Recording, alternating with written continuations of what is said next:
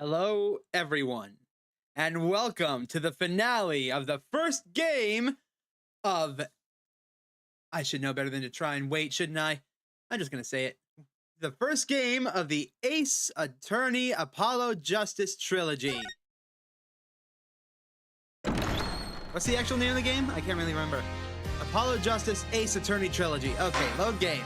Last time, we had a huge mind blow because it turns out our victim, who is thought to be a forger, turned out not to be the actual forger. And then our defendant collapsed because she was poisoned. We don't know how, but she has the same poisoning that the victim has. And apparently, she is involved in the case that is 7 years ago that everything seems to be tying back to.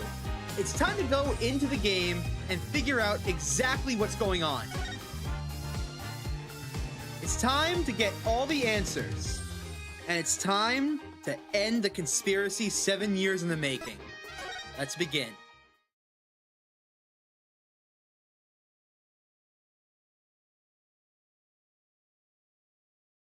So how's everybody doing today? I hope you're all doing well.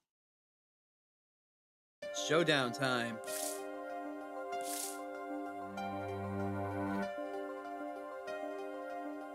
I lost. Only a game of poker. A game I played for a long time. I only lost twice. Who was the first? The man I killed, of course. Well, seems I've found the partner I've been looking for all along. Over a game of cards? Why, yes, over a game of cards.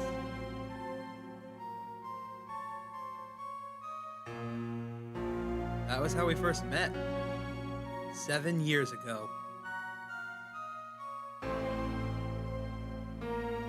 7 years earlier, Phoenix Wright's final trial.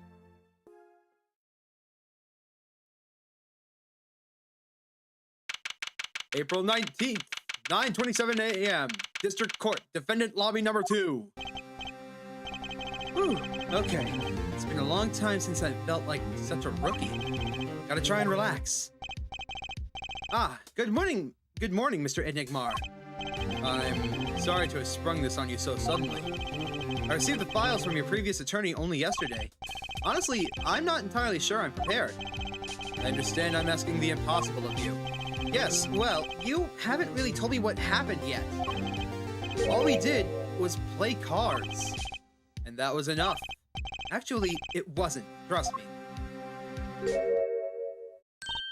Oh, morning. Ah, I'm so glad you came. You okay, Papa? They picking on you? I'm fine, as always. This old boy is here to help me after all. That's young man to you. Good morning. That's a cute outfit you have on. Thanks. My first show's today, after all. Oh, I'm sure it is. What the heck is she talking about? Oh, old boy. Huh? Me? Look what he started.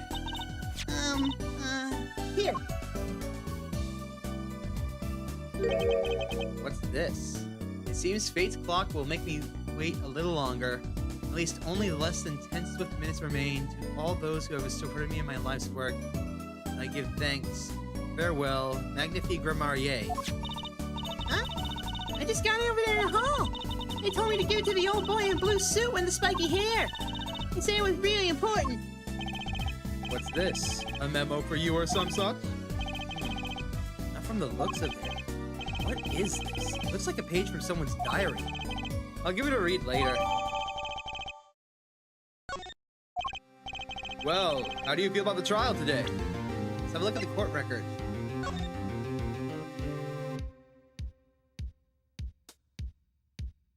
What the hell? Body found in the hospital room, shot in the head.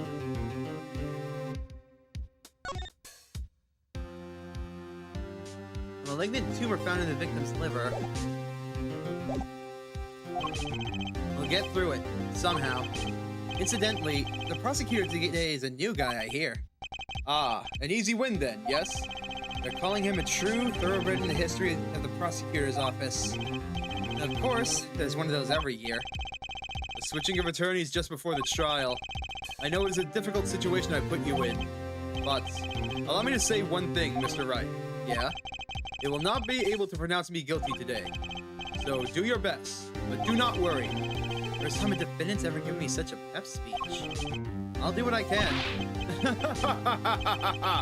I see you do not understand. You see, it will be impossible for them to declare a verdict. Impossible? Yes. Isn't that right, Trucy? Yep, you bet. My first look at the case was only yesterday, and the information I was given was a tad bit lacking, to be honest. Still, I'll do what I can, for their sake. I believe the curtains will be lifting any time now. I'm in your capable hands, Mr. Wright. My client is Shady Enigma. Shady! As in Shady Smith? Known to the world as Zach Gramarier. Wait. Shady Smith is Zach Gramarier? A wildly popular magician, star of troupe Gramarier. His mentor, Magnifique Gramarier, was a rare breed of magician. He single-handedly ushered in a golden age of stage magic until he was shot dead. And Zach Gramarier is the suspect. I am already. It has been less than 10 minutes, and I'm already having a mental, like, what the fuck? April 19th, 10 a.m., District Court, courtroom number 7. Court is now in session for the trial of Shady Enigma. The defense is ready, Your Honor. Is the prosecution ready? I was just thinking, is this what all the fuss is about? Bit of a buzzkill, really. Buzzkill? Is this some new kind of crime? One of the worst. This is a trial, yeah? Oh, the sweaty palms, the pounding hearts. The Cavalier's concert got 10 times the thrill this gig's got. Who were you again? Javier Gavi. I came to get the party started. Legally, yeah? Defense attorney Christoph Gavinge. Ah, figures my bro more famous in this part of town. Javier Gavin, lead singer for the mega hit band The Gaviniers. You're out of your league, rock boy. I know what you're thinking. You're out of your league, rock boy. True, my debut single, 13 Years Hard Time for Love, went platinum overnight. But that's just a hobby compared to this, yeah? Talkative, aren't you? I like your affected Euro rock accent, by the way. I'm just getting warmed up, Herr Attorney Wright. Perhaps you'll be so kind as to fill us in on the case. Ah, tune, baby. Time to call on the opening act. What was his name again? Ah, yes, Detective Gumshoe. Hit it! The Gumshoe? Gumshoe!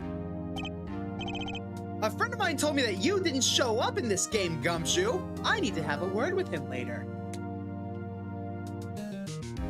And you are... Hey, you were the one who called me up there, sir.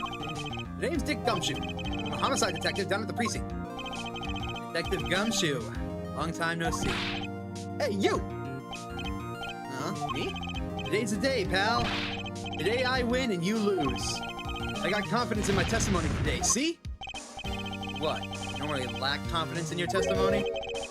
Detective, this is my stage. Kanzi antics. Huh? All this hey-youing and such. Hey, Reserve, welcome to the stream. Thanks for tuning in. Things are okay today. Things are okay. I'm very eager to get this game done and move on to the next one. And I'm also extremely eager to figure out what the hell's going on because apparently we're defending Shady Enigma, whose real name is... You know what? Hold on. Court record.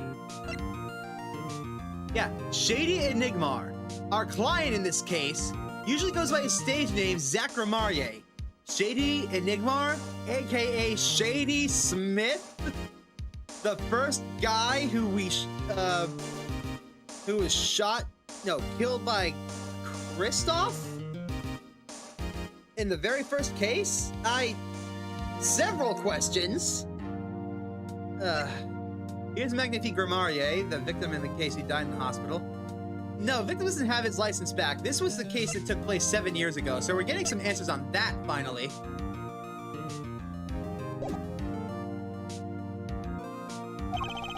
And I could care less about your history together. Very well. Detective Gumshoe, if you would, please tell us about this case at hand. It happened 6 days back in a room at the General Hospital. The facts are as simple as they come.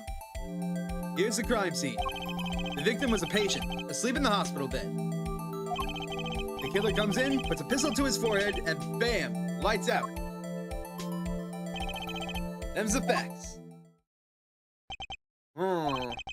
Not so long ago, the victim, Magnifique Grimarier, was a famous man. He had the entire country under his magical spell, as it were. Ah, yes, the great magician. He retired many years ago, though. Say the name Magnifique to one of my generation, and you'd be lucky to get a blank stare. Yes, I'm planning on finishing the game tonight. I hope.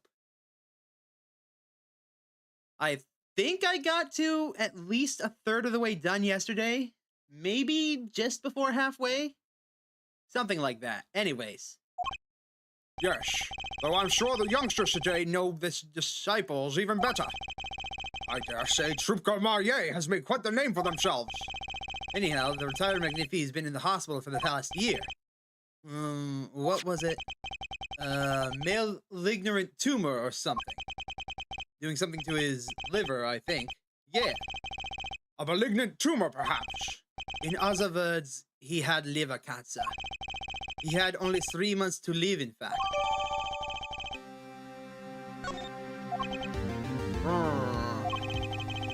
The facts do seem simple enough, but something's not right. The victim was already climbing a 3-month stairway to heaven. Why not wait for him to knock on heaven's door? Why shoot him? I wouldn't have put it quite so lyrically, but it's true.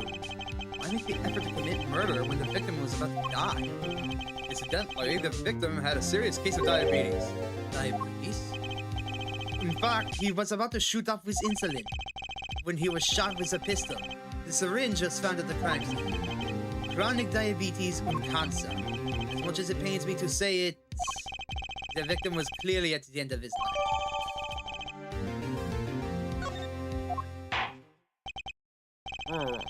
I believe the question before us is clear then.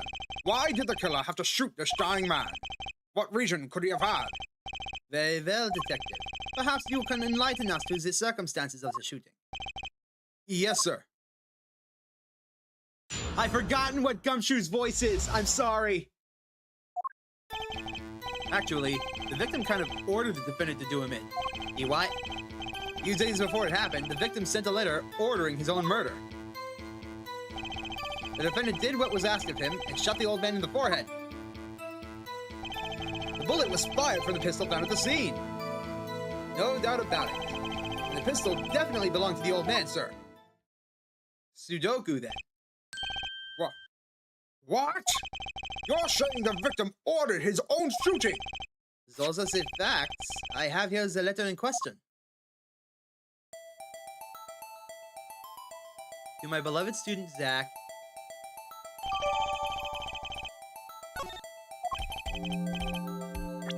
Very unusual indeed. Let's look at that letter. To my beloved student, Zach. To you, I entrust the task of lowering my life's curtain. On the 13th, 11:05 p.m., I will be ready with a gun with which you will shoot one shot square in the forehead. You cannot refuse, and we both know the reason why.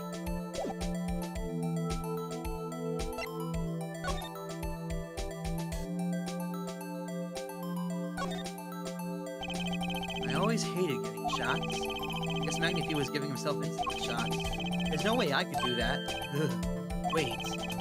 Magnifique used this to inject insulin. Are there no traces of it having been used? Something to keep in mind.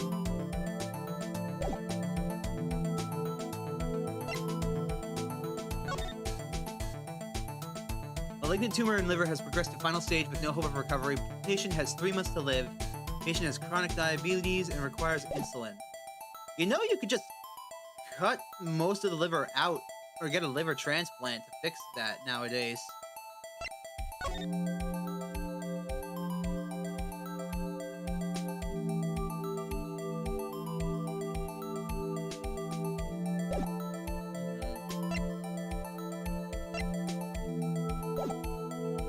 Very unusual indeed. Although could such a thing as a letter really cause one to pull a trigger, I wonder? I believe the answer to that question can be found at the end of the letter. Ah, you cannot refuse, and we both know the reason why. Detective Gumshoe, can you explain this to the court? Unfortunately, even the defendant won't say a peep about that last bit, sir. One thing bothers me about this. Why didn't he just say 11? Hi, Angel. Welcome to the stream. Thank you for tuning in. I haven't come at 11:05 without some specific reason. The devil is in the details, Herr Attorney. Well, was there some reason? As it turns out, there was. Every night for a half hour, starting at 11, the victim, Magnifica Maye, was given an IV. An IV?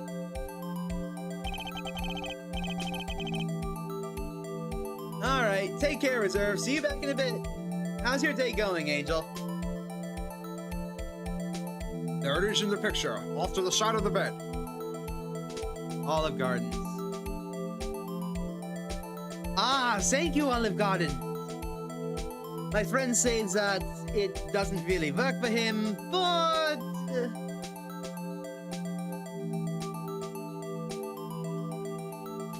He's sitting in VC with Moss and Wacky for I don't know how long, so I'll be chilling in here. Alright. But I think the voice fits very well. I hope you enjoy. Now's then. Judge? There it is in the picture, off to the side of the bed. At 11 o'clock, a doctor would come in and set up the IV.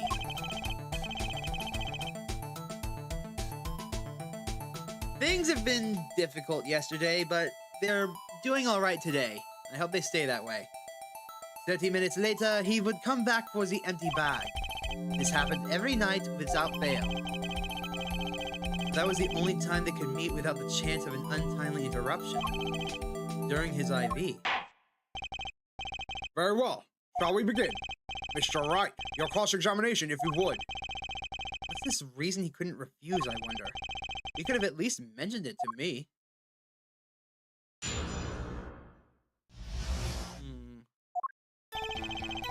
Victim ordered the defendant to shoot him. Hold it! Hold it! Just because he got the letter doesn't mean he went through with it. Oh, I disagree. The victim was indeed shot in the forehead after all, just as he had commanded. It could be a setup. Well, let's not be in such a hurry. Maybe we should let the witness talk for a change. Thanks, pal.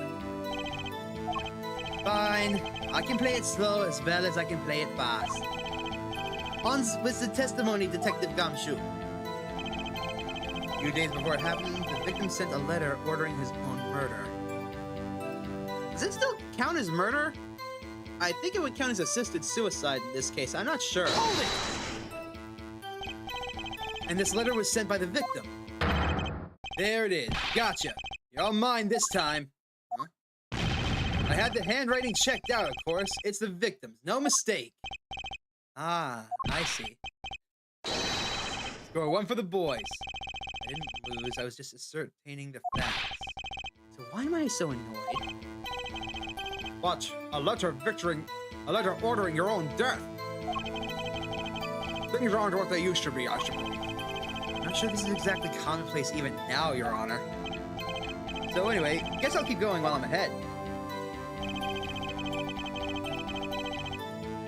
Hold it! How can you be so sure? Hey, you gotta learn to stop relying on people to do your thinking for you, pal.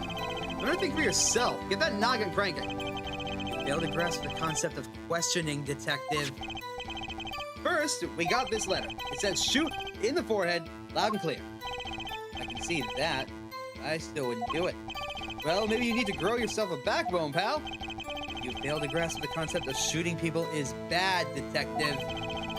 We also found the defendant's pistol at the scene.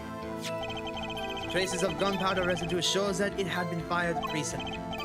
Well, Mr. Wright, as far as I can tell from looking at this photo, there seems to be no issue with the prosecution's claim. What about the bullet hole in the clown's forehead? This photo. Maybe there's something in here that I can use. They're saying the defendant shot the victim in the forehead? I think there's a hole in the prosecution's argument. Clearly, Mr. Enigma shot something else. Looking at this photo, another possibility occurs to me. Yes. What does the letter tell us?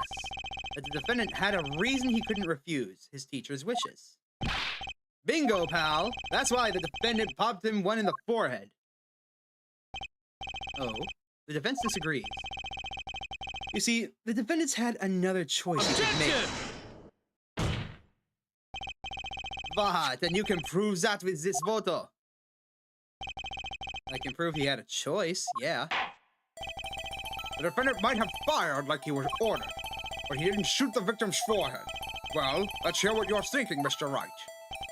If he didn't shoot the victim's forehead, what did the defense shoot? Probably this poor clown with a bullet in its head.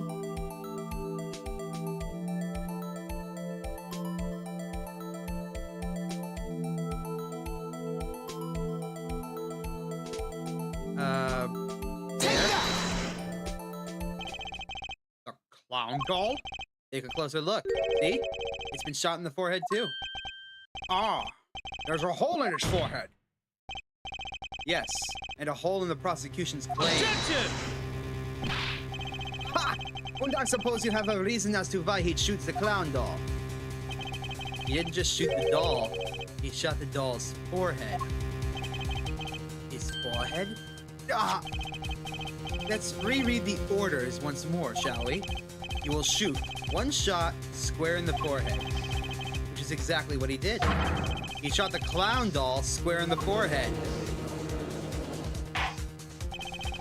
The defense has raised an intriguing possibility. That hole in the clown's forehead. It definitely looks like it was shot. Bailey, send someone to investigate this matter. I admit I'm impressed, but I expected nothing less. Still, this doesn't mean that he didn't shoot the victim. Perhaps he did have to shoot a forehead as ordered, but the letter says nothing about whose forehead. This was the only way he had to follow his orders without taking a life. The bullet hole in the clown's doll's forehead does demand an explanation. It might very well be a clue. Yet Prosecutor Gavin is right. It alone does not prove the defendant's innocence. You cannot say for sure the defendant did not shoot the victim. So sorry, Mr. Wright. How sad it is to see the mighty fall. How sad it is to see the novice's overconfidence. He doesn't realize just how big this little hole is going to get. Detective Gumshoe, please take this newfound fact into account as you continue your testimony. So what if he shot the clown? He still shot the victim, pal.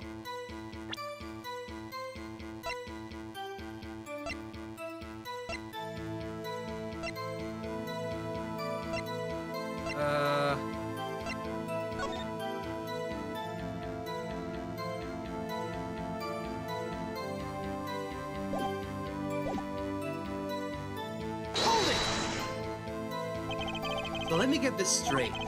You're saying my client first shot the clown, then shot the victim? Hey, not a bad summary, pal. More of a confirmation than a summary, but whatever. That was really more of a confirmation than a summary. But our defense attorney seems to be pleased enough with himself. Do these people ever miss a chance to mock me? Well, now that Mr. Wright's gotten that out of his system, shall we continue on with the testimony? I didn't have time to gather all the details before we begin here. Testimony may be my only source of information. Better pay attention. Read this letter carefully.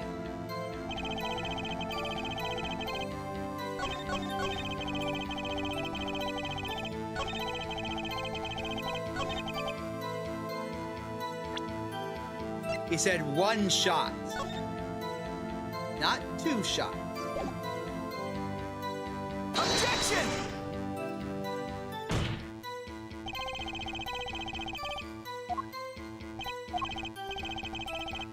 Oh, come on!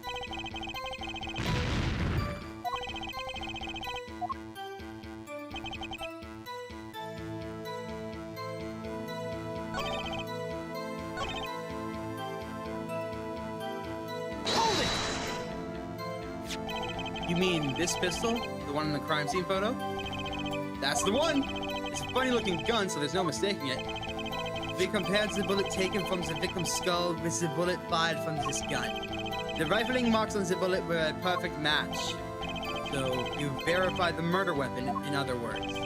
You bet we did! Hold it!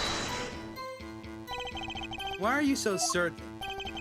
What pile of sand has your head been stuck in all this time, pal? You ever heard of Zach and Valen's quick draw shooter? Huh? What's that? One of the defendant's specialties. Zach and Valen stand on either side of the girl, then they shoot, but the bullets don't hit her. Instead, they hit everything else on stage. This is one of the pistols they use in their show. It's got a great design, huh? The kids love it. Many boys and girls join the police because of that pistol, I hear. You know, that would explain a lot about the police force. Proof Gramarier stopped doing that act a while ago. The old man held on to that pistol ever since. The court would like to see the pistol in question. You got it, sir. Here she is. Well, this is truly a blast from the past. It's a stage pistol for magic shows, see? But it can fire real bullets.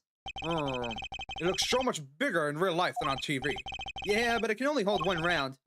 By the way, the pistol's firing chamber is empty, and it shows traces of having been fired recently. So, were any fingerprints found on the gun? Unfortunately, no. Of course, the defendant is known for wearing gloves. We might say that a lack of fingerprint is, in fact, a fingerprint of its own. Ah, intriguing point. Well made. Whoa, whoa, whoa, whoa, whoa. Not well made, not intriguing. In any case, the court accepts this evidence. Grandchild will get a kick out of seeing this. But now it's time to return to our testimony.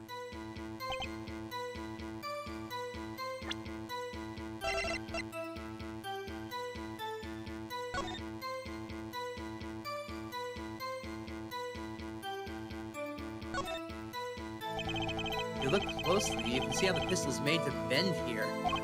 It's a one-shot only model, and I guess this bend is where you load it. So, this is the famous Gramarier golden gun. They say kids used to love pretending they had one of these. I wonder if they pretended to miss their targets too.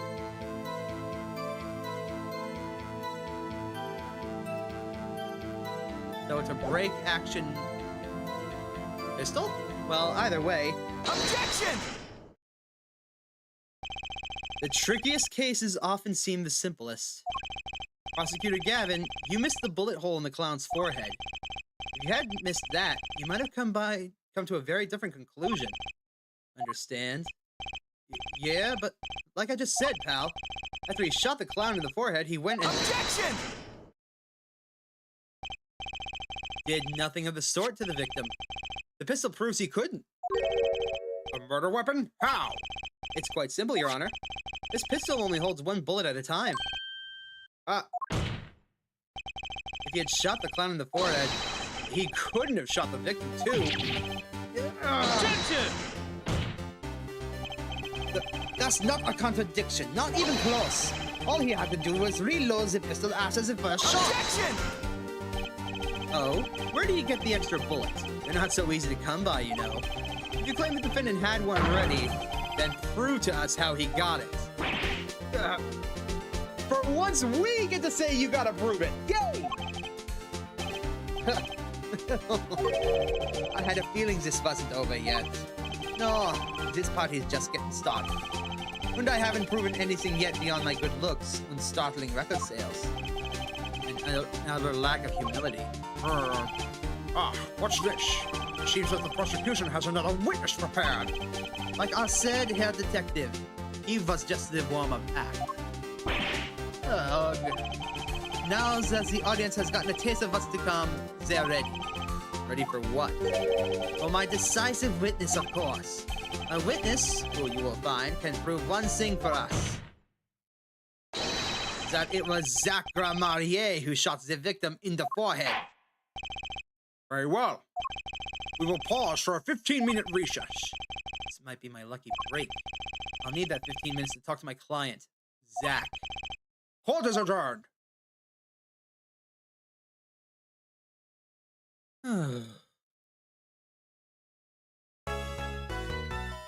That was okay.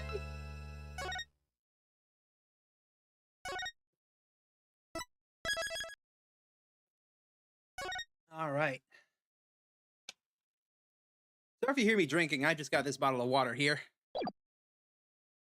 Let's continue on to the next chapter.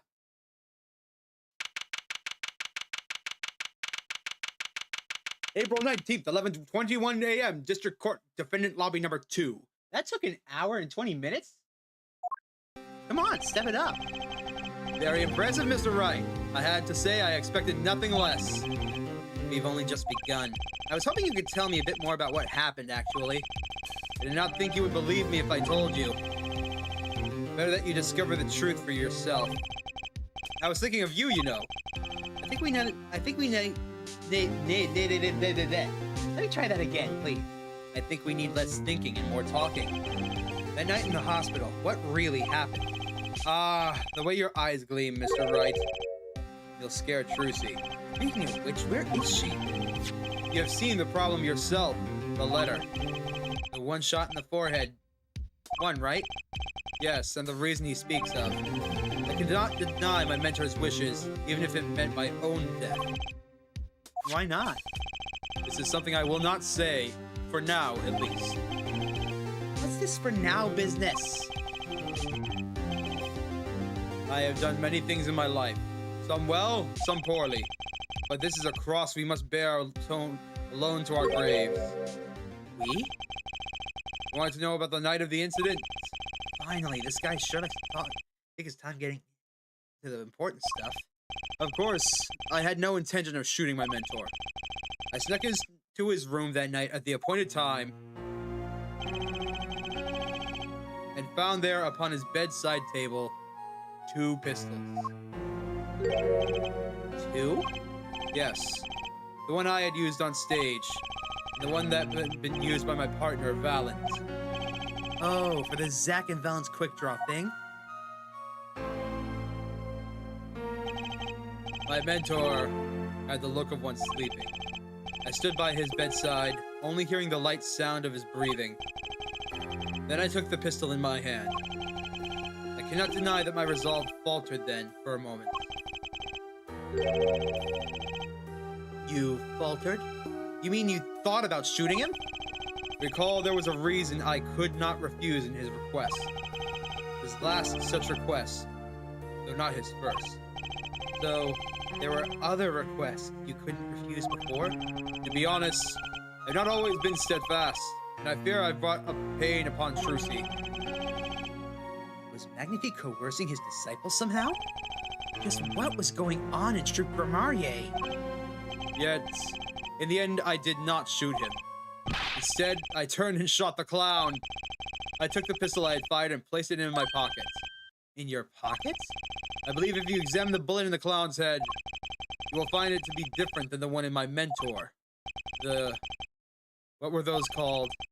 Rifling marks? Yes, well, that is all I had to tell you concerning the case. Concerning the case? You mean there's something else you can tell me? You are a fascinating man, Mr. Wright. Thanks? Yes, there is something.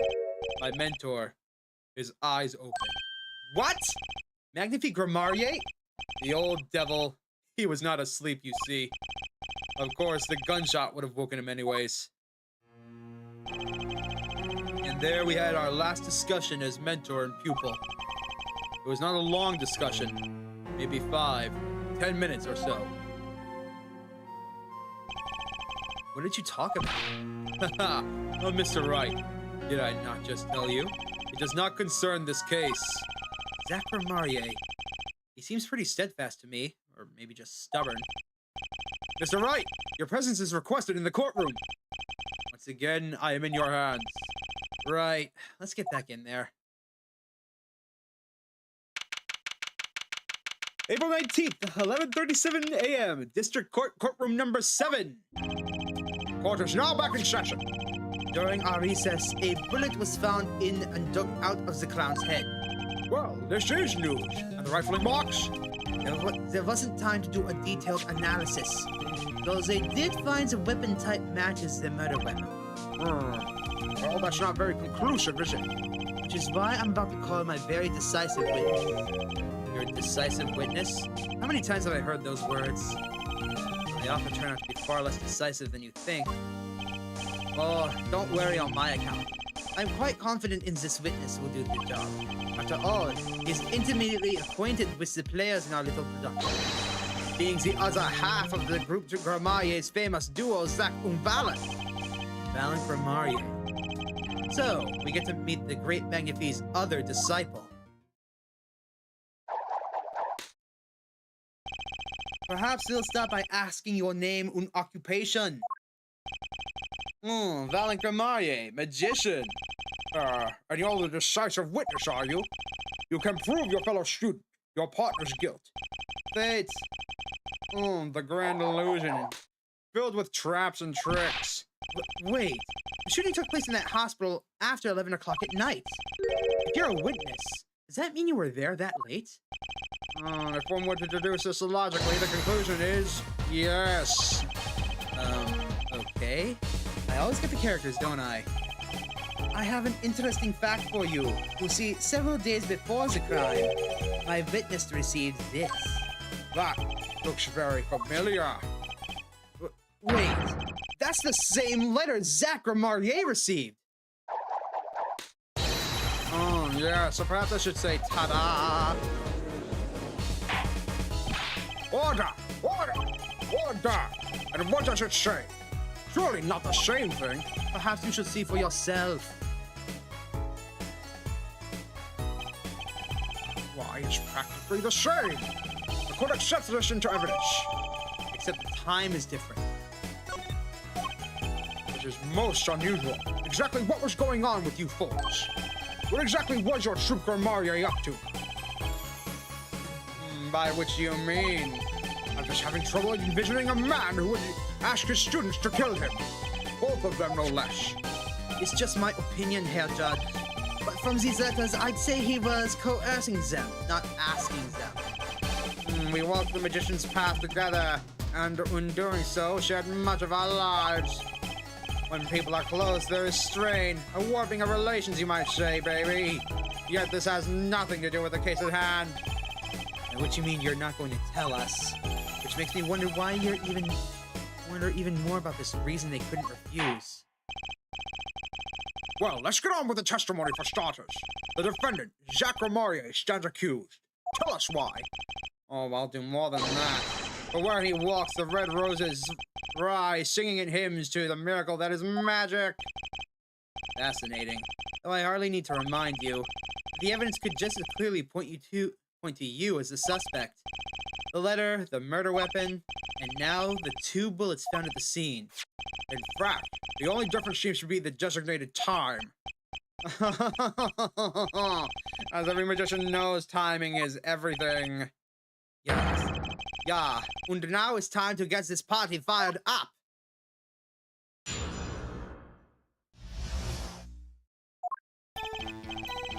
That night, I visited the hospital room at the time Magnifique requested. The smell of gunpowder hung in the room, and my mentor had taken his final blow.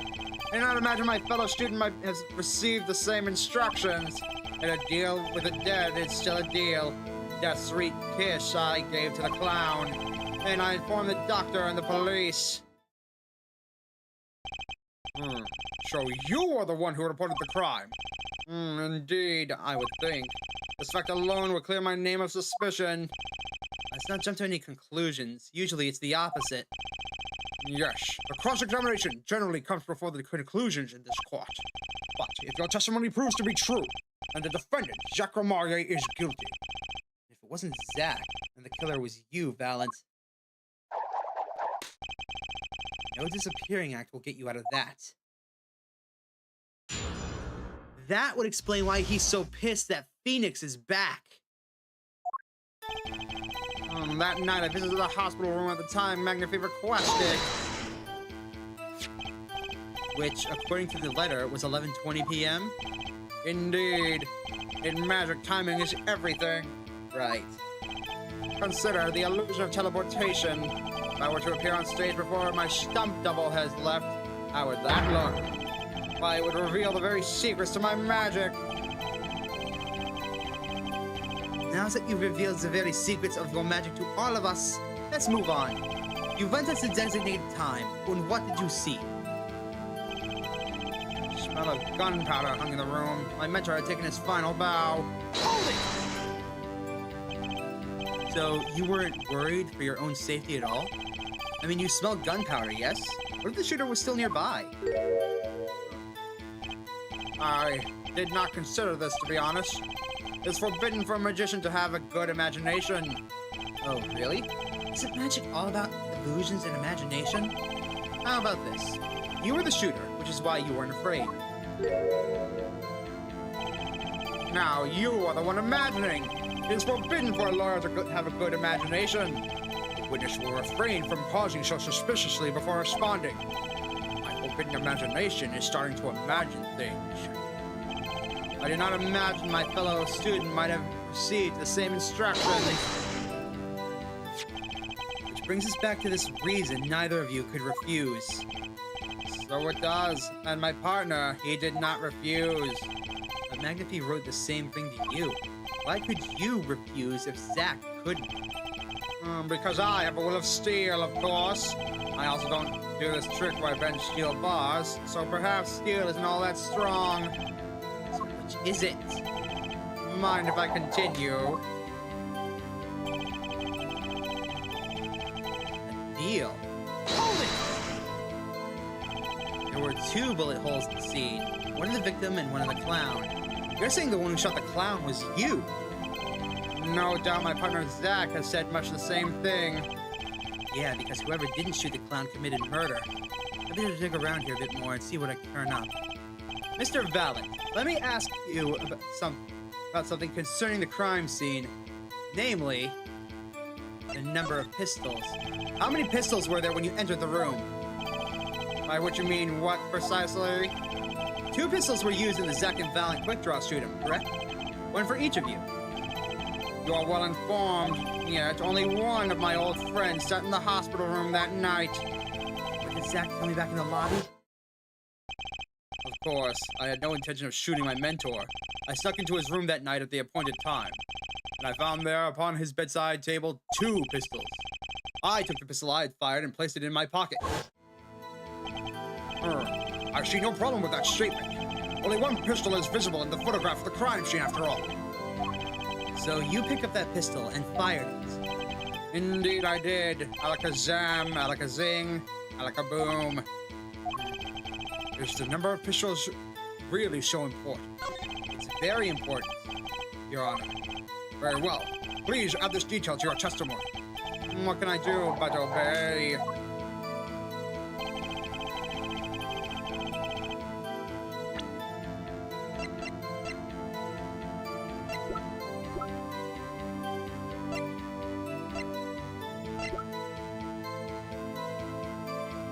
How can I prove that there were 2 pistols without, crap.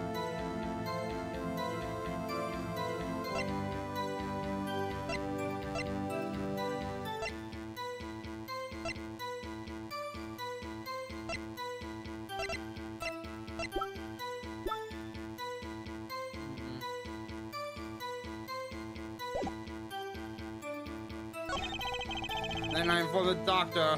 Police. So you informed the police. What did you do then? What do you suppose I did?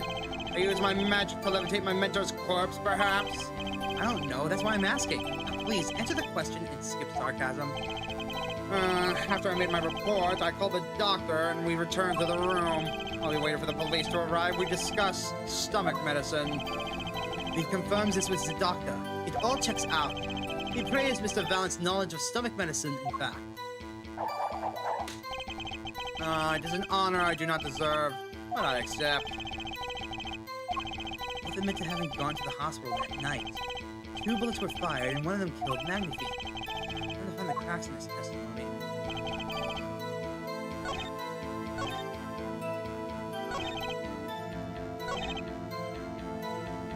Hold it!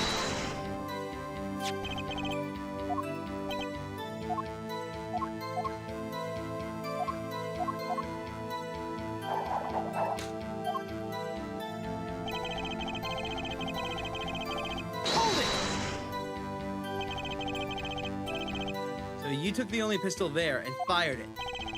That's correct. And that pistol was this one, which was left at this crime scene? Good so. I see you too are a magician of sorts. You're an idiot of sorts. Do you have any idea what you just said? I see the fire in your eyes as you glare at the witness. So how about heating up this trial a bit? These slow ballads bore me. I got a hunch, but maybe that's all it is.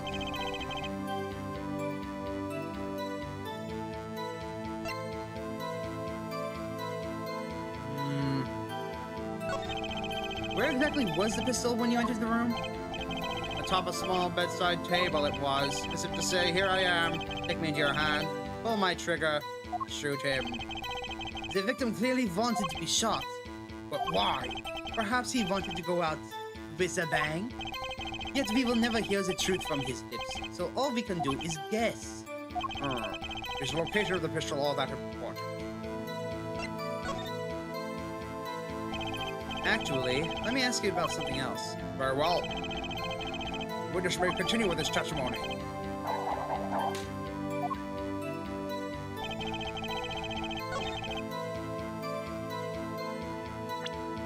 What is it?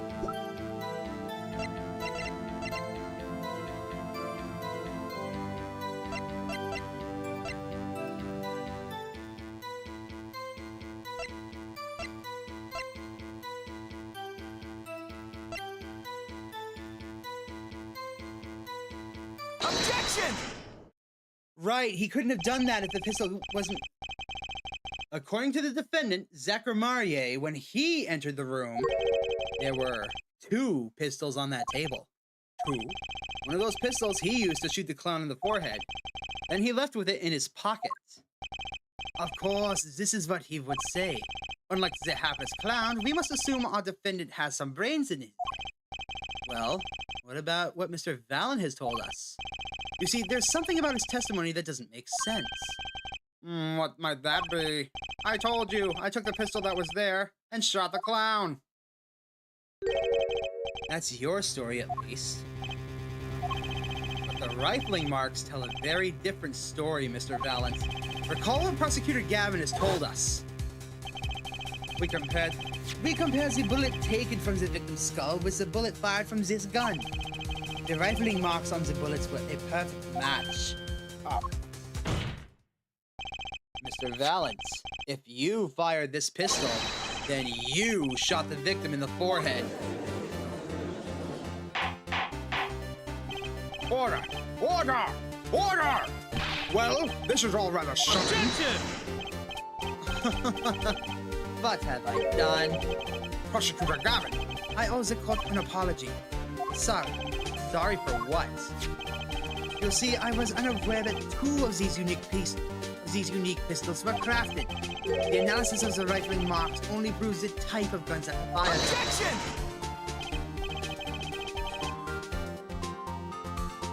But that's not what you told us before. You said that you verified the murder weapon. Which is why I'm apologizing to you now. Quite sincerely, I might add. Would you hold me accountable for a mistake made in my youth? That was just this morning. I am still young, and I might add, it wasn't really my fault. If the defendant had only admitted he took one pistol from the scene of the crime, we would not be having this present discussion now. Balak Marier. Yes, Your Honor. You are presented to this court as a decisive witness. But you've proven to be more divisive than decisive. Objection! You'll see in time. The testimony so far has merely been a review of the facts. The proof comes next. Care to elaborate, Prosecutor Gavin? When Mr. Valent enters the hospital room, the victim had already been shot. And his next testimony will prove. All right, the real fight is about to begin. Bring it. Very well. The witness will now testify to the court. Help us determine who shot what.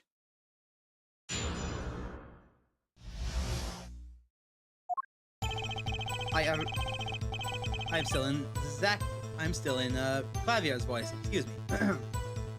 I arrived in the hospital room at the appointed time, which is to say 11:20. After discovering the body, I fulfilled my obligation, then called the doctor. The doctor examined the body before the police arrived. He was quite clear about the time of death, 11:10 p.m. And the one in the room at the time was my partner, not me. Those times are rather close, You have to admit. You're talking about an alibi established over a matter of minutes. To use a 10-minute discrepancy as the basis of your alibi. It's easy to explain in this situation, Herr Judge. For example, take our debut hit single, 13 Years Hard Time for Love. Cue the song, press the play button, and it will play for 2 minutes 15 seconds. Do it 100 times, the result is the same. Their debut single was only 2 minutes and 15 seconds long? What a ripoff. Magic is a world of utmost precision. Hocus Pocus requires admirable focus. And in the time of death determined by the doctors there is an incontrovertible truth. Very well. The prosecution warns us that we're dealing with rather precise times, and we can expect the cross-examination to require the same level of precision. I would not hope the defense refrains from its customarily broad, sweeping accusations, lest we blow the focus in this case so clearly demands. Point taken. Baseless remarks will result in a penalty. Carry on, Mr. Wright. Carry on. Right.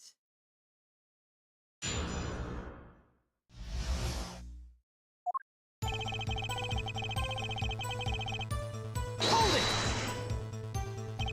11:20 p.m. Can you prove that's when you arrived? Alas, such a feat may be beyond even the great Valent. And there was no one in that room but Magnifi, and he was departed after a fashion. I have here defendant Zach Ramarier's sworn disposition. I snuck into his rooms that night at the appointed time. It was 10 minutes before I left the room, when the victim was still alive. From the time indicated by this letter to Zach was 11:05 p.m. Exactly, which means that the witness could not have entered that room before 11:15, because his partner was still in the middle of his crime. I see someone did their arithmetic homework. Hey Moss, thanks for being here. I'm probably gonna need your help with this in a bit. You see, the defendant himself has corroborated the witness's story. Doesn't that all make sense? The only problem I see here is the glaring contradiction in that testimony. Was that a question? I guess it was. You have been warned, Herr Wright. Baseless remarks will be penalized. Oh.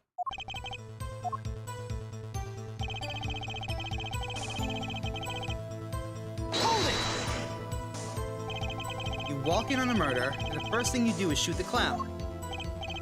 The disciple does what the disciple must. I meant a request without reason had caused for me a surfeit of sorrow. What would I, Valent, be now without him? May the soul of Magnifi the Great find greater peace above. This I muttered to myself as I pulled that lonely trigger. In any case, I believe this is nothing more than what we have already learned. I'm still waiting for one of those right moments, Herr Attorney. I remind you that baseless remarks will earn penalties. See with that in mind. Yes, Your Honor. What a pain this attorney had to be. Hold it! Did the doctor say anything concerning the cause of death? Why, yes. I believe he screamed, "My God, he's been shot in the head." It doesn't take a doctor to witness that. I probably would have screamed the same thing. And I would have penned the requiem that arose in my soul at that horrid sight. Never having a good old-fashioned investigation. In any case, I believe this is nothing more than what we have already learned.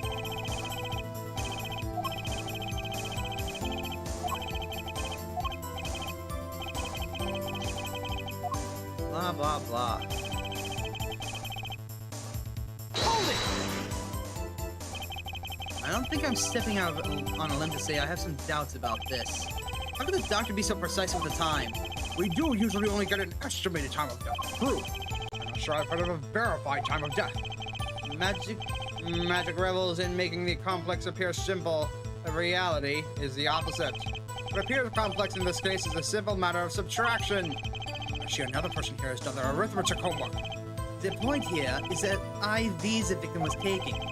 It's quite visible in the photograph of the scene. Recall what we heard earlier about the victim Magnifique Marie's schedule. Every night at 11, Magnifique took an IV drip for 30 minutes. I can see the IV bag right there, yes. Now, look a little closer. Follow the tube down from that bag to the end.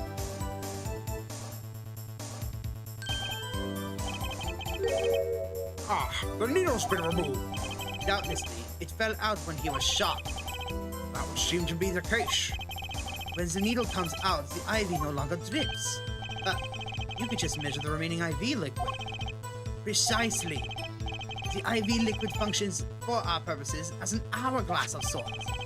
This is how the doctor determines the time of death. The amount remaining in the bag, it was determined that the IV had stopped 10 minutes after administration began. And so it was when I, Valiant, entered that room. 10 minutes had passed since that horrible crime was committed. And this is proof. Well, Mr. Wright? That seemed important. Well, seeing as how it's the biggest clue we have to the time of death, I'd say it's very important. Agreed. It will be hard to imagine a more precise way to determine the time. Behold the power of arithmetic. Very well. The witness will add this detail to his testimony. Sometimes the most magical thing of all is the truth. Water of life springs not eternal. The remaining IV liquid proves my innocence.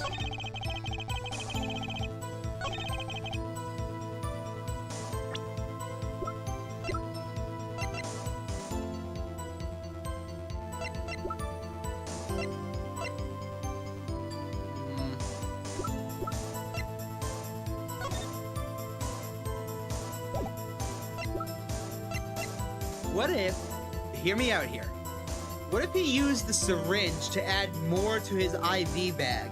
Objection!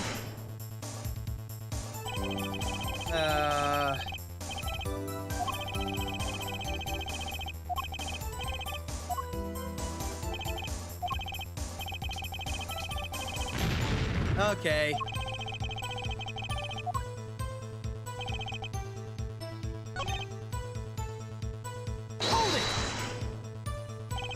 You entered that hospital room at 11:20 p.m. The time given by the defendant, Zachary Marie, was 11:05. You didn't run into him at the hospital that night? This is why I never perform with amateurs, you see.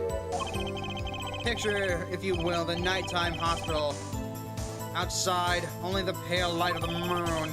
If two dresses we were to meet in such circumstances, I dare say that would ruin the mood completely. Mood isn't in question here. I believe the witness is saying they didn't meet, yeah? What is magic if not the study of beauty? Us meeting was not the only out of the question, it was an impossibility. What is magic if not the study of how to make absolutely no sense at all? That said...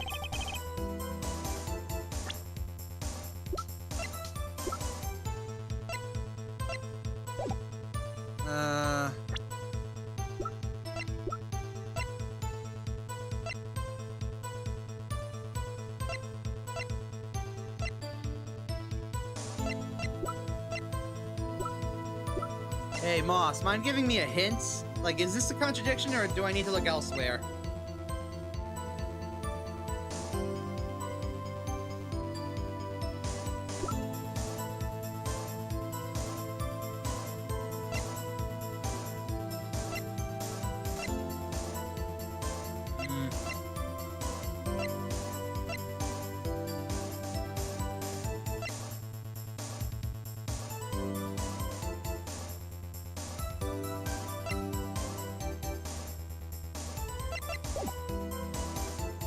He said, hold on, and I quote, that they didn't meet that night in the hospital.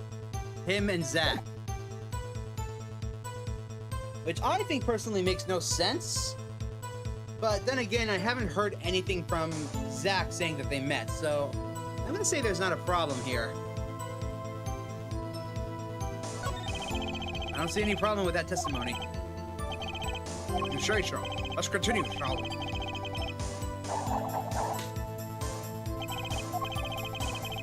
Alibi over a matter of minutes. Precise is right.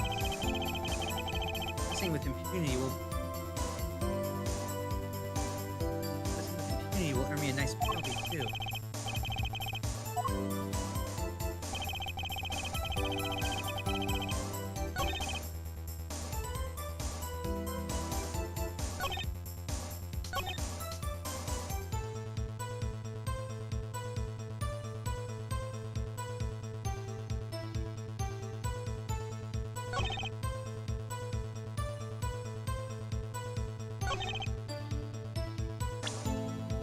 If that's the case, the only thing I could possibly think of is that,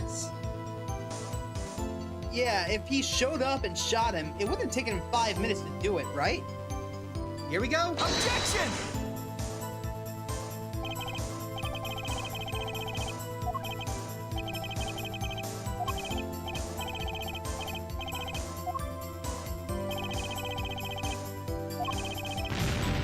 Ah.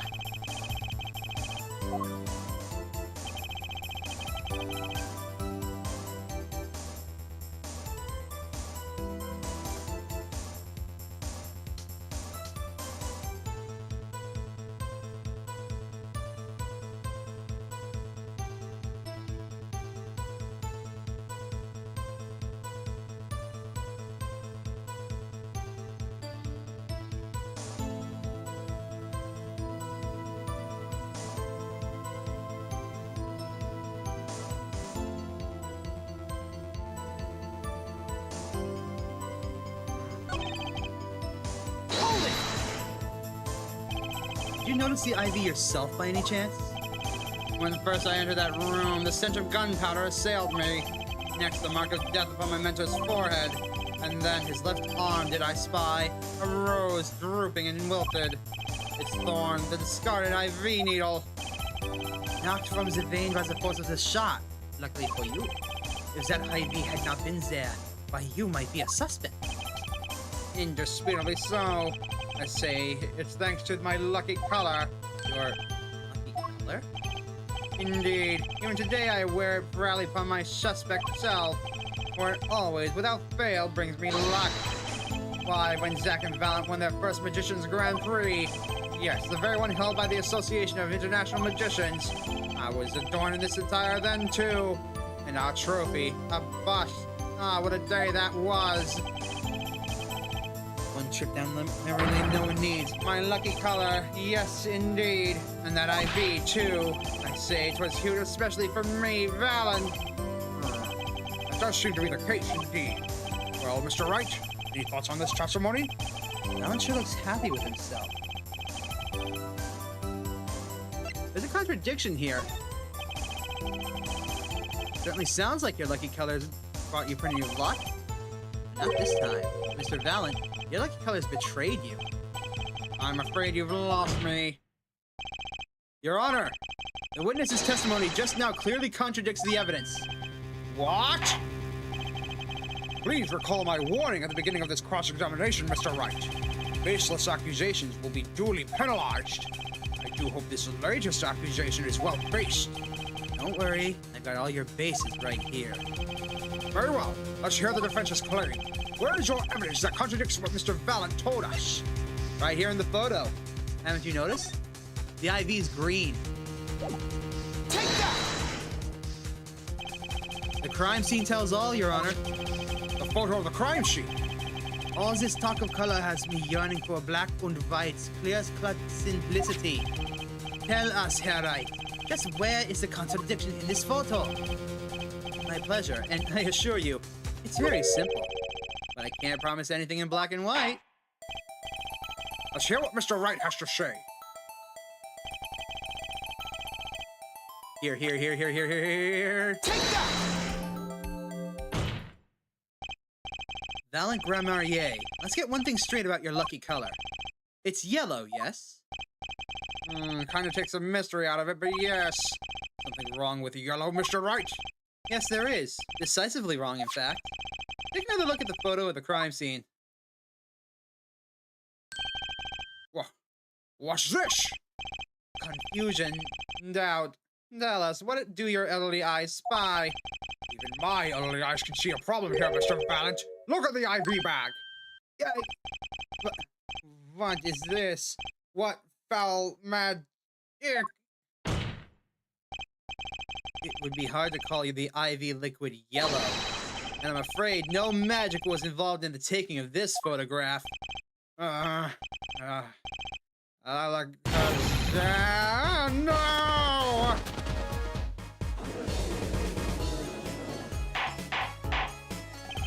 Order! Order! Order! What does this mean? Objection! This is some kind of mistake. Yes, Prosecutor Gavin. Your witness's mistake. The greener they are, the harder they fall. I suppose there's no substitute for experience. Valent Grammarier, as you reminded us several times, your lucky color is yellow, but the IV clearly is not. Well, This contradiction can mean only one thing. And to think, you almost had me. I see your true colors now, Ace Attorney Phoenix Wright. something you'd like to tell us, Prosecutor? As far as this courtroom can tell, the witness's testimony does contradict the evidence. Yes, a contradiction. One that I shall be pleased to hand right back to Mr. Wright. How do you mean? How? Because the witnesses has made no mistake. I agree at a glance the IV liquid does appear a sort of greenish yellow. But I assure you the liquid itself is quite yellow. Yellow liquid? How can you say that? The bag is blue! As far as I can tell from this photo, it's green. Yes, but what color is the IV bag itself? The bag? You mean the plastic bag on the hook? It looks like I want to say a light blue. Blue mixed with yellow becomes green. Precisely. Figured it out yet? Put a yellow liquid in a blue bag and you get green. This, incidentally, is the liquid's true color. I see. Your explanation does have a ring of truth to it. Objection! As I thought, there's no substitute for experience, Prosecutor Gavin. That? You may tell a good tale, but you've just proven something rather grave for you, that is. Grave. The liquid in the IV is yellow. Yes. But how did this witness know that? It's quite unnatural when you think about it. You did think about it, didn't you?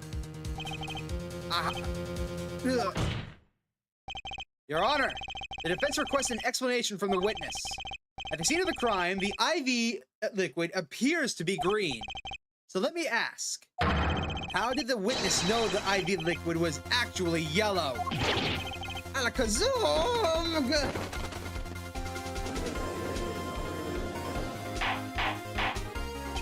Order! Order! Order! Mr. Wright, you will explain this at once. The witness clearly knew the color of the IV liquid. So I'm sure it means something. But what? I can think of only one possibility, Your Honor. The witness, Valent Grammarier, has testified the IV liquid was yellow because he knew the IV liquid's color. From the facts before us, the answer is clear. The witness knew that the IV liquid was yellow. Why? Because he'd seen it before. But not inside the blue bag, as we see in the photo. He saw the liquid by itself in a clear, colorless bag. I suppose he would have to, but I'm still not clear as to what this all means. Ask yourself, why would he know if he didn't work at a hospital? That's where you'll find your meaning, Your Honor. Objection! I'm afraid I still find nothing. So what if he knows the IV liquid's color? Leaves it getting excited over absolutely nothing to our teeny bopper fans, yeah? Objection! The IV liquid is the only evidence proving the time of death. A 30-minute long hourglass with 20 minutes worth of sand remaining. Your claim, Prosecutor Gavin. I remember it well. However, there's a critical difference between an hourglass and an IV bag. Wait, I know! An hourglass uses sand, but an IV bag uses liquid. I'm right? As much as it pains me to say this, Your Honor, no. Like the sands through an hourglass, IV liquid enters the patient's body, at which point, like magic, it disappears. However, what if the amount of IV liquid had increased? You couldn't tell, could you? After all, there's no way of knowing how much one is. Objection! Let me get this straight, Harry. You're saying the witness watered down the victim's IV bag? Not with water, but with IV liquid. That's how you knew the IV liquid was yellow. Now wait, I said wait! How might an amateur such as myself, say, perform to such a task? Objection! I'm an amateur too, but I can pour water into a cup. Objection! I'm afraid there's quite a big difference between a cup and an IV bag. Right. Can you prove our witness is capable of such a feat? Here's a point, amateurs. I, at least, would have some difficulty pouring IV liquid into that bag. You don't need to be an expert to see the look on the witness's face. He added liquid to that IV bag to throw off the time of death. I tire of these fairy tales lacking evidence. Well, Mr. Wright, any solid evidence to back up this claim down to earth? Malankar Marier, I'm afraid your magic won't serve you well in the light of crime. Might I ask what you're strongly suggesting? Magic relies on props, and props become evidence. Our witness was clearly able to increase the amount of IV liquid in the bag. All he had to do was work a little magic. And the prop was the syringe. Take that! The victim's syringe. It's the perfect prop for the magically increasing IV trick. And easy enough for an amateur to use. Objection! What kind of evidence is that? The syringe was clean, not a trace of liquid in it. Objection! And don't you find that odd, prosecutor? What? The victim had the syringe to administer his insulin shots. There should have been traces of insulin left inside. Well, Valentin Marier, as you pointed out yourself, the IV liquid makes the perfect clock. One that you could manipulate at will. Alakazam!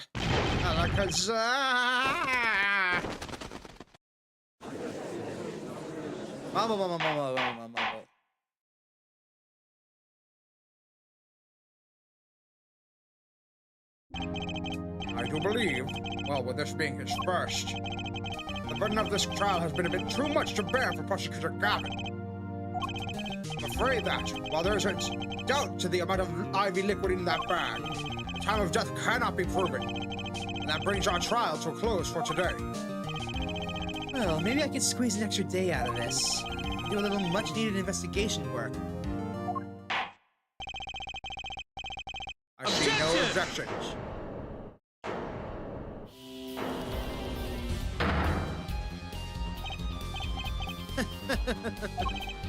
Truly, there's no substitute for experience. Nothing blinds one to the truth so effectively. A word to the wise. Underestimate the young, and they'll sweep your feet out from under you in a way you never ever expected. You see, I know exactly what you're thinking. What are you talking about? You say the witness used the syringe to manipulate the level of the IV liquid. But there's no proof. There's no proof he didn't do it either. Yes, quite true. Is admitting to it? Nor was this witness quite as decisive as I'd hoped. This I admit, after all. Why linger in the past when the future holds so much? You have something in mind, Prosecutor Gavin. Proof, Herr Judge. I have another way to prove my case. With evidence, no less. What's this? This is the victim Magnifique Marier's diary. Diary? After going into the hospital, Magnifique began writing his memoirs, it seemed. The story of his birth, his starring debut, and the meeting of his disciples. It seems he intended for the last chapter to end quite appropriately with his death. Wait, that book doesn't say what the reason was, does it? The reason why his disciples couldn't refuse his last request? Sadly, it does not. What's important here is on the last page. Apparently, the victim wrote in his journal that night, even after the IV had begun at 11 p.m. Let's read it, shall we?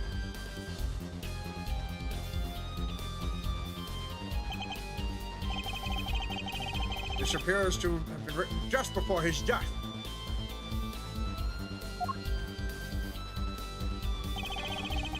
Court accepts this into evidence. Read the very last part with particular care. This journal may end here, or it may go on, but not long that depends on his hand. Of course, by his, he refers to our defendant, Zachary Marier. That would make sense, yes. He was the first scheduled visitor, after all. But look at what he said before that. This journal may end here, or it may go on. It may go on. Magnifique Marier intended to write again. That is, if Zachary Marier didn't pull the trigger. I see the defense understands the meaning of this. The victim's diary does not go on. It ends. Because Magnifique's life was brought to an end by the defendant, Zachary Marier. Order! Prosecutor Gavin, are you certain that Magnifique Marier wrote this? There is no mistaking his handwriting. Well, this does seem to be significant. According to this, Magnifique did intend to continue his diary. Whether this diary ended here, which plainly it did. Then the one who pulled the trigger was the first visitor, Zachary Marier. Well, how do you like me now, Herr Wright? Still too green for your taste? He's right about the diary being pretty clear. Still, I find it hard to believe that he overlooked such an obvious problem with this precious evidence. Hold on, I need to go smack a bot on Twitch. Banned! Banished! Be gone, you 4-day-old bot!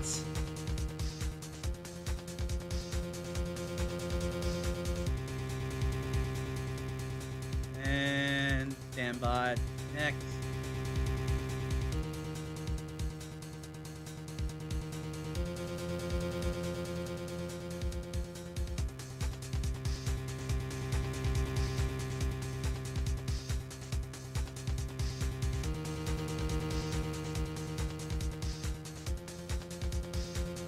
And now back to this. Oh, wait. And block. There we go. Well, Mr. Wright, the witness's testimony we heard was lacking, but put together with this evidence, it seems quite sufficient for a case. Diary is accepted like this, the trial's over. There's nothing to show them something.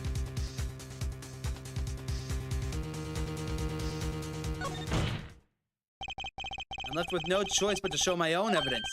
What? You have some evidence that overturns this diary. It's not too late to rethink this and avoid more embarrassment. Very well. Please show us your evidence, Mr. Wright. Incidentally, don't even think of showing this diary I've shown to the court. Now that we've come this far, I hope you have something a little more decisive. Show us evidence that proves the victim continued writing his diary. Alright, I'd be happy to. Decisive evidence proving that the diary didn't end with this page is this page. Take that! First, take a close look at this diary. Note that a page has been clearly ripped out. Watch this. I hadn't noticed that at all. That's why we're still here talking about this. As it just so happens, I have here what I believe to be the missing page. I don't believe it. Looking at this page, it's hard to imagine that the first visitor that night shot Magnifique Marier. That's the defense's position. Wait, let me see that.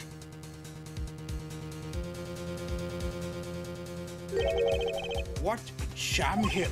Why, this is a continuation of the victim's diary.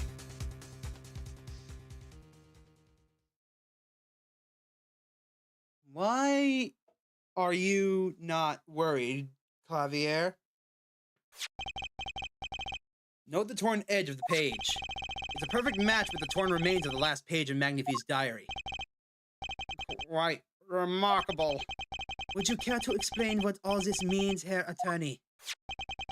The diary continued after his first visitor came, which means that the victim was still alive after Zach Marrier left, leaving no one to take his life but the second visitor. Valent Marrier. No!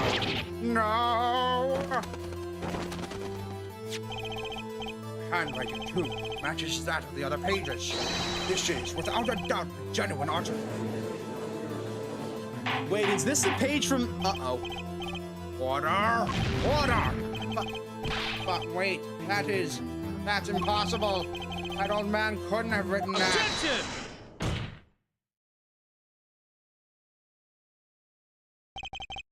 Finally.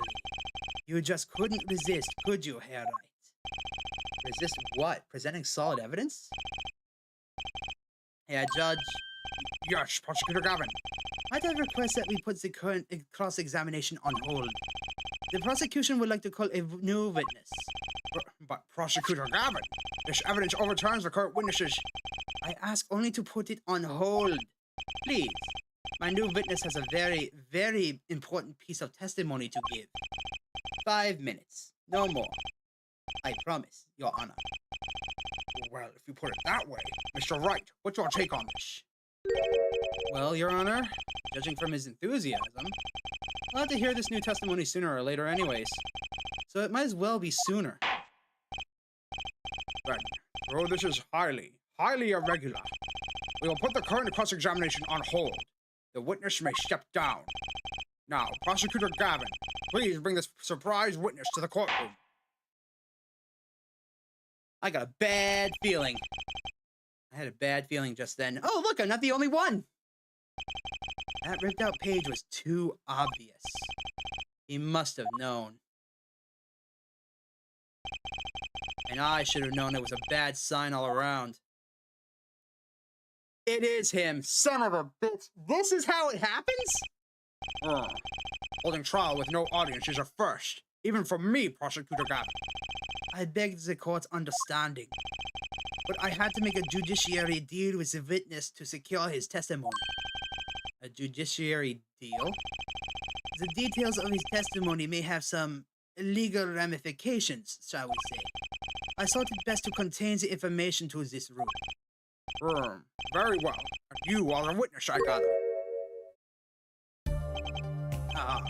Yes, sir. State your name and occupation for the record.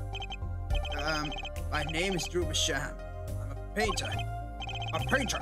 And you are somehow related to this case? No, well, not per se.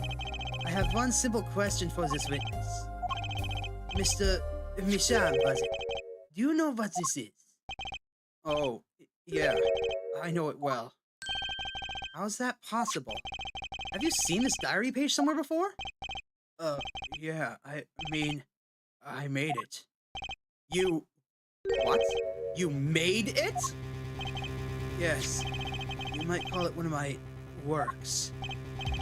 The prosecutor's office received a tip-off yesterday. Illegal evidence has been prepared for the trial of Zach Marrier. Illegal evidence? I initiated an investigation and found this bit. A painter to the world at large, Drew Misham, has another side, you may say. He is skilled in making perfect reproductions of certain things. Forgeries, in other words. Forgeries? Well, so we are to understand that this page here is... a fake. Prepared by a certain defense attorney. Objection! Hold it! I didn't prepare this evidence. Objection! Ah, the attorney speaks. Something about this page, I presume. But what is he saying? It makes no sense. After all, it was you who presented this evidence to us, Phoenix, right? Witness? Mr. Basham, was it? Who requested this forgery? Who was your client? I don't know. What? Most of my clients prefer to remain anonymous. even to me. I make the items they want and receive my payments. That's the extent of my contact with them. Objection!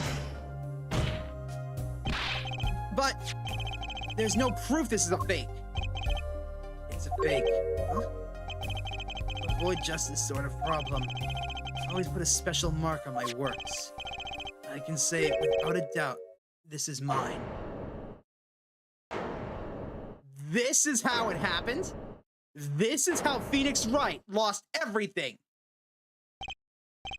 Mr. Wright, you have just presented illegal evidence to this court. My court. It was careless of me. That's all I can say. Oh boy. Here. What's this? I just got it over there in the hall. They told me to give it to the old boy in the blue suit with the spiky hair. They said it was very important. It was all a trap. A fatal trap. Mr. Wright, Yes, you have an explanation for yourself.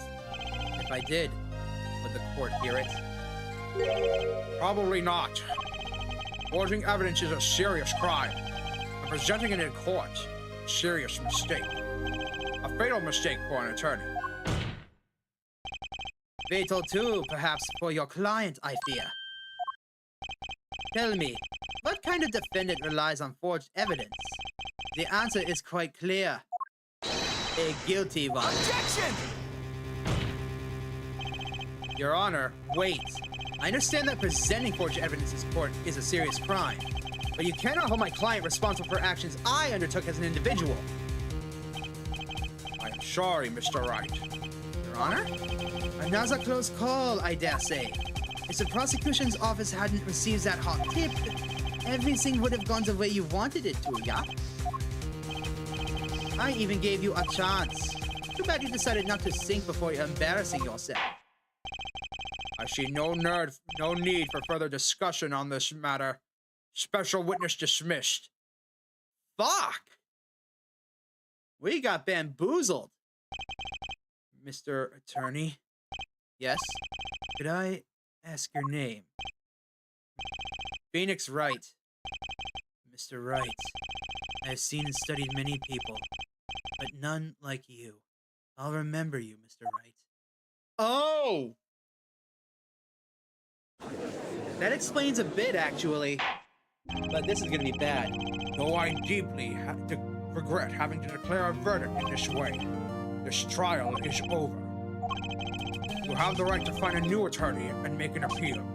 However, this court must. Your Honor. Yes, Mr. Zack. There's one thing I wish to make clear.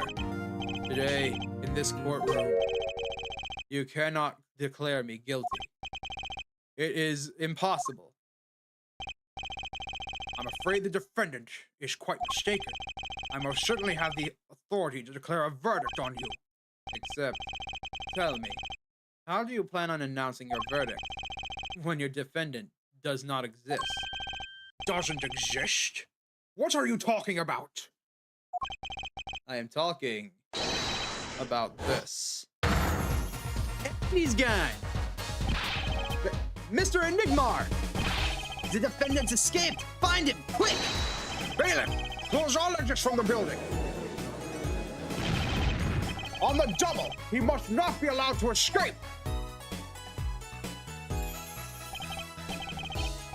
That day, in that courtroom, a miracle occurred. The defendant, Shady Enigmar, aka Zach Remarier, did not just escape from court. He literally, unbelievably vanished right before the bailiff's eyes. No one ever saw him again, not since that day. This is the Remarier miracle.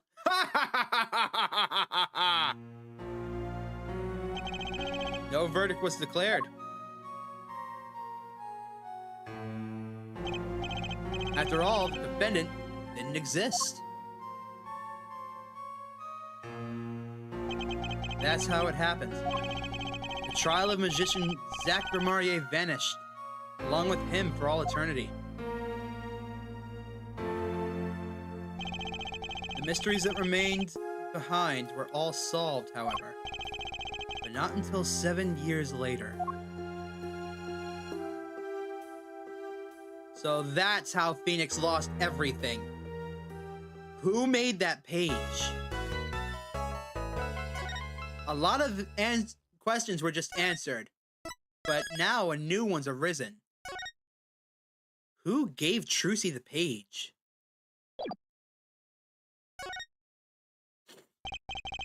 That trial 7 years ago was the beginning of it all. This I know beyond a doubt.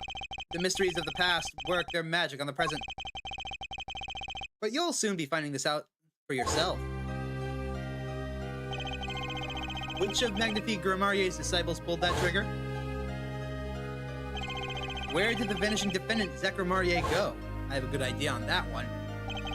What dark truth lurks behind the forged diary page? And what about the girl who was left behind?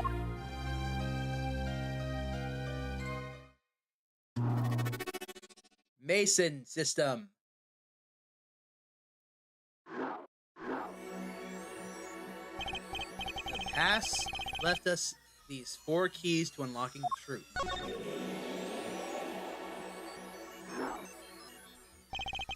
But that's not all. There are 4 keys in the present as well.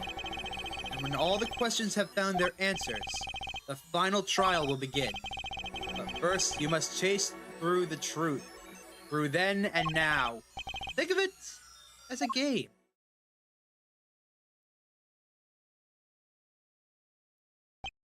I, Phoenix Wright, will be your guide through this game.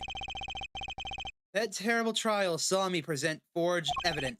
It ended, half finished, when the defendant vanished. What became of me after that? As your investigation proceeds, the answer will become clear. Oh, and one more thing. There is something I must tell you. As Apollo Justice has his bracelet, so too do I have my own weapon of sorts. My Magatama. What does it do, you ask? That I would have you see for yourself. Well now, shall we begin? Let's jump between past and present. But let's begin 7 years ago, in the past. It's right after my last trial came to an abrupt end. Now that you know the game, let's play.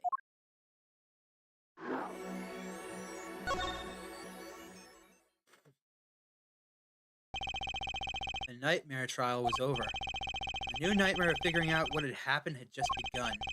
I wanted to wake up, walk away, but I figured I'm the only one who could do this. Probably. Besides, I had plenty of time, thanks to the Bar Association Review Board's decision. It's hard to work when your attorney's badge has been taken away.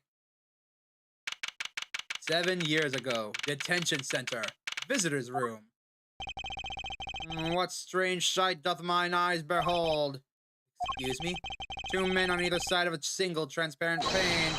It seems fickle fate has switched sides, so to speak. The forger of fakes walks freely, while the innocent languishes within these plexiglass confines. There's been no proof that I forged anything. No proof that I took the life of my dear mentor. Yet, these chains cannot hold me for long. The stage awaits, and what, may I ask, awaits you? A little piano in the cold little hole in the wall. But since you are here, what shall we discuss? The shooting of Magnifique Grimarier, for one. Who pulled that trigger? Valen? Or your partner, Zach? His partner vanished before any answer could be found. If I'm gonna get any closer to the truth, this is the place to start.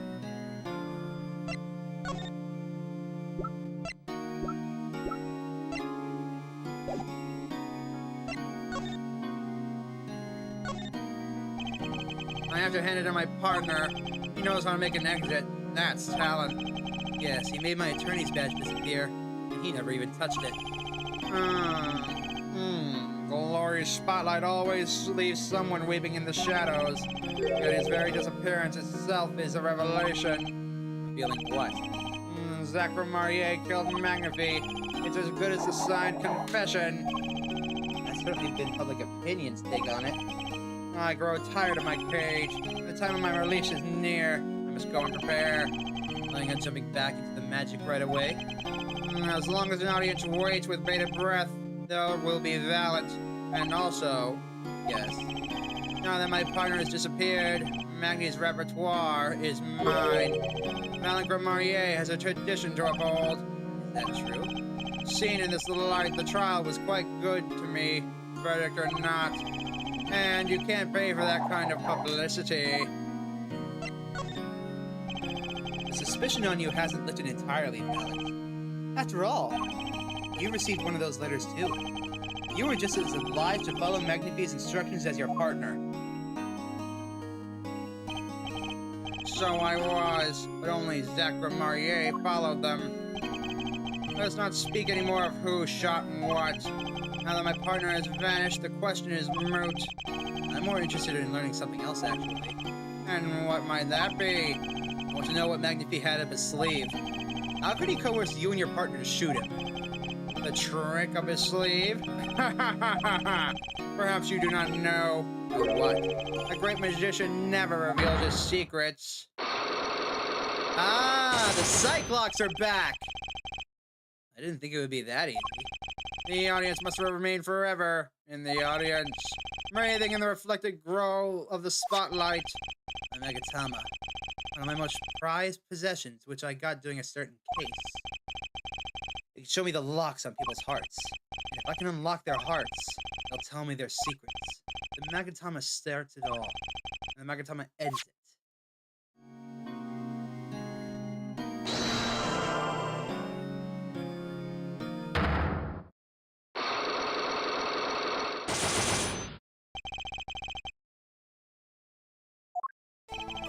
I'm flying by the seat of my pants on this one. There must be a path leading from the evidence to the truth. That's what I'm going to find. To ask someone to take a life, even one not long for this world, that's asking someone to commit murder. Yes, our mentor was fond of dramatic moves and dramatic finales. He got his wish. His life was taken. What weakness could be so powerful as to coerce someone into committing murder? My guess it was that it was a matter of life or death. Care to explain? Your troop lived in the world of showmanship. Flashier the better. And flashy so often means danger, doesn't it? Let us make this as painless as possible. If you approve this danger, then show it.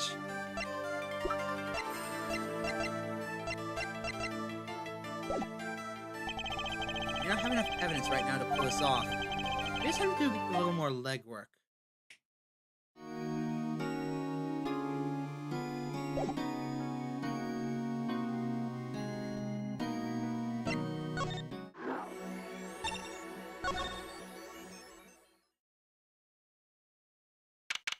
"7 years ago, District Court, Defendant's Lobby number 2.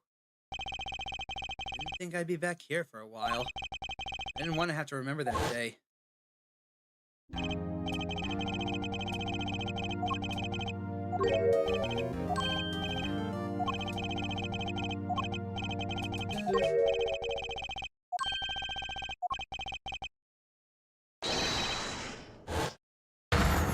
Poof! He's gone.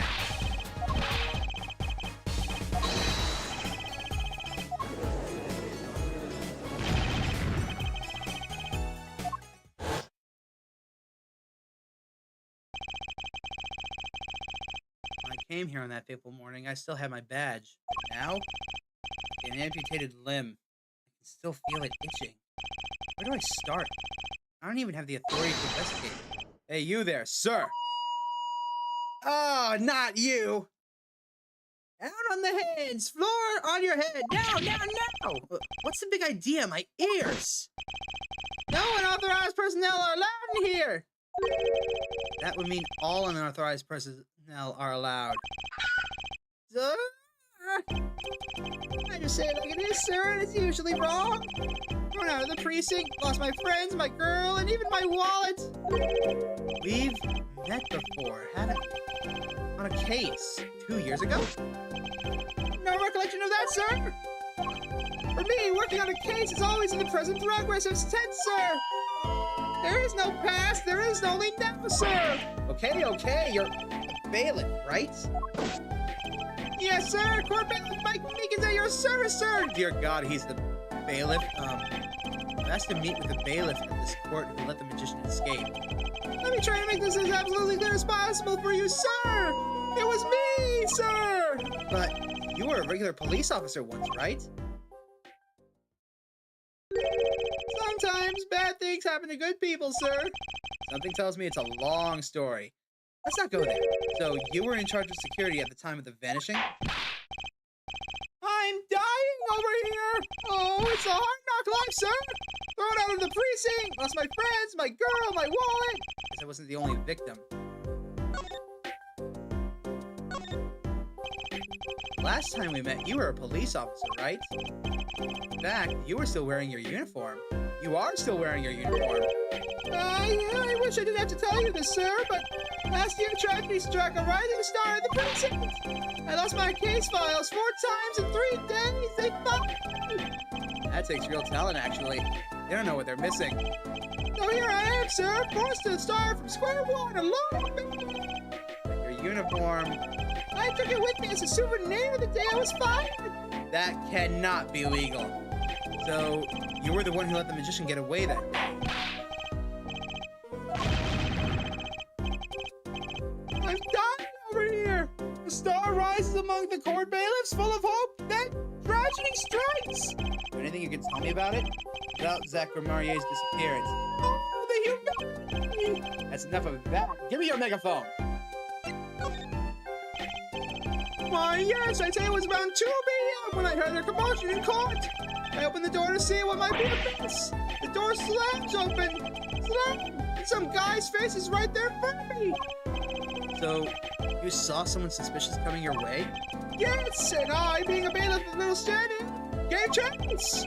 I chased that still cat all the way down the hall, sir. I have a diagram of the court building here. Aha! There's court room number 7. That's where I was, sir. All by myself, never afraid to go alone. Okay, and which way did Zach Marie run after bursting through the courtroom door? He went up like this and around the corner like that. So I, with no delay, ran after him with no delay. When I turned the corner, I saw that magic man run into the defense lobby. Swiftly, I ran. Following him, I threw myself bold into the room. Why, I remember it like I was right here, because it was defendant lobby 2, sir. You ran into this room? I don't see any place to hide in here. Believe it or not, sir, I didn't believe it. Here in this room, the magician gone, vanished like a puff of smoke. Except there wasn't even any smoke, it was just gone. That's impossible. Yes, that word. How many times have I said that word? Even the sound of it causes me indescribable pain. I'm done over here. Okay, I won't say it again, I promise. But you have to admit, it's difficult to vanish into thin air. Did you search the lobby? I searched. By the pause. There was nothing here at all, sir. That's right, nothing was here. How can you talk so loud and still be hiding something? So Zach was in this room when he vanished. Absolutely, sir. I saw it with my own eyes. That red silk hat, that flowing cape, he ran right in here, right inside this room. Silk hat and cape. That's Zach, all right. But, sir, look at the room. There's not a single place to hide. Sir, there was nothing you could do but nothing, sir. What about now? Have any ideas? Sir! Ideas about what exactly, sir? If you don't mind me asking. Quite a bit of time since then. Has nothing occurred to you at all? Do you have any idea what trick he might have used to disappear like that?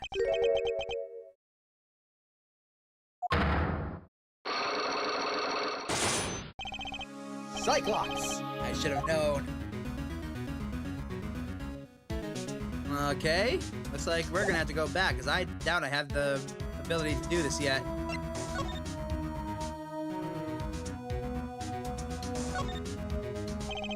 You know, I think this was the lobby I used for my very first case.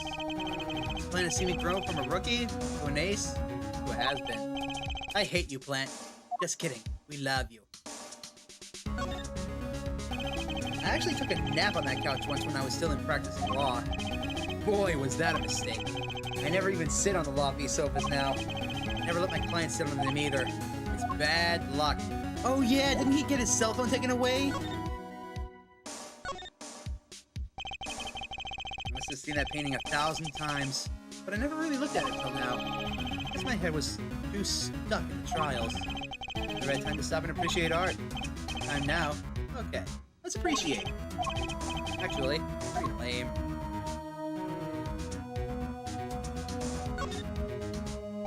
I guess this door was officially a prop at Zachary Marier's last show.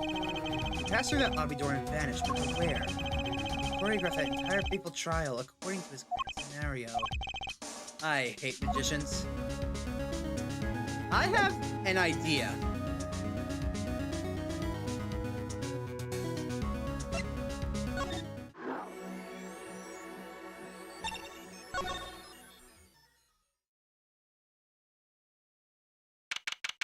"7 years ago, Wright and Co. Law Offices." Oh, morning. Ah, I'm so glad you came. You okay, Dad? I'm fine, as always. This old boy's here to help me after all. This young man is you. Good morning. That's a cute outfit you have on. You're good at copying me, sir. Oops. Thanks. My first show is today, after all. Her first show? 2 weeks have passed since then. I called her into my office. Brucey, there's something we need to talk about. It's been 2 weeks since your father disappeared. We need to start thinking about your future. I did some calling around. This is hard to say, but you have no living relatives. So, I was wondering if you wanted to stay with me for a while. Just until your dad comes home. It won't be long, I hope. Of course, it's totally your choice. If you don't like it here, you can go wherever you'd like. I could look up some places you might like to stay at. This is so weird. Mr. Attorney, Daddy told me about you. He said I could trust you. Huh? Really? So, if I stay here, does that mean you'll be my family? I guess so. Getting weirder. Mr. Attorney? Actually, why don't you call me Nick? Or you can call me Dad if you want. It doesn't have to be today or anything. Okay, say Dad. That was quick. Yeah? I moved here. I had to switch schools, right? I was thinking I hadn't paid for lunches at my last school for a year. So thanks, Dad. Ah, Oh, and this office? It's a little blah. A little cut goes a long way, you know. Oh, and Dad? You're fired from work, right? Don't you worry one bit. I'll work twice as hard. We'll make it through this. Brucey, how old are you? Oh, I'm 8. I haven't here since deceived you. I'm a young professional. Stick with me and you'll do just fine, Dad. Thanks. Why does it feel like she's already in charge?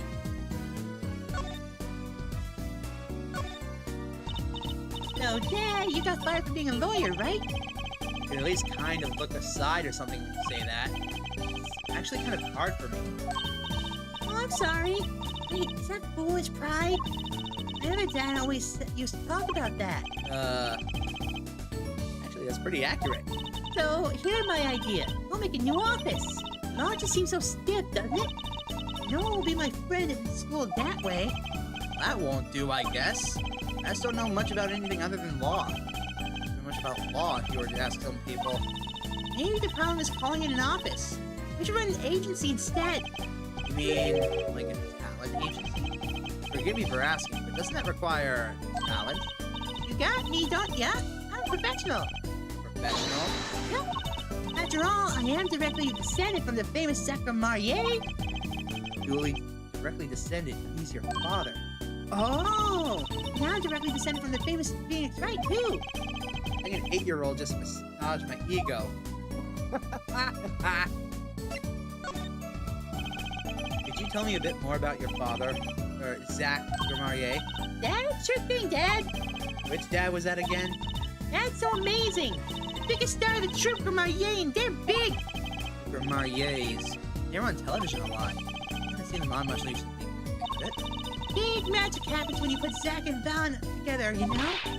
Once they made a giant waterfall right there on stage. And this giant trout swam up the giant waterfall. Let me guess. There's a giant fisherman waiting for them at the top. I wish I could have seen more of Dad's magic. Ah, I shouldn't have brought it up so soon. I wonder what will happen to me with Dad and Mom both gone. Mom? Yeah, what about his mom? I haven't heard anything about Trucy's mom. But I have my magic, and it's great, Dad. Even if he is unemployed. No, I think things are gonna be okay. I wonder if she'll talk about her mom. So, Trucy, you're a professional? Yeah, it's like that thing they say. Baby frogs grow up to be frogs? They say that? I always thought it was funny, though. What was? Our baby frog called tadpoles. Maybe they thought it would be easier to understand it that way for kids. How dumb. Right. So, in conclusion, you're a professional magician, Trucy? That's right. Well, want to see a trick? You're gonna do a magic trick? Sure, show us. Actually, I would love to see your trick. The future of the agency depends on it, after all. That's the spirit. Ready? Here goes. Hey, folks, it's Mr. Hat. Gotta say how it's good to be seen. Yeah. Whoa, that was startling. Amazing, Mr. Hat. Isn't he great? Friendly neighborhood Mr. Hat at your service. So here's what I'm thinking. I'm thinking the Grammarrier that came up to the defense stand, to the defendant stand, was actually Mr. Hat. And Trucy just ran down the hall into the defendant's room, put Mr. Hat away, and just laid down and took a nap or something. I don't know. Who's gonna suspect the kid of being responsible for it? No one. That's genius. That's awesome, actually. He certainly makes an impression. I'm so glad you like him. Though my routines do get a bit petty at times. Haha, get it? Petty. Friendly neighborhood Mr. Hat nearly gave me a heart attack.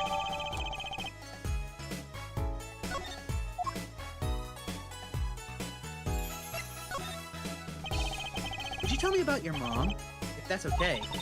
Mommy was pretty. He was like an angel up on stage.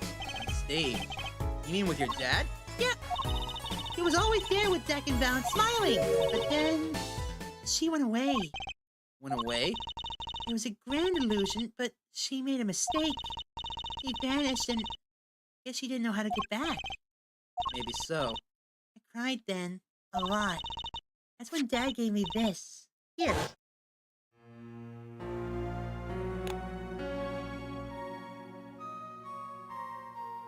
You look familiar!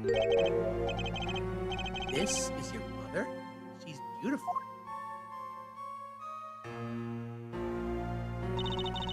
Her name's Thalassa. Thalassa Grammarrier. Poor girl. I didn't know her mom had gone missing. Now her dad's vanished too, right before her eyes.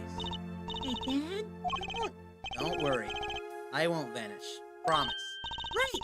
You can't even do magic. You're like a backup plan. Dad always said to have one. I guess all I rate as is a backup plan.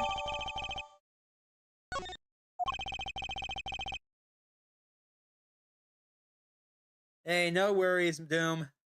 I'm slowly piecing things together. I think that's probably enough for today. Sorry to ask you so much all at once like that. It's okay. After all, we're family now. I just hope you're ready. The right talent agency opens tomorrow. Wait, what? But are we representing anyone? Me and you. That makes two. I think you'll need more than that to make an agency. Besides, you may be a magician, but I'm no talent. Oh, I'm sure there's something you're good at.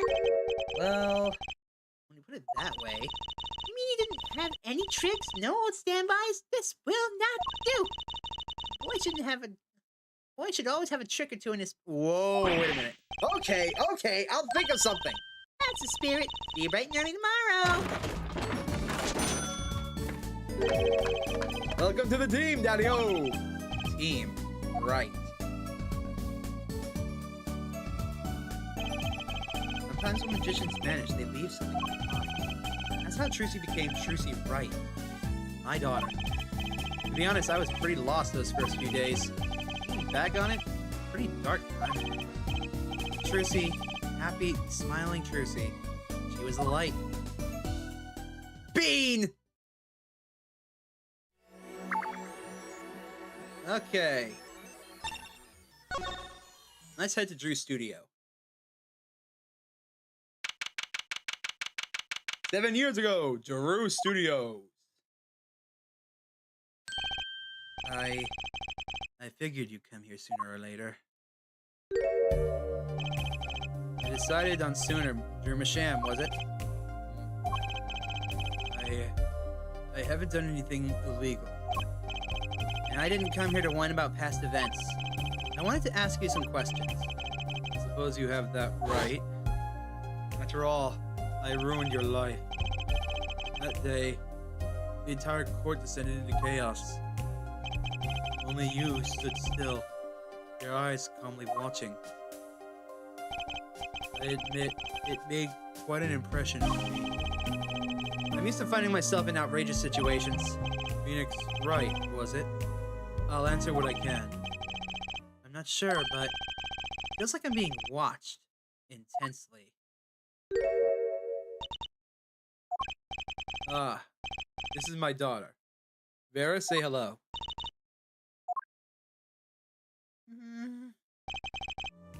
She's gone. Shall we begin then?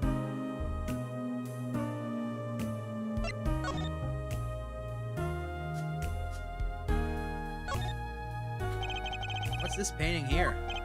Ah, that's one of mine. It's illustrations for a book.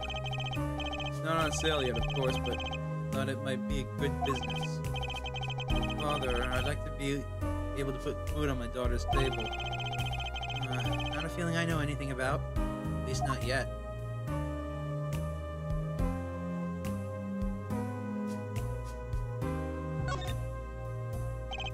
Paints are scattered all around. Probably the ones he's currently using. Something very artistic about a messy room. Not that this is anything compared to my office. I guess that would make my office a masterpiece. I'm sad now.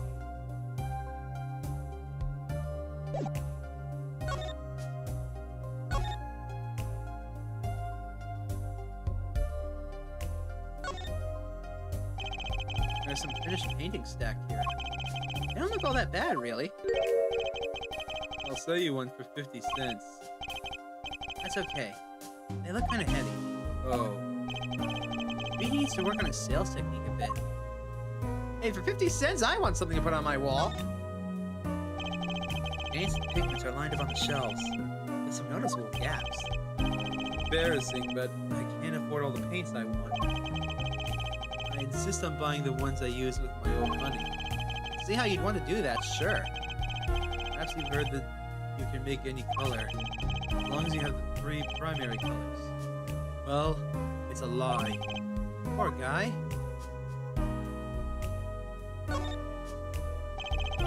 You use these gizmos for painting?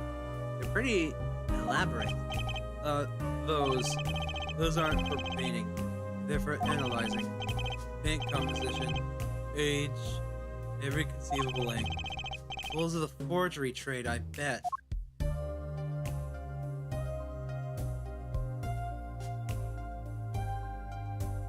Alright, let's get down to business. Maybe I'll just slide on over here for a closer look.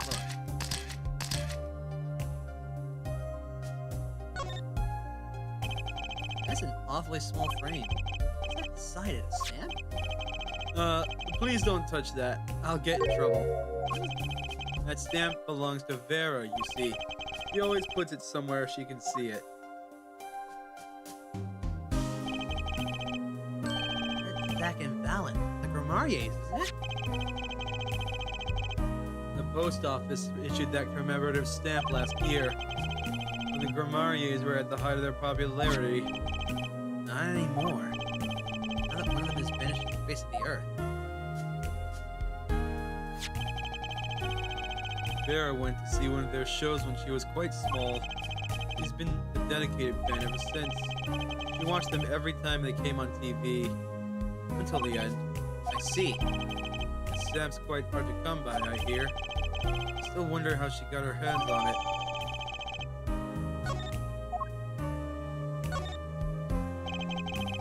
What's this red envelope?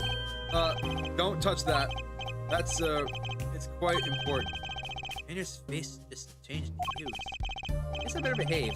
It's tempting to just grab it. That's a very pretty bottle. Don't touch that, please. I'll get in trouble. It belongs to Vera, you see. She always puts it somewhere she can see it. She looks at it often. A light pink fluid inside. Nail polish, I'm guessing. This is you and Vera? Yes. Yes, we took that one quite recently. I know I'm a painter. Why not paint a portrait instead? I've never been that good at people, unfortunately. Ah, right. Should we practice?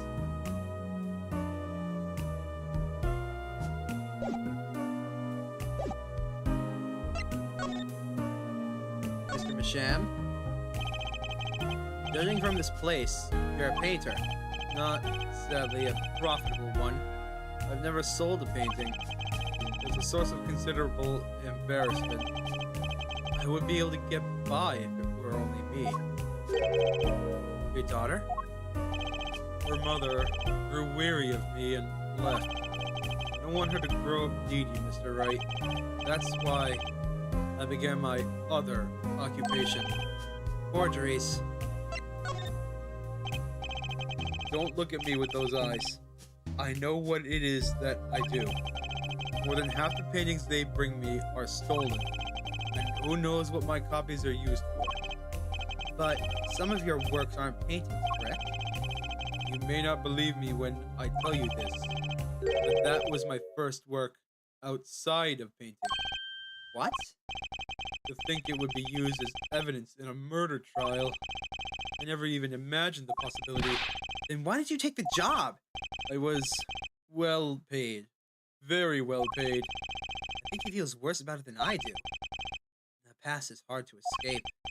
Honestly, the sooner I can put this behind me, the better. With apologies to you, of course. Sorry, but it's not going to be quite so easy.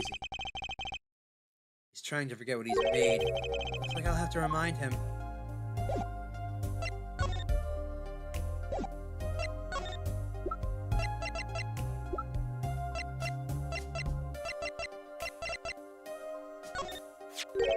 Your work.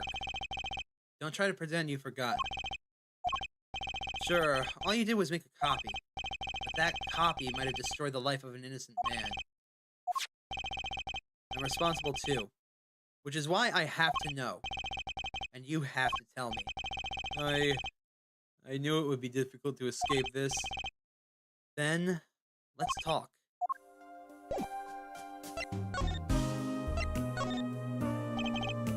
Well then, ready to tell me about this work you did? It was unlike anything I'd attempted before. I guess it would be a little different from paintings.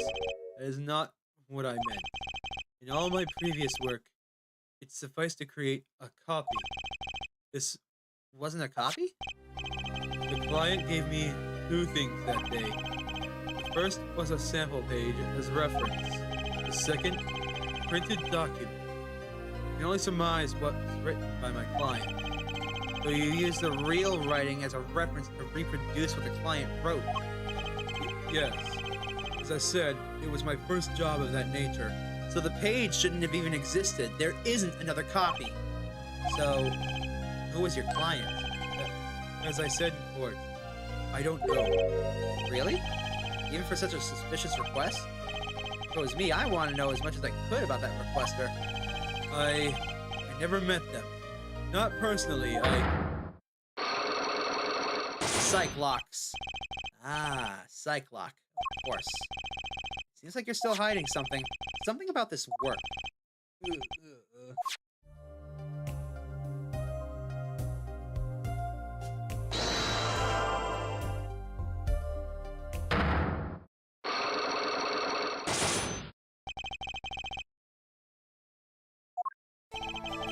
Let's hear it then. What are you hiding from me, Mr. Masham? I'm sorry, but I really don't know. I never met the client. true when I asked the client's name. There were no Cyclops in sight. Regardless, you're hiding something. You have to be. Otherwise, it wouldn't make any sense. Why are you doing this to me? Well, I've made my stand. No backing down now. Must be some sham hiding. I can pretty much piece together what it is from whatever you said. What is it then? You told me what you knew about the client, and I couldn't see any Cyclops. Psycho-locks? Is that some sort of asylum security or a new hairstyle, perhaps? But then they did show up, didn't they?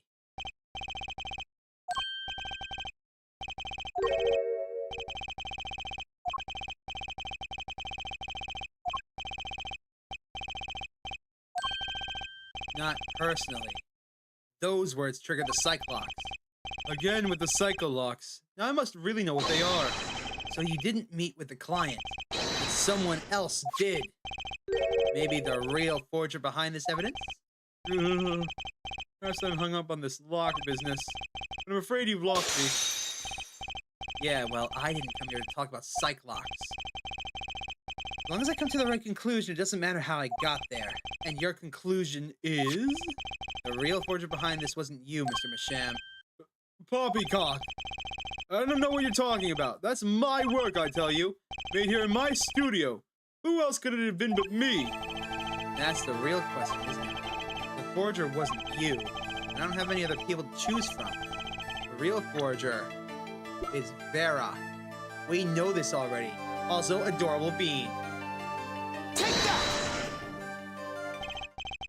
The real forger is your daughter, Vera Masham, isn't it? Ridiculous! My daughter's only 12 years old, Mr. Wright. I've always been more one for landscapes, not surrealism. Nice comeback. But you're shaking in your boots. I've got you now. The only two people with access to the studio are you and your daughter. Cyclops tell me that you're not the forger, which makes your daughter the only possibility. I feel very much on the verge of going psycho-lock myself.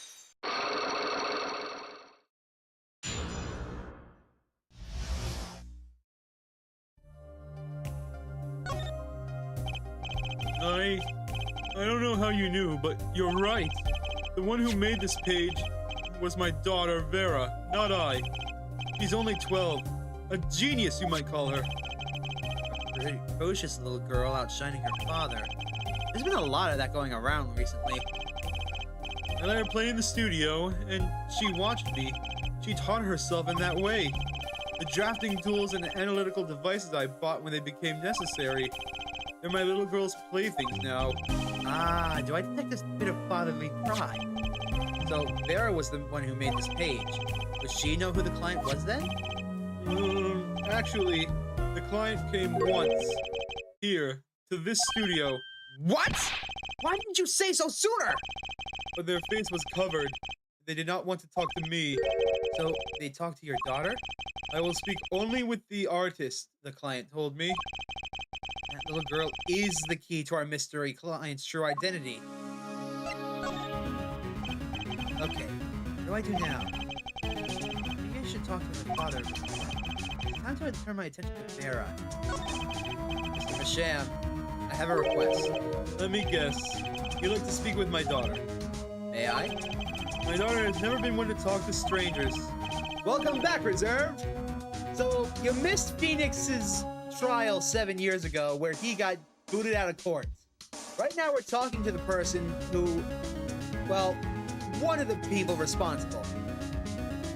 The artist of the forged page. This notebook page was forged to look like Magnifique.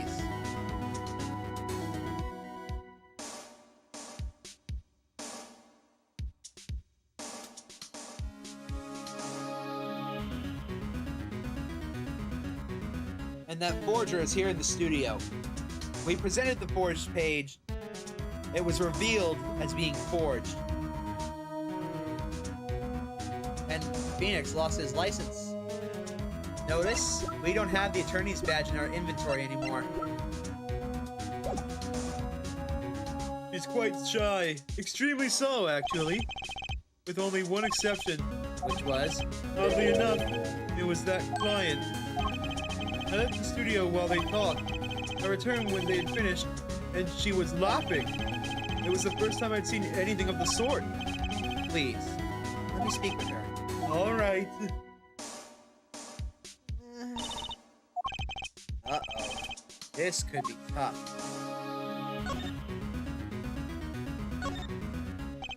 Vera, was it? Would you like to have a friendly chat? I'm Phoenix Wright, ex-lawyer in Eunice. Still looking for the keys that say Do Re Mi. I can't find them anywhere. Oh, goodness. Please get through to this girl.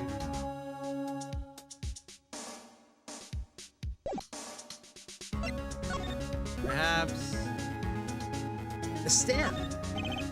And then there's this. My stamp. Hey, he speaks. He can talk. Yeah, so this stamp. How can I keep her talking? Isn't True Grammarier amazing? Yes? Oh, I especially like those two, Zach and Valen. Yeah, basically right now, Phoenix is doing PI work, looking into the basically everything behind the forgery and the case. But technically, we're also using something called a Basin system to look in the case. Hold on, I'll show you in a minute. I mean, they're just so magical, aren't they? Aren't they? Yeah. Whenever I go to one of their shows, I'm like, whoa, magic! You know? Me too. I love them. They're so cool. It's like magic. All right, she's talking. Not saying much, but it's a start. I went and saw them with Father the other day. The opening ceremony at the Grammarier Museum of Magic. Grammarier Museum? They have one of those? This makes sense now that they have their own commemorative stamp. Yeah, these magicians look kind of familiar, especially her. I can't really put my finger on it, but I've seen her. So, have you been to one of their shows? Just once when I was little with Father. The Grammarier's on stage. It was like a dream. It's appearing, reappearing, cutting apart, putting back together. They do it all. Yeah. Maybe you can keep telling me stuff like this. You know, about Zach and Valen, maybe? Oh, sure. All right. Better get ask her before she changes her mind.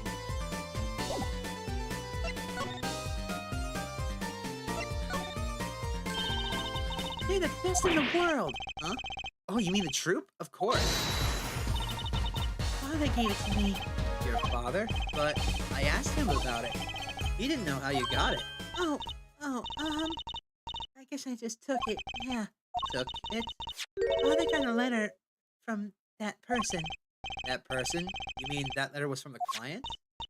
Oh, we talked about the Grammariers forever that day. I'm sure that's why I was sent the stamp. I didn't want to just send it back, so I took it. They're a sneaky one, this client. They were trying to get on our good side.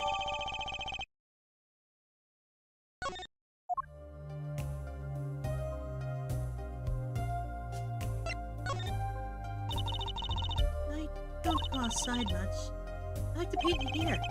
Why don't you like the outside? It's bad people out there. Oh, true, but there's lots of good people, too. Actually, I should tell you, she was almost kidnapped once. Kidnapped? Since then, she's been, well, you can see for yourself. She refuses to leave the house. I see. Wait, but that doesn't make sense. She said she went to the Grammarier Museum. With you, in fact. Oh, yes, actually, she was quite insistent on it, much to my surprise. It was the first and last time she expressed such a desire to me. That person gave me a good luck charm. A good luck charm? But when I absolutely had to go outside. Yes, apparently she received something, a gift, from that client, actually. She won't tell me what it was. Father, I told you to keep that a secret. From that client, huh? This I have to hear about. So, you met the person that asked you to do this job? And you talked with them? This is about a good luck charm you received. I can't talk about it. Huh? If I do, it won't work anymore. That's what I was told. Yeah, but I really, really have to know. 2 psych locks. Right, time to do some psych unlocking. So, your father tells me you're good at painting all sorts of things? I really like painting. A lot. Father's always very happy when I paint them exactly the same. So, you did this too? Oh, yes. That was my first job. Your first? All I used to do was paint the same thing I saw. But this was totally different. The pen slips, and the way the writer held the pen, the pressure on the nib, I had to use a microscope to analyze it on the computer. She seems happy. Odd. Her work was the last nail in the Grammarier coffin. Guess no one's told her. Alright. Let's have a peek, shall we? It's been a while since we used the Magatamas. You seem to trust this client. Quite a lot, in fact. Because they gave you the stamp? No, that's not why. They listened to me. My problem. Problem. He keeps her inside all the time? Don't go outside if you don't want to. That's what they told me. But when I absolutely had to go out, all I had to do was use a good luck charm. Good luck charm. Your client gave you? I think I know what your client might have given you, actually.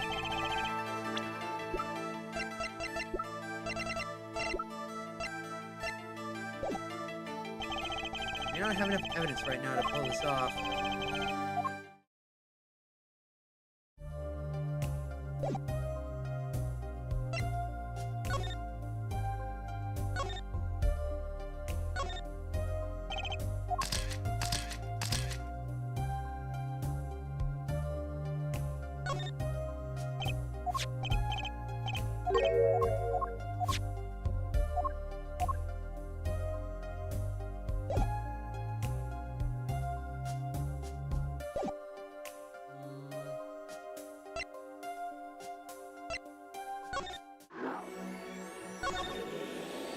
Can we go to the present now?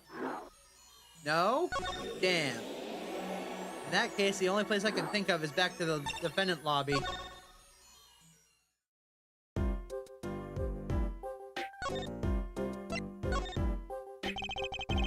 So Zach was in this room when he vanished. Absolutely, sir! I saw him with my own eyes! That red steel cat, that flowing cape, he ran right in here, right inside this room! Sir, look at the room! There's not a single place to hide!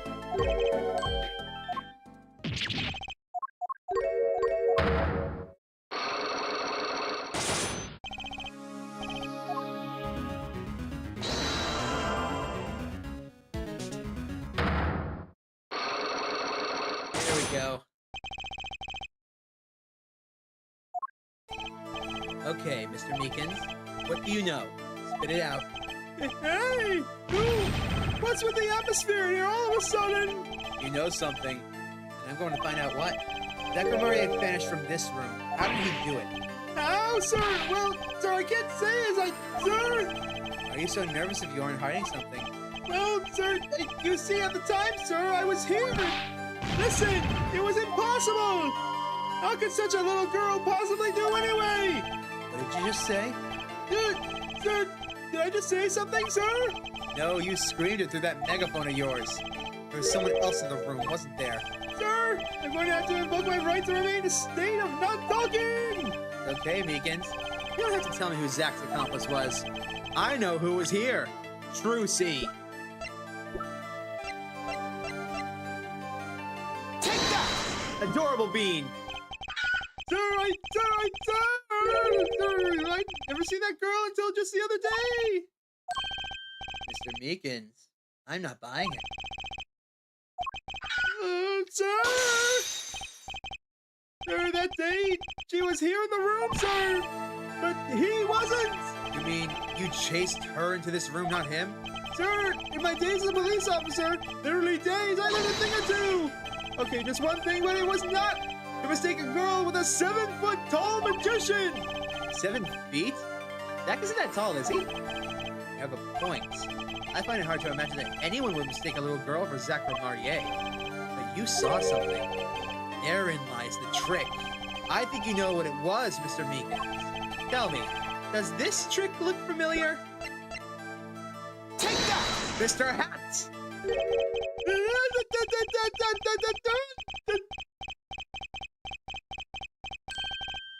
What's that? The girl's favorite trick. The amazing Mr. Hat. She uses it in her showdown at the Wonder Bar. Have you been to the Wonder Bar? So, it wasn't a waking dream, was it, sir? Come again? At night on stage, I saw a vision, except it wasn't a vision. It was a hat. An amazing Mr. Hat. He really exists. So that's how he did that. He got everybody to chase after Trucy, and then Trucy just put Mr. Hat away. I remember it clearly, though the details are a little vague. Zachary Marier exits the courtroom. I chased and cornered him in the corner room, sir. Zachary Marier, don't even think you can escape, Meekins! Down on your hands! Blow on your head! Hello? Something the matter, mister? No, that is... Sir, I'm currently chasing a suspect, sir! Zachary Marier, do you know him? Oh, I love Zach. His magic is the best. I'm his biggest fan. I see! That's why you're wearing that costume you're wearing! Anyway, that very same Zach came into this room! But no one's been in here except me. But he has to be in here somewhere! Under the sofa, in the trash can, behind the painting, under the rug! The plot thickens indeed. So Trucy was his accomplice. Imagine my starstruck surprise when 1 week later, I just happened to walk into a bar and see him! Mr. Hat. I couldn't believe my own eyes! For a while, I thought it had all been a long dream! A dream that lasted a week? But it wasn't the magician who disappeared! It was Mr. Hat! Though it seems complex, what really happened that day was quite simple. You were standing by the door, and out came Zach. That wasn't all. Another person got in on the act. She was standing in front of lobby number 2, along with Mr. Hat. And that's the beauty of it, isn't it? So, while you were standing in shock and amazement, the magician rounds the corner and most likely runs through the closest door into lobby number 1. This is where you come in. You turn the corner in rather lukewarm pursuit, and at that very moment, Trucy runs into lobby number 2. Then all she has to do is tuck away the amazing Mr. Hat, and poof, he's gone. there, I only lost sight of him for the briefest of moments. Then I saw that cape, Zachary Marier's red cape fluttering like a cape. Astounding, sir! In all my days of posing inquiries and making inquiries and case inquiries wasted! It was as if I could see them melting away like an ice cream cone left to the side of the road to die! The scattered remains of a misleading chocolate parfait! Such sweet sorrows. I'm sorry. I had no idea how much you'd suffer on account of this case. It's an honor, sir! I've apologized to people many, many times! Sometimes more than once! But this is the first time anyone's ever apologized to me! Actually, about that girl. I'm sort of her guardian now. Is that so? Sir, you should know that I harbor no ill feelings whatsoever in my harbor! Okay. I let the defendant escape. That's the stone-cold truth! There's another step on my way from singing the blues to wearing the blues! Someday, sir, I'll be standing side by side with the great detective Gumshoe! Mr. Meekins. This is a free ticket to the show at the Wonder Bar. If you want, it's an honor, sir! Sir, I can count the number of things that have been taken away from me, sir, but no one's ever given me anything for free! Right! I'll see you in court next time then, sir! Look forward to it. I don't. Ow, my throat! All eyes were on Zachary Marier that day in court until his mysterious disappearance. Now part of the mystery has been revealed, but the magician remained out of sight. It would be 7 years before I met him again.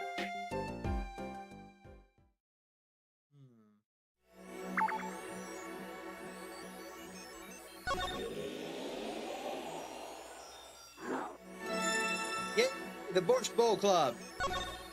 At last! Present day, Borscht Bowl Club. Hello, Kristoff. I'll be taking my leave now. Still have some work to do back at the office. Then I guess I'll just go back to my piano. To be honest, it's better when you aren't playing. This frigid culinary dungeon almost feels comfortable. Later then. 2 hours left on my shift. I wonder if we'll get any customers tonight. Do you know who I am? Who I am? No. But if you hum it, I can play it. Just kidding. I don't do requests. How about a different sort of request? You see, I play cards. Oh, a customer. I was just hoping someone would come in and save me from a night at the Keys. I seek a true competition. I've heard the Borscht Bowl Club is a place for this. Now I see the rumor is true. And this is a friend. What the fuck are you doing here? Don't mind me. I'm just your friendly neighborhood newsman. He will not be playing tonight. When his business is finished, I shall send him home. This competition will be between us. No others. The Right Talent Agency represents 2 artists. And I'm number 2. I play piano. Sort of. It's actually just a front for my real talent, which is playing poker. Don't ask me how I got started. I don't remember. You got a notification in your sub box. But I'm good. Real good. It didn't take long for the rumors to get around. Go to the Borscht Bowl Club if you want a real game. That guy's never lost. People don't come to hear me tickle the ivory. They come to watch me play cards. This is a seedy poker club. No, it's a restaurant. We don't play for high stakes. There's no money involved. Real players carry cash. And they're always thirsty. It's a handy source of income for the club owner. Then, let's compete. I'll take you to the room. The hideout. Yes. But before we go, Yes? allow me to introduce myself. My name is Shady Smith. Oh, and I'm Brushel, Spark Brushel, news reporter. Oh, No. Phoenix Wright. Huh? You must always look a man in the eye when you make your introduction. You still do not know who I am. Have we met? Today, in this courtroom, you cannot declare me guilty. What are you talking about? I am talking about this! I call it! Sadie Smith and Zachary Marier! Shady and Nickmar. Yeah, Sure.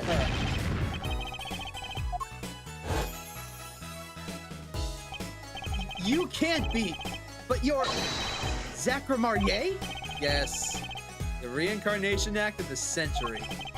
Pity I only have an audience of 1. You. Zachary Marier? Oh, this must be a bad dream. In a sense, this guy ruined my life. You there!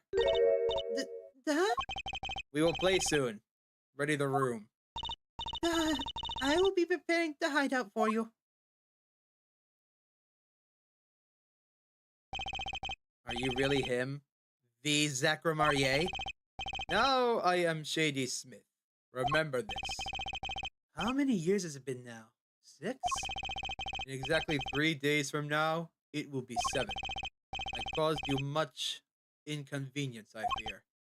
Yeah, you could say that. Is she well? Trucy, I mean. She's fine. I've got her working already.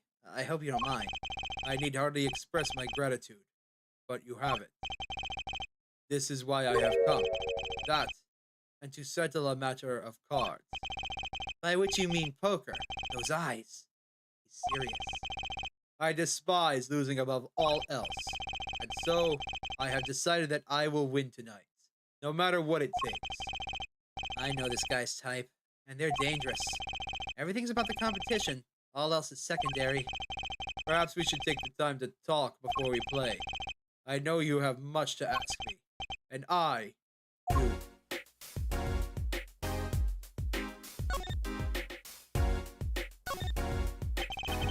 We competed that day 7 years ago, too.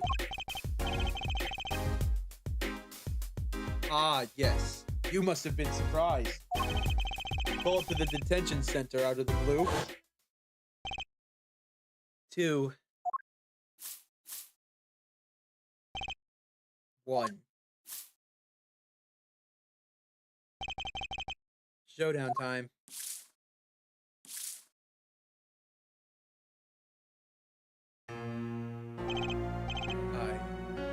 I lost. It's only a game of poker. A game I played for a long time and only lost twice. Who was the first? The man I killed, of course. You chose your defense attorneys by playing poker. Some are hired, others fired. When you compete, you see a man's true nature. You know what I speak of. I know that you do. Trucy's power.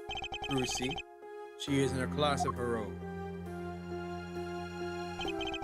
For 7 years, I've played poker here at the Borscht Bowl Club, and I've never lost once.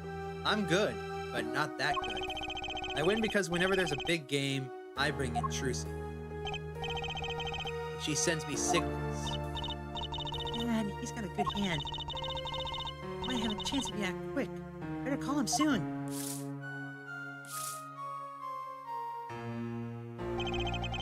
Can you tell me what her power is? Judging a person's thoughts by reading their reactions is a staple of performance magic. Those of Trucy's line possess far greater skill. Her line? Recall, you were the second man to whom I've lost. Magnifique Grimarier. That was the first time I learned of this power, as you call it. Wait, so you're saying her power is genetic? It's just in the Grimarier's blood or something? Blood. Oh boy. I am sorry, but it is not something told lightly to outsiders. It is nothing you need to know at this time. Some kind of Grimarier's secret then. Fine. She's 15 this year. She's still trying her best to follow in your footsteps, you know? I see. When I planned my disappearing act, it was thought of her alone that gave me pause. Wait, you were planning on vanishing from the get-go? Yes. For that, I must apologize. However, I could not be found guilty that day because of this. This? A transferal of rights. You seek the signature? The transferal... That's Magnifique Grimarier's signature, isn't it?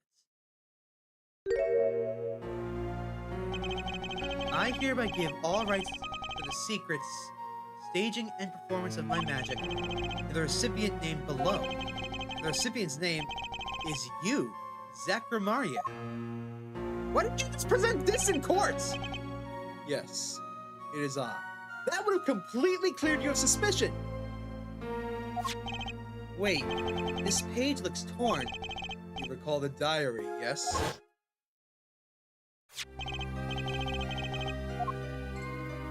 Motherfucker!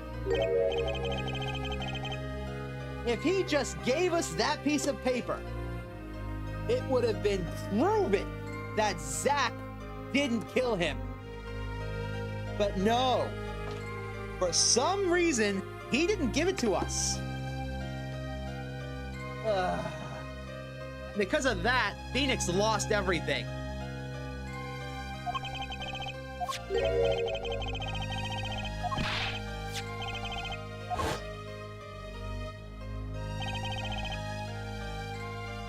How could I forget? That scrap of paper lost me my attorney's badge. This is the real page that was torn from the book. Magnifique gave it to me that night. You could have told me this earlier, like 7 years earlier, perhaps? Once again, I must apologize. it was all I could do to prepare my escape from the courtroom.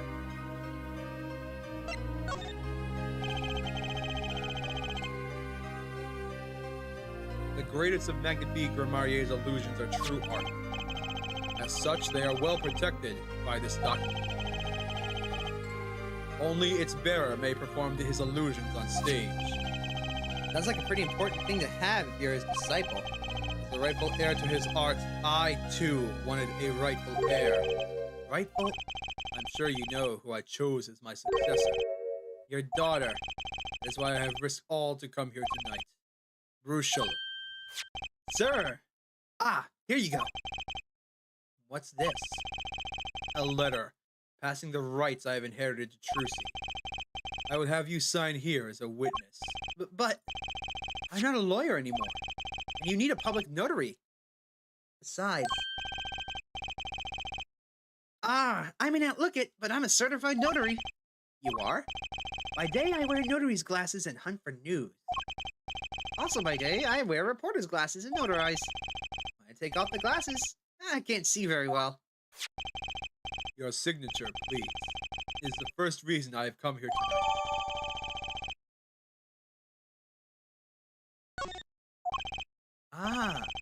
I finally figured it out. Now I know you've come out of hiding. Why you've come out of hiding only now. It's been 7 years, you said. Precisely. There's a law that covers your situation. For 7 years, missing persons are considered legally deceased. So if someone was to vanish from the face of the earth 7 years ago, they would lose all rights as a living person after 7 years from that day. Not to mention all their possessions. Exactly. Which is why I am here. I risk showing my face in public for the sake of this document, before my 7 years are up. You might say, I am securing my daughter's inheritance. But do you really need this document? Wouldn't Trucy inherit your estate automatically? Not in this case, I'm afraid. This case? Yes. I received the performance rights from Magnifique Grimarier. However, this was done in secret without witnesses. Before Magnifique died, 2 potential successors to his repertoire were named. Myself and Valent. Not Trucy. I see. So you need this document. I have known Bruchel since before I vanished. He is a man I trust. Now only 3 know of my rebirth. I took the liberty of looking into Trucy's background and found you had no other close kin. It is as you say. Okay. I was kind of hoping he'd say something about the mother at this point. I know everyone else, but Trucy's mother is a mystery. Let's fix that. This person in the photo is Trucy's mother? How did you come by this? Trucy showed it to me. She said her mother was gone. Then it is so. She is gone. What more is there to say? Lots? I know. Whoa, you're still here? According to my in-depth research, Trucy's mother, Magnifique Grimarier's only daughter. End quote. What? Magnifique's daughter? Wait. Trucy's the granddaughter of Magnifique Grimarier? Is that true, Mr. Zack? Bruchel, you say too much. What? Why am I the bad guy? Why? Zack decked him. Ha! In any case, Mr. Wright, this discussion is over. The Lassa Grimarier. She's the most mysterious of the whole lot. I need to gather me some more evidence, clearly. Well, the prelude may have been longer than the main attraction. Shall we begin our game? My final competition? Final? Why? As you said, I've come out of hiding today to make this document legally binding. Once that is done, I shall slip once more underground. Without seeing your daughter? It would be best if I did not. 7 years ago we played. 7 years ago I lost. I already lost to Magnifique. I do not care to lose to another. I've heard that you never lose. It's just a rumor. Yes, for it is impossible to never lose unless one has an ace up one's sleeve. As a magician, it causes me no end of irritation. I think a mere lawyer might be out there pulling the wool over so many eyes. Hey, I just signed your document for you. Maybe you could try lightening up? How was that? This is this. For my final competition, I will destroy your perfect record, Phoenix Wright. This will be my final performance. You are warned. This guy is beyond serious. So much for a fun evening of cards. Rochelle, you may leave. But it's your last game. I mean, what a scoop. I punch and I punch, but still it is not enough. I just remembered a future prior engagement. Toodles, gentlemen. Oh, and nice meeting you, Piano Man. Then let us begin. Dealer, you will be witness to our competition. It is honor for me. Haven't I seen her around? Ah, that reminds me. I saw familiar faces I entered this restaurant. He did not seem to notice me, however. Gavin, I believe was his name. You know him? After a fashion. Listen, Phoenix Wright. One can learn much from a true competition. Remember this. Romarie power. I was close to understanding it, but I needed more. And I knew where to get it. Trucy's mother. I need to meet that reporter again. That was clear. One other thing. From the moment my final competition with Zach began that night, a name was running through my head. The name of a man now in prison. The name Zach Romarie knew, but how? And why? Wait, that's a good point. How does he know Kristoff?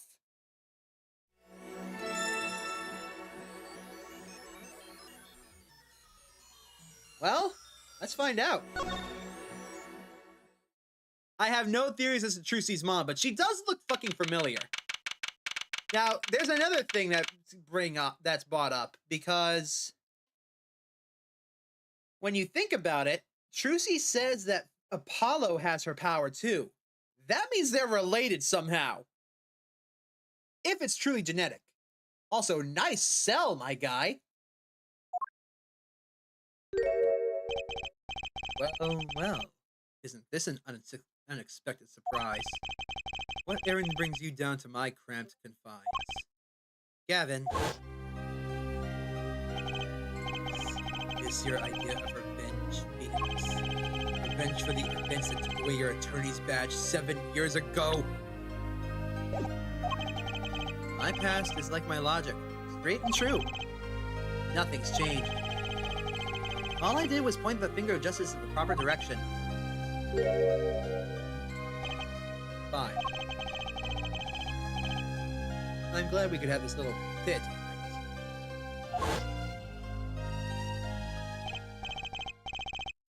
You look well, Phoenix.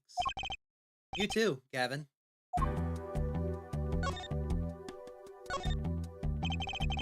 Life has been full of surprises for both of us. I've no doubt you've never expected to lose that attorney's badge of yours. And I'll bet you never expected to wind up here. Shady Smith was the name of the man you killed. Did you know who he really was? Who was? Zach Romarie. You know, the defendant. I remember him, of course. But you say Smith was Zach? Impossible. Don't even try to tell me it was a coincidence. Hold on a moment.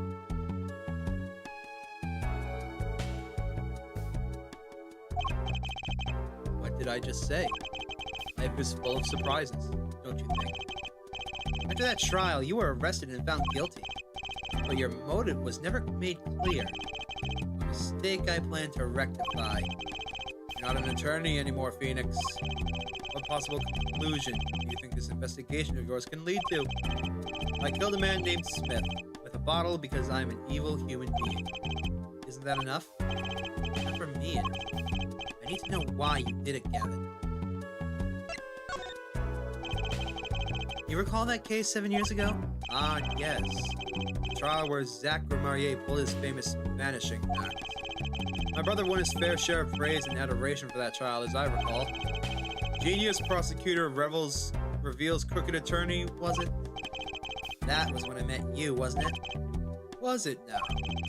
Bar Association Review Board voted unanimously for the strictest punishment. Unanimous, save for one dissenting opinion. Yours. It was my brother who was responsible for putting you in that position, after all. For 7 years, we've been friends. And yet, I still don't understand you. But right, your friendship towards me was never pure. You suspected me then, as you still do now, don't you? Honestly, right now, I'm not sure what to think. So let's get on with it. You didn't just brain a guy with a juice bottle for no reason. Tell me why you did it. Persistent, aren't you? I came here because I remembered something. The night of our game, Zachary mentioned your name, Gavin. Ah, that reminds me. I saw familiar faces as I entered this restaurant. He did not seem to notice me, however. Gavin, I believe his name was. After that, he was killed, and I asked you to help me. Because I remembered your kindness back when everyone had turned on me.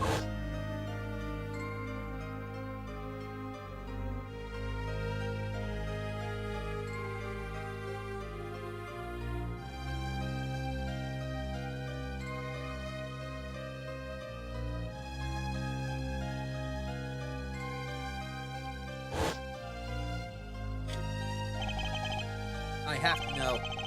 Why did you kill Shady Smith? Nah, Zachary Marier.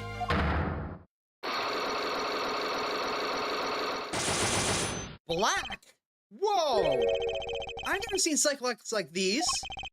Dark, cold, full of despair. No! Can I even unlock these things? Something wrong, right? No, it's nothing. You shouldn't push yourself so hard. Life is to be taken easy, you know. He's doing his nails.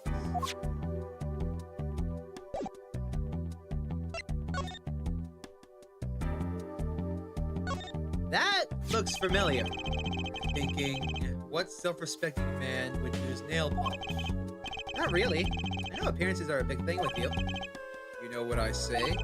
One cannot live a beautiful life without beautiful nails. First rate in all things, except nothing less. It certainly does look like first-rate nail polish. I like the sparkly bottle. It's crystal. If you're so drawn to it, please, have one. It's on me.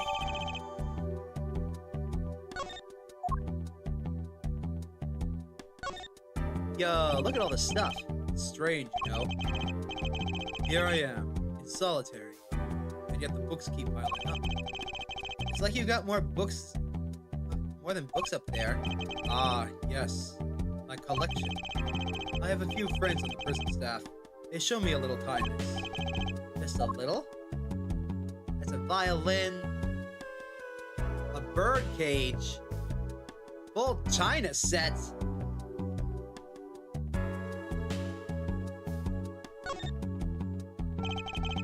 Some chair.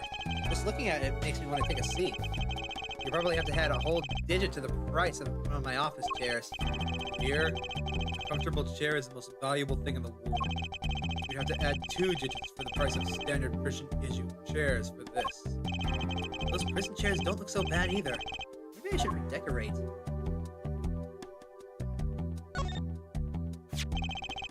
That envelope's been bothering me since I came in here. It's not nice to pick at other people's mail. You get mail here in jail? That I do. Though they read it first, apparently. Still, I'm allowed the pleasure of correspondence. Packages and the like are a different matter, however. Like sneaking a peek is out of the question.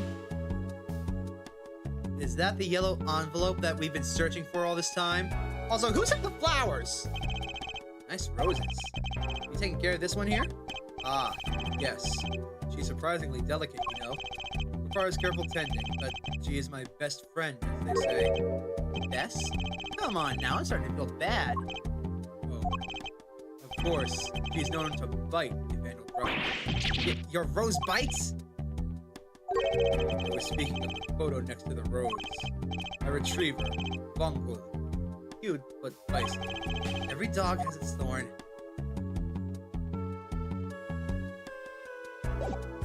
I don't think there's anything we can do here right now.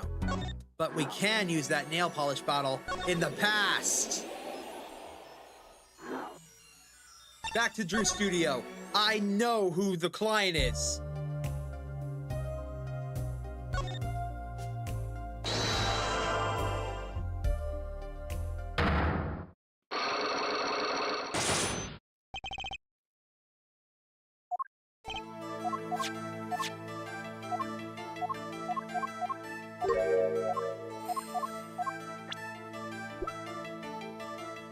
Take that! This was what they gave you, wasn't it? Same bottles over there on your desk. They're a good luck charm, right?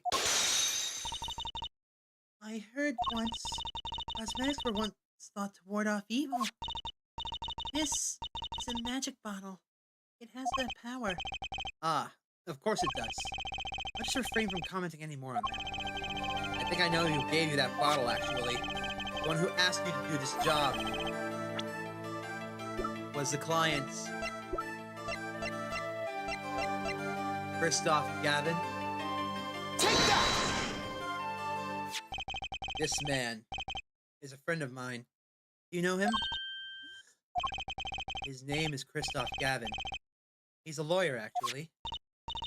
I promise not to tell. So Christoph was the one who made that.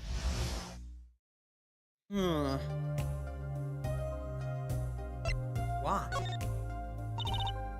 Sorry, I can't talk about the client. I promise. If I break my promise, the spell won't work. I don't need a name anymore. I got my answer. Pretty confident in this charm, then. I think it might be the devil. Huh? Or maybe an angel? What do you mean? Saw it. I think I saw it. When they gave me this, I saw the devil's face. Are you saying the client's face looked like the devil's? No, the client was gentle. The gentle smile. So where'd you see this devil then? It was so quick. I don't remember it well, but that's when I knew that person wasn't like other people. That's why I believe in my good luck charm. I'm not sure what this devil she saw was. It's pretty clear that Christoph Gavin has her charmed. Well, I think that's everything. I'll be leaving now. I'm sorry for what happened. If you want to apologize, try my client, Zachary Marrier. Did I do something bad? What makes you think that? Your eyes. They're sad. Very sad. I'll put on my smile the next time I come. Promise. I hope to see you smile too then, Vera. Oh, okay. Take care. Thinking back on my first encounter with the young forager, I witnessed something of vital importance that day. Of course, by the time I realized it, it's already too late.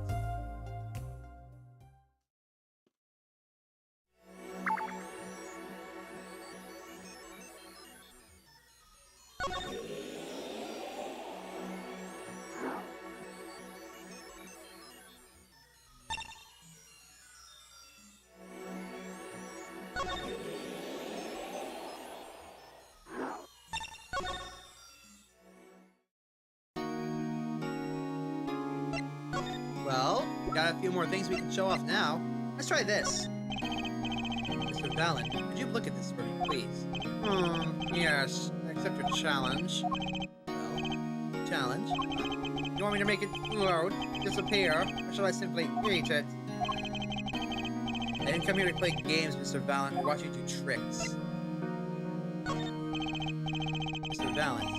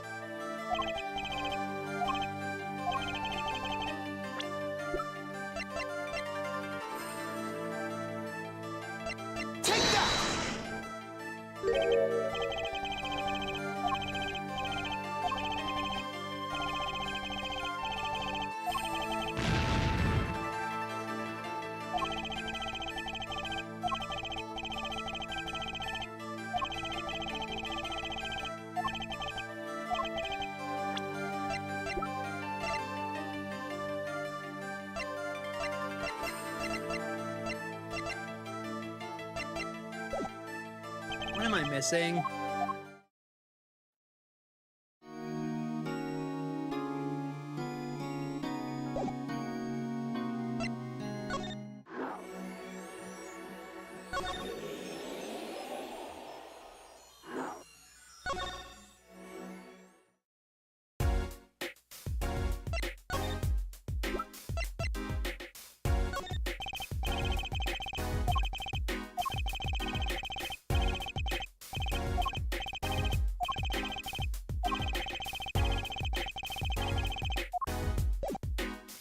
He has locks?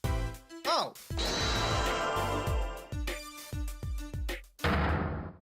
Hit it!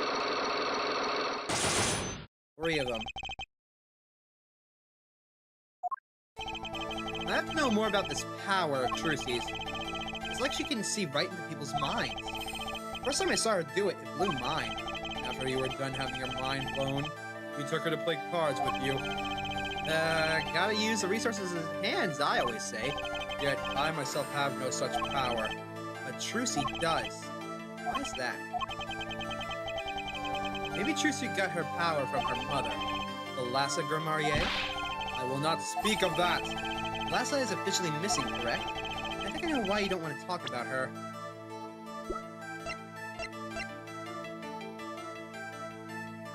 Take that!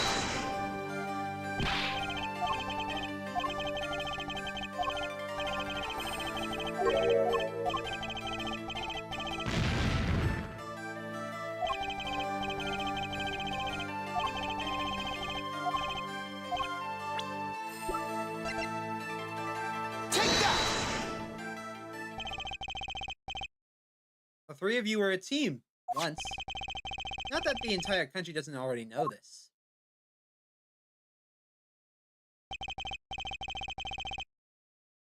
At your peak, you were the biggest stars around.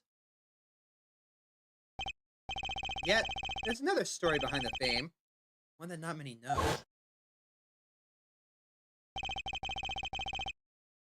The Lassa lost her life during a rehearsal to you and Valiant Grimarier's bullets.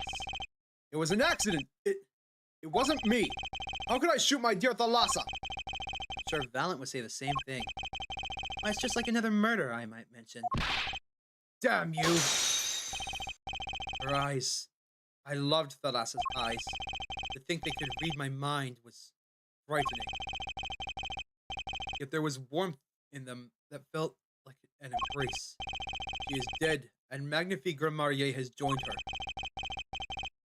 So the only one with her power left now is Trucy? Mr. Zack? I do not know. I don't need any power to see right through that one, buddy. There's someone else. Someone other than Trucy. Someone who inherited Thalassa's power. Ha! How would I know? Chances are slim. It would take a miracle to learn the truth. Maybe it has already occurred. There is someone else with the power, and I know who. Apollo! Take that! This boy. His name is... I forget. Something weird. Who could he be? An attorney. Attorney? I noticed him when I went to visit a friend's law offices. So, what are we to make of this, oh great ex-attorney? You can show me pictures of strange boys all you like, but you could at least say something like, I'm this boy. I could use a laugh. Perhaps you wouldn't laugh if you knew the facts. This might need to be 100% proof, but it's close. The link between this boy and Thalassa. Actually, it's more of a ring. A ring? Perhaps this will refresh your memory. I just don't happen to have evidence showing this missing link.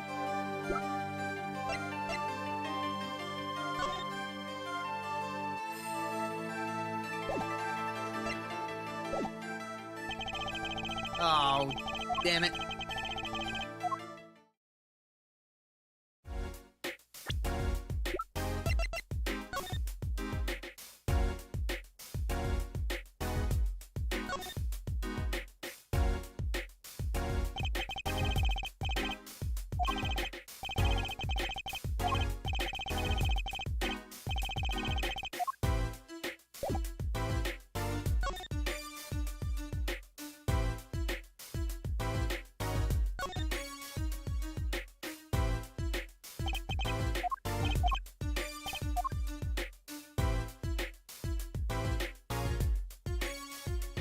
Okay, so where do I go? Moss.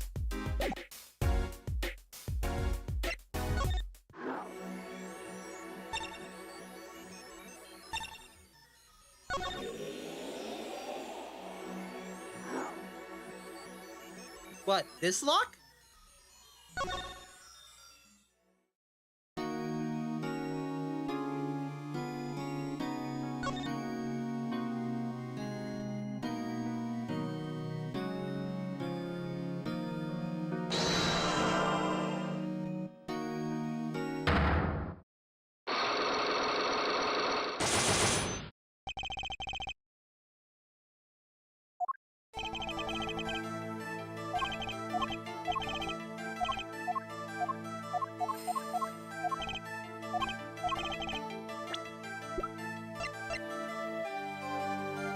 The stamp, I'm guessing? Take that!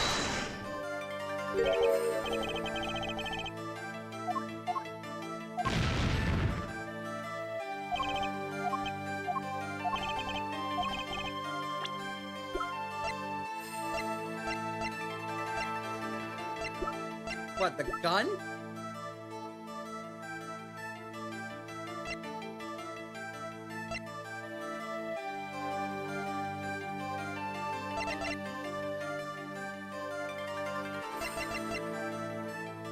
Take that! Why, that's one of ours. That's one of ours. Specifically designed for your show, I gather. Single bullet, one shot. What are you suggesting? We are magicians, Mr. Wright, not murderers. I'm not crying murder, Mr. Valiant. I'm crying something far more tragic. An accident. Zacking Valance, quick draw, shoot him. How long has it been since those shots were last heard? Was the shoot him canceled because someone might get hurt?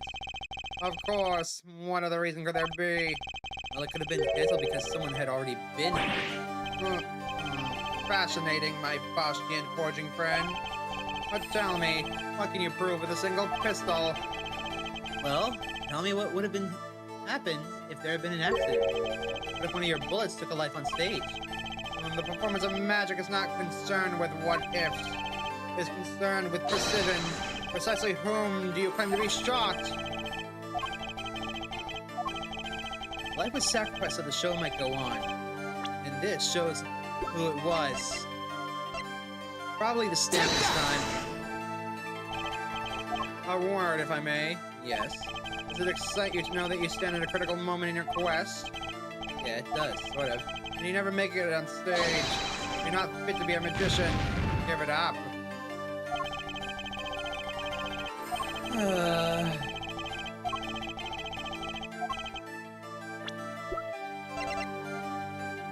Take that! But that's Zach Romarier's wife and Trucy's mother. Alassa, I believe her name was. Alakazak. But how can you say this? Can you say she was struck by one of our bullets? Still in denial mode, huh? Alassa was at the greatest risk of being shot.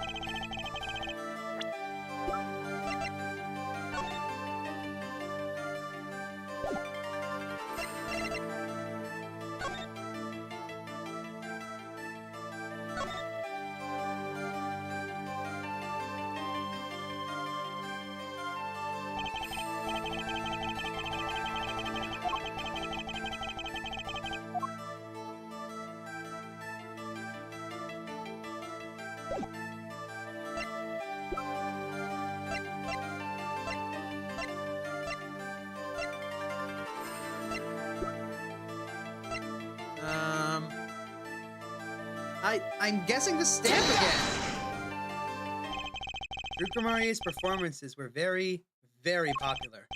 So popular they even made a commemorative stamp at the height of your fame. We were not nearly the latest craze. We were an age, a golden age. Oh, it's all here on this stamp. There's Celassa, yes? Lucy's mother is missing, I hear. What happened to her? I don't know. Part of his memory is still locked up. there's one thing you're failing to address. That, as you say, our troop was a world unto itself. If our leader Magnifi was so inclined, he could hide anything he wished with ease. But Mr. Right, then he would have hit a crime, making him an accomplice. Not a great foundation for blackmail. Valent's got a point. If one of the troop members died in an accident and Magnifi covered it up, his innocence would come into question. Found the right address, Mr. Right? So close. There has to be something. I've seen your eyes. You still have something to say. How can you possibly prove more than you already have?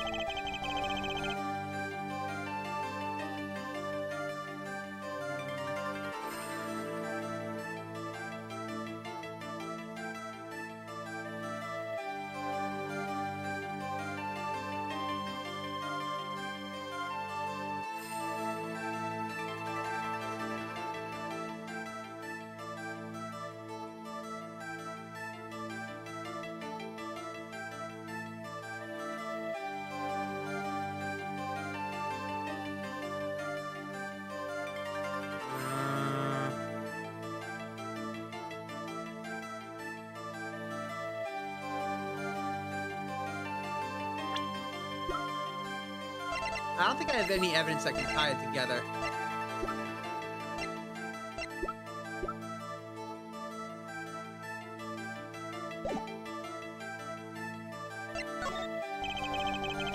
I'm going to take a little knowledge of the players to practice. The accidental death of Zach's life hide both your hands. Right! She's the daughter of Oh! Take that! It wasn't a question of who shot the Lassa. The Lassa herself was the problem. What do you mean? She was Zachamarie's wife, Trucy's mother, and Magnifi's only daughter. There was a terrible accident, and the two of you killed your mentor's only daughter. If that wasn't the key to Magnifi's power over you, then I don't know what was. It was an accident! No, my Cyclops! No! So he held that over you. There's no proof. None at all. But the lasso went missing, and your mentor blackmailed both of his disciples. It doesn't take a genius to put one and one together. Ours was a complex family. Meet Troop Grimarier. The master, Magnifi Grimarier, his only daughter, and his two disciples. It does sound like a recipe for disaster, doesn't it? Do not be tempted to faulty flights of fancy. Yes, there was an accident, but that is all it was, an accident. Zach and Valent's tour de force. The guns blaze, the bullets fly straight towards that beautiful body on the stage, and then crash, zing, pow, into everything but her. Now that is magic. It happened one day when we were practicing. Same trick with a new twist. And tragedy. But as for whose bullet stole the Lassa's life, we shall never know the answer. The Lassa disappeared from our lives, and Zach was bereft of his wife. Trucy lost her mother, and Magnifi his daughter. And that led to blackmail, I take it. It is all part and parcel of the darkness that comes when the curtain falls. Why did Magnifi Grimarier try to cover up the accident? It was his own daughter who died. All I can say is it was a critical time for Troop Grimarier. The passing of the torch from Magnifi to Zach and Valent. We all sacrificed so that it might be a success. Alassa's death was the greatest sacrifice of all. Yet, even when her life was extinguished, her presence was not. What do you mean? In time, we, myself and Zach, found we could no longer oppose Magnifi's wishes. Magnifi forced us to perform his art for his benefit. I see. I guess I can understand. I mean, he did lose his only daughter. But do not find cowardice in his actions.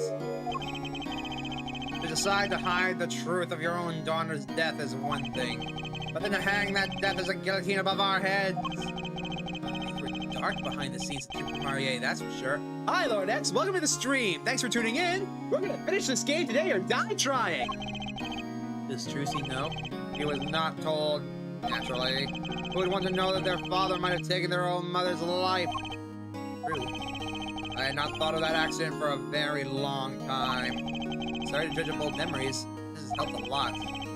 Not to find Magnifique Slayer, I should think. True. Ah. After that accident, there was one who came sniffing, but persistently.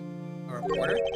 He called himself a newsman at the time. And I spied him looking about the dressing room, doing his research. Did you happen to remember his name? What was his name? Sorry, I have forgotten. But in the course of his interviewing, he became quite close to my partner, Zack. I liked him not. I see. His name, I do not recall, but his scent, the cloying aroma of mint. Yes, whenever he smiled, which was far too often. I see. Thank you for your help. It is no good to interfere with the past, Mr. Wright. You will not uncover answers, only wounds. Sorry. I began to notice a dark curtain hang over the truth, and I began to realize what I had to do. I had to protect Trucy from that darkness. The reporter he mentioned, the newsman. I never learned who that was at the time. Well, I've got a pretty good idea who it is now. That smile and the sickly sweet smell of mint. Last lost thread connecting Zack Romarier to this world. Sooner or later, I'd have to track him down. Oh god, does that mean I have to go do a stupid interview with Russell? Oh man, I hate that!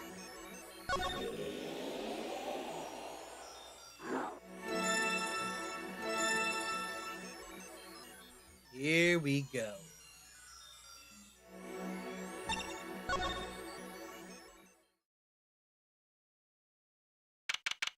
Present day, Drew Studio.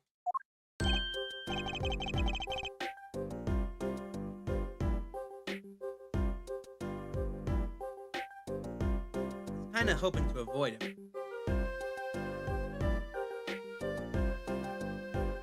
Always good to hear? What's always good to hear, Lord X? Eh? Well, what do we have here? Remember me? Of course I remember you. Journalist meets ex-attorney in bar, end quote. Can I ask what you're doing here? Mr. Masham was poisoned and his daughters... Oh, yes, I know. Oh, now I know, yes. Caused me no end of grief, to be honest. Journalist wishes he tracked down case just a little quicker. End quote. You're on the trail of this case the whole time? Zack Romarier, he was a good friend. Zack said something to that effect back at the Borscht Bowl Club. What a character, what a man. Extremely rough around the edges. You think I could ask you a few questions? Oh? You're serious? I mean, I'm usually the interviewer, not the interviewee. Journalist asks questions, not the other way around. End quote. Fine, shoot, I don't care. People have been asking me all sorts of things lately.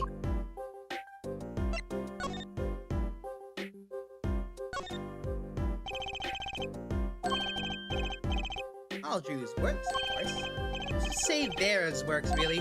Or, to be more precise, Bear's forgeries are someone else's real works. Of course, if you demand under total precision. Actually, there's nothing more. About to say.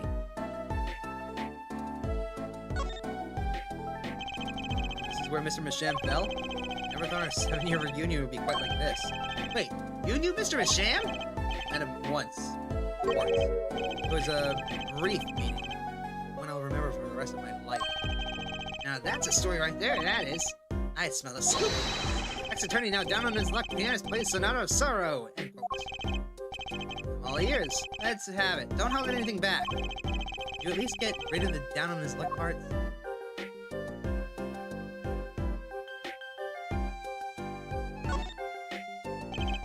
Door outside. Bear might come in walking at any moment. She wasn't in intensive care. Did you ever come through that door again, I wonder?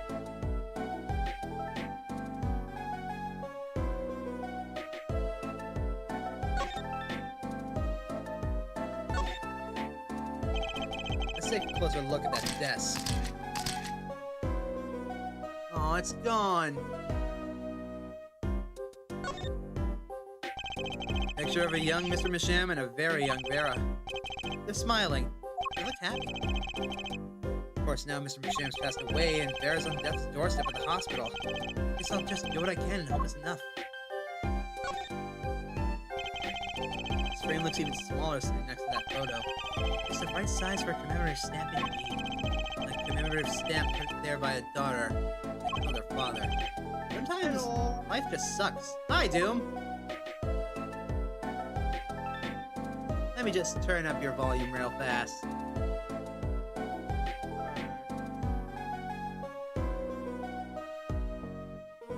There we are. Perfect. Say hi again. Hello. There we are. Now then.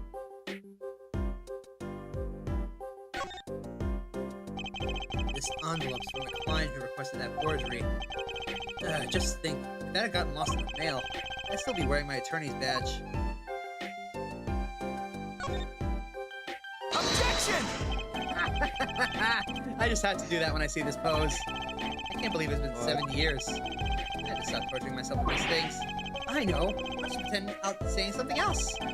Post office? It's right over there. Good day, sir. Just clicking on the statue causes it too. Objection!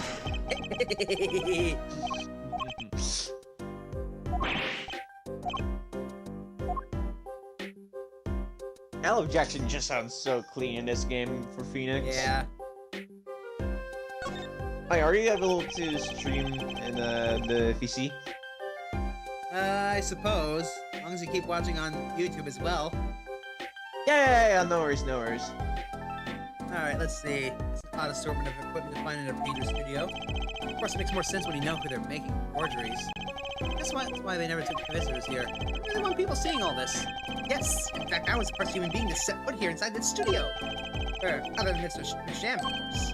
Oh, and Vera, too. And this is assuming that I'm human, of course. I'm beginning to have my doubts. Agreed. I still hate Russell. Drafting table. Yeah, for no, making- that's fair. Probably for making detailed designs for forgeries. You know what I think about that? I'll tell you. Painting should be done freehand. No rules, no restrictions. You really think a line drawn by a ruler is gonna move anyone? I smell a letter to the editor. You write an article with a ruler and quote. Someone at a ruler drawing the address on your blackmail letters straight. That's what I think. You can quote me on it too. You could drop this guy on a deserted island and he wouldn't get bored. I agree with Phoenix on that one. Oh man. Look at all the jars of paints and pigments. Why are there so many jars of the same color? My guess is that they're sort of an age. Age? When you're making a forgery, it's important to match the age of the original, see? Paint compositions changed a lot over the years. Oh, right. You know that in journalism school. Journalists relies on writing skill and imagination. End quote. Well, they don't do news stories by imagination. Either that, or they just bought a lot of the same color by mistake. I find myself not caring anymore. Okay, let's just talk to him. God, I hate this guy.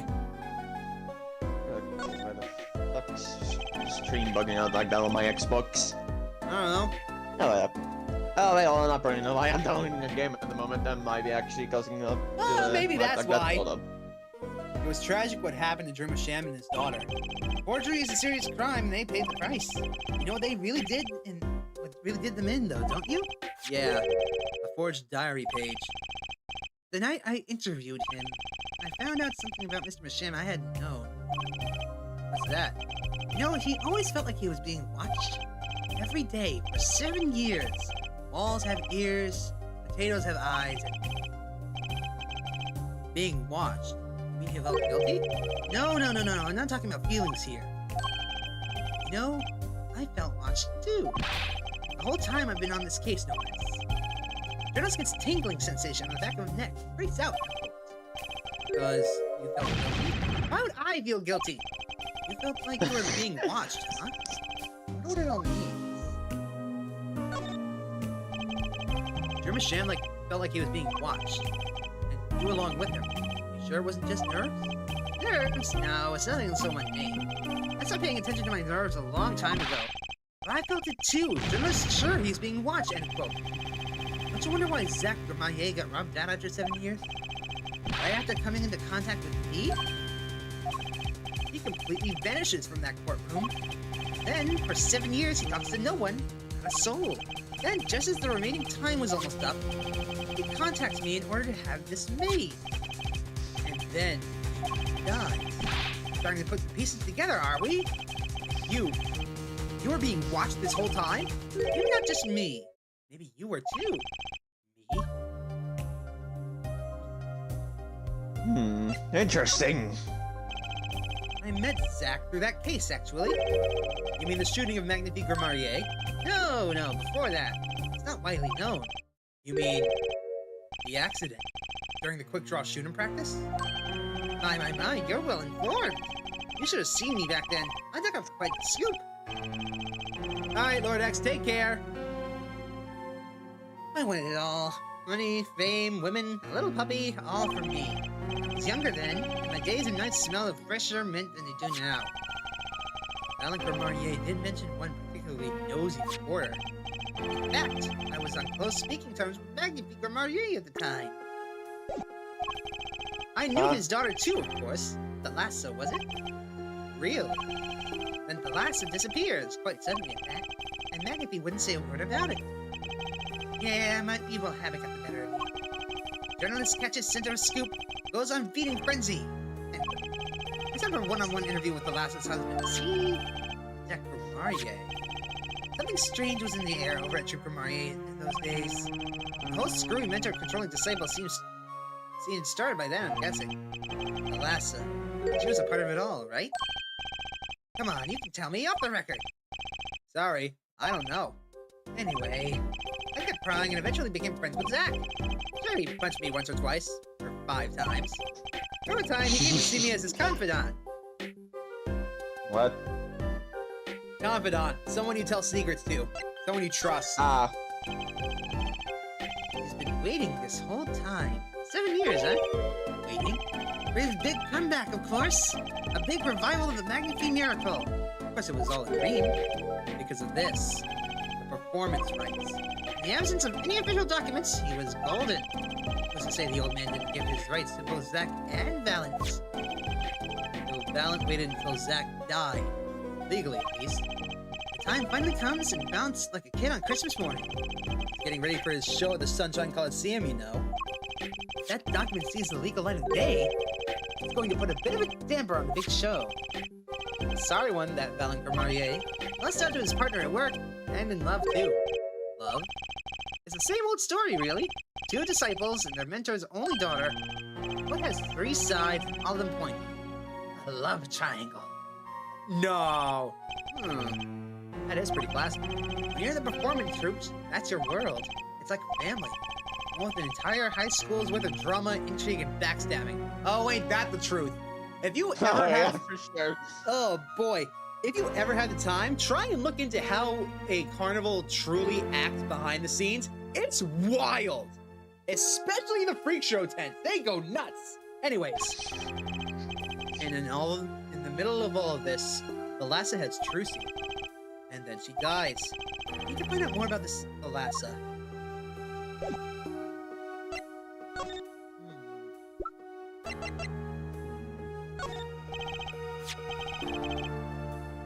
Mr. Brushel, do you know this person? Do I know that person? Of course! I was friends with Zach after all.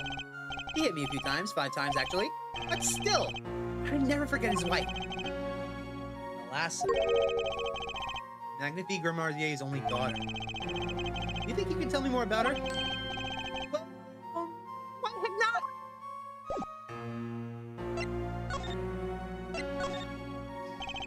So, Thalassa married Zach and had Trucy, see? It was her second marriage, actually. What? You mean she was divorced? I hadn't heard this one before. Not quite. Her late husband was a performer, too. Apparently, he died during some gig. Tragic, really. They had only been married 1 year. I didn't know. But she was a beauty. I still carry a portrait photo of her around, you know?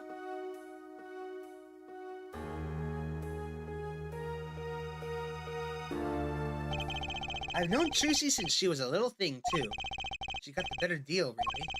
She's got your fur family, after all. What do you mean? Just reminiscing, you know. Thalassa has another child besides Trucy. What? Yep. We have confirmation! But Trucy said she was an only child. Ah, yes. This one she's had with her previous husband. Previous husband? Her first husband who died during the performance? Yep, they had themselves a kid. Another orphan now. That's another one who slipped through the cracks. No idea where they are now. Thalassa had another child. You think I could borrow that photo? Sure, I can be generous on occasion, you know? I owe you an interview! I won't need this locket anymore. I better return it to Trucy before I forget.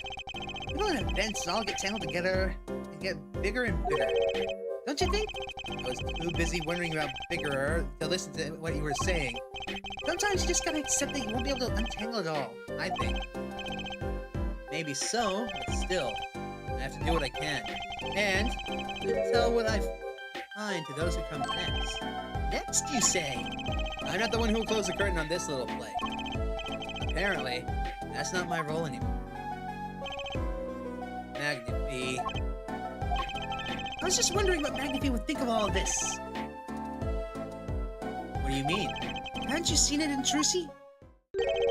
She's got his power. You mean how I can't lie to Trucy? It was the same with Magnifi. And with his daughter, Thalassa. Strange thing. You think it's some Grammarier gene? Magnifi told me once back when Zack married Thalassa. He said that Zack had good eyes, but not good like Grammarier's eyes. Not that good. Where has Zack ever played a game of poker with his wife? Who knows what the Grammarier's secret was? Maybe nobody, now that Zack's gone. That Grammarier. The plot has finally begun to reveal itself. It sprouted from a warp in the Grammarier fabric and grew, swallowing everything, wrapping itself around the Grammarier's power. So it is genetic. A power which passed from Magnifi Grammarier to Thalassa to the next generation. Now I would once again need to meet him. The one who bridged it all together.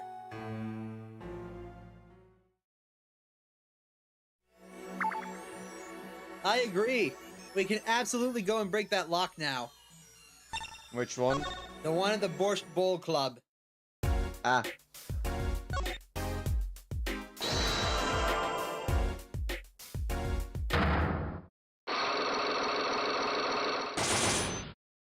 I do love how you never got rid of that thing, though.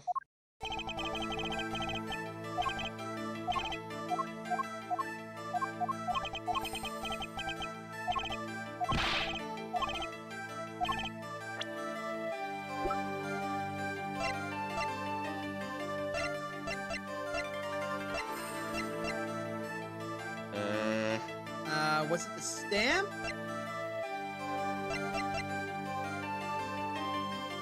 Fuck, what was it? Take that! The three of you were a team once.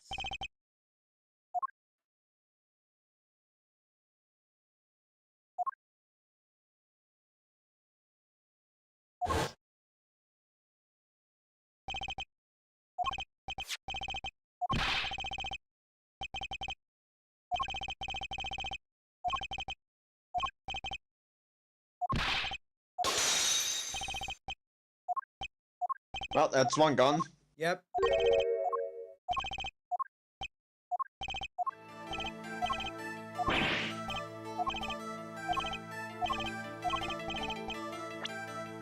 Apollo. Take that! This boy. I forget his name.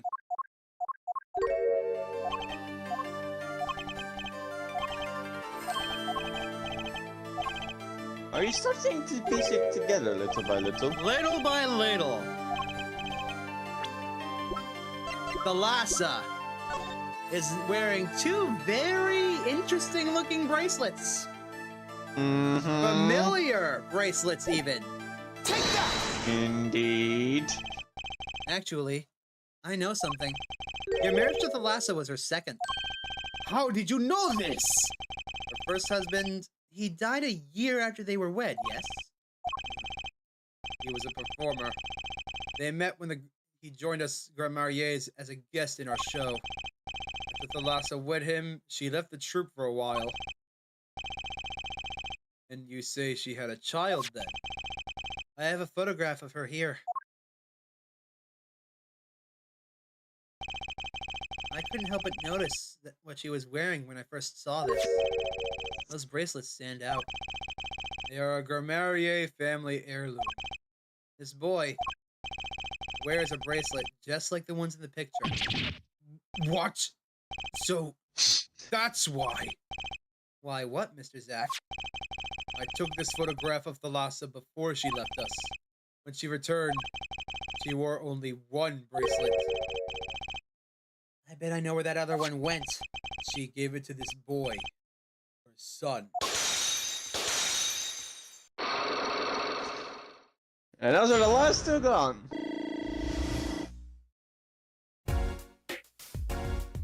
This is a very complicated web we're weaving. Ah, yes, it ain't it. This strange power. I myself do not know from where it comes. Yet the fact is that it has passed down the Gramarrier line. It runs in their veins. What is it? I asked her, Thalassa, once. This is what she told me. Power responds to tension in others. Tension? If she were to face a person and they became tense, even slightly, then she would know, no matter how hard they tried to hide it from her. So she could see it? Not quite. This is the strangest part of it all. She wouldn't realize that she was subconsciously detecting this tension without the use of a particular object, or in her case, objects. Objects? Wait, the bracelets? The bracelets. I admit, the first time I saw one of those, I felt like there was more to it than just fashion. What kind of power could a bracelet have? I have made a decision. I will tell you all I know. Consider it a gift. Yay! That's very kind of you, Zack. Well, I hardly need you to tell me at this point, but those two Our brother and sister, yes. And the brother, too, has this power of theirs. The Trucy has an older stepbrother, huh? I wonder what will come of that when they find out. Mr. Wright, Agreed. tonight, after our game is done, I will return to a life of hiding. I will not see her live her life without knowing. I understand. I'll tell the two of them when the time is right. I am in your debt once again. No kidding! What I want to know is how this all got to be so messed up. It's just, it was supposed to be a simple trial. All you had to do was give us that paper and everything would be cool. But no! Nope. You had to disappear for 7 years and come right the fuck out of nowhere like a left hook! And then fucking die. And then fucking die, leaving us even more problems! Maybe I should take this grape juice bottle. Maybe I should use it. Let's just ask you about the bracelets. Those bracelets are made of a special alloy. It is said to expand and shrink very slightly in response to body warmth. So they're temperature sensitive or something? Yes. This is how they can shrink to the exact size of their wearer's wrists. This is something to do with the power? What I have told you? The Gramarrier power reacts to tension in others. The Gramarrier senses tension. They too become tense.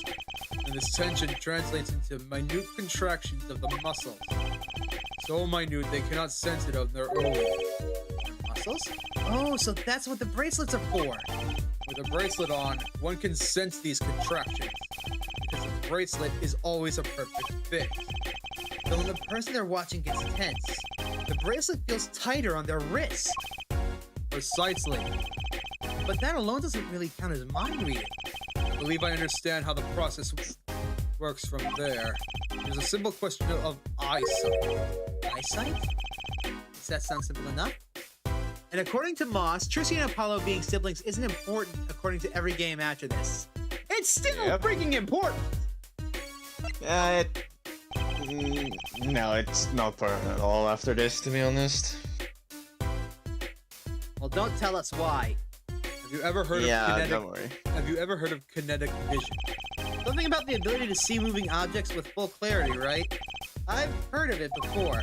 They say athletes can see a moving ball like it was stopped if they focus. Oh, but it's not confined to sports alone.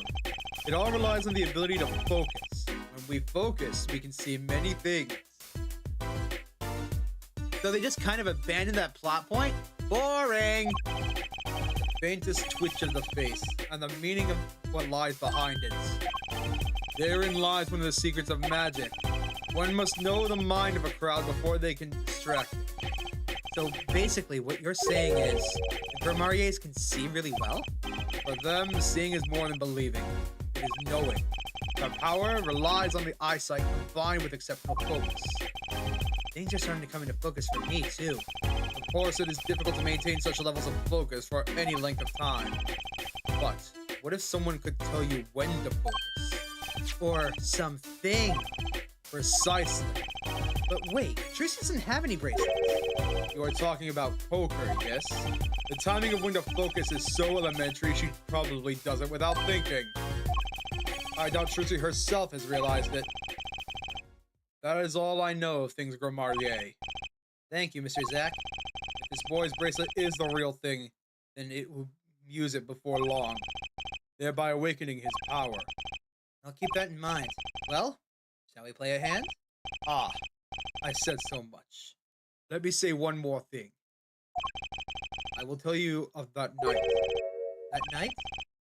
The night my mentor, Magnifique Grimarier, passed from this world to the next. There were 2 pistols and 2 letters sent.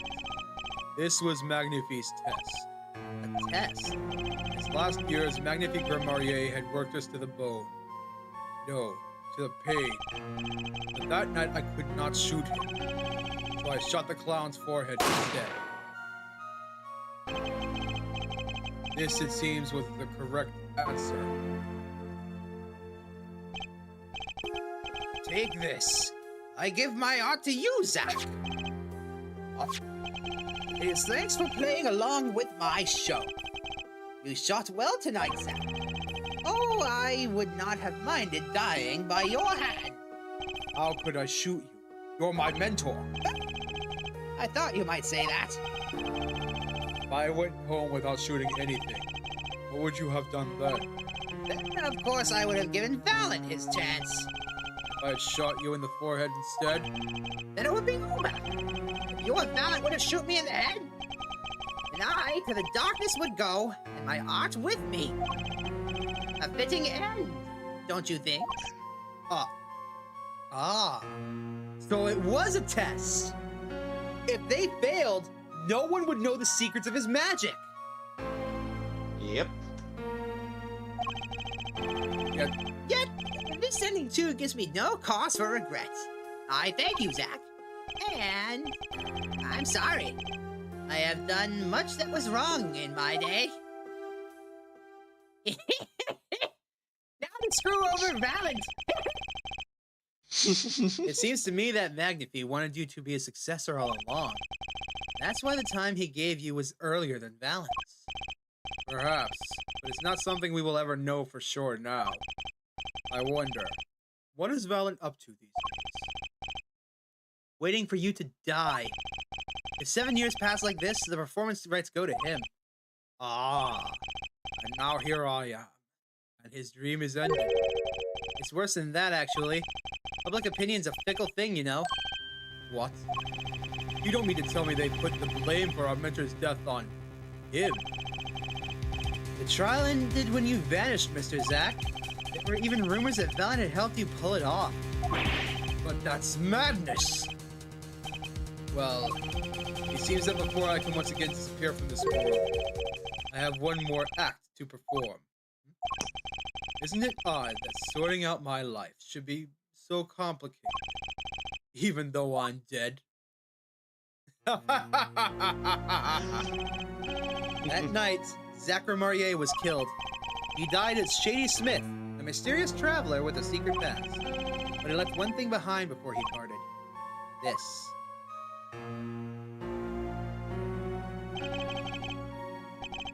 His confession. To use as I saw fit. Of course, he killed no one. This was his way of tying up loose ends with his old partner, Valentin Gromarier.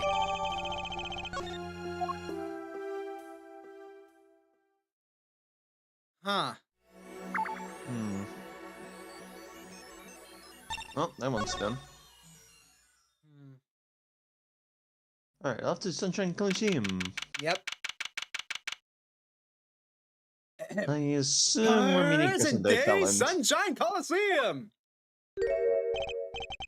Oh, well, this is a blast from the distant past. Long time no see, Mr. Valen.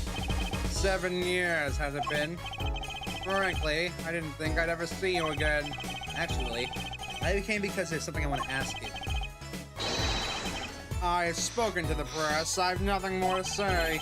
I've spoken to a lot of people myself, and I've come to some conclusions.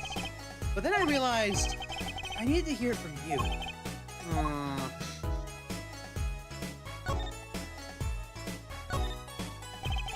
I have walked a difficult road these past 7 years. Because you couldn't perform Magnifi's repertoire? Do not be deceived. Valen's skill is the real deal. I do not require my mentor's hand-me-downs. No, it was my partner who showed me on my way. Zach Gromarier. It was a rather well-performed disappearing act 7 years ago. Was the end. Oh, so I thought. Zach Gromarier murdered a mentor and fled to escape punishment for his crime. You said something to that effect 7 years ago, didn't you?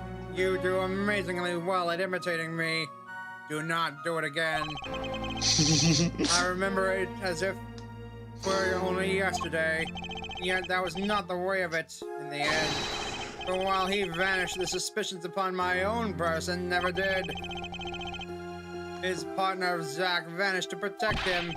That's what those thieving magpies of a press said. I had no idea. Yet that very same press comes to me now, feigning interest. They cover the greatest mag show in history as if it were a vaudevillian distraction. And here must I stand smiling at them all. What am I, if not a player of some fiendish farce? And I suggest it's because you never did make it clear on what happened. Magnifi's death is still a mystery to this day. Which is why I came here to get the answer from you.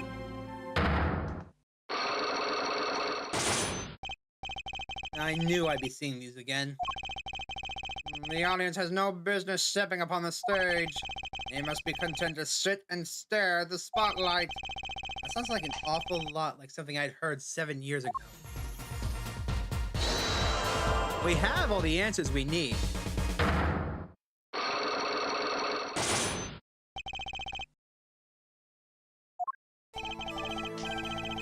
Oh. Ask what you will, you'll get nothing from me. I'm as much a part of this affair as you are now. I have to know what happened. For 7 long years I've endured. Now, finally, the curtain lifts on my new golden age. All the miracles of our troupe within my grasp. Sorry to do this, Valen, but right now I need answers. I think I'll start by dropping a bomb. That should shake things up. Valen, I wouldn't be so sure about miracles. Not as long as I have this. Take that! Right. And what might that be? I see it bears the Gromarier seal. I should have brought this to your attention sooner. But I didn't imagine you'd be planning a comeback quite so fast. What is this? A document showing the true recipient of the performance rights to Magnifi's miracles. What? Zach Gromarier. He wrote this? What? He passed everything to his daughter? Trucy Enigmar. Actually, she's officially my daughter these days. Preposterous. Zach is gone. Vanished into the void. This is a genuine article. Zach was alive when he wrote this. Both myself and the notary can testify to this. Nah!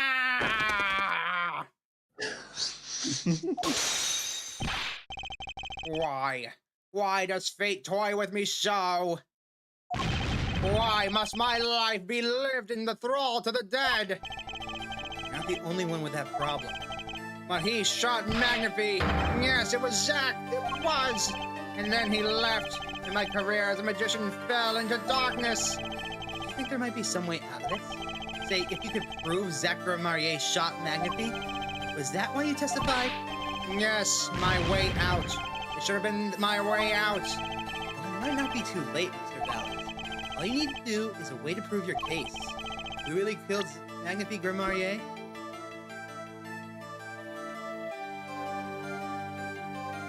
Zack's confession, of course. Yeah. It makes me sick having to press this button. Because Yeah. we know that Zack is innocent. This makes me Yep. sick. Although we don't know if Fallon did actually shoot him or not then. Who knows? For all we know, Valent did the same thing, and then Magnify shot himself. We have no idea. Like, you're saying there might have been a third gun or something? As far as we know, maybe Valent here never pulled the trigger. Then all Yeah. Magnify would have to do is just say, "Hey, you want to see something cool?" What? You're fucked? And then he would be cackling up in heaven or down in hell, wherever he ends up. I don't know. That's fair. I believe I have the answer to your prayers right here. Zack Marrier wrote one more thing before he passed on, This is a confession. in which he admits to the killing of Magnify Grimarier. See? All according to your plan. I am a magician by trade. Deception is my life's work. I fool the audience. I give them a fleeting dream. Yet it seems the tables have turned. Now I am the audience, believing the deceptions I have wrought upon myself. Zack wrote this right in front of me after I explained your situation to him. I like to...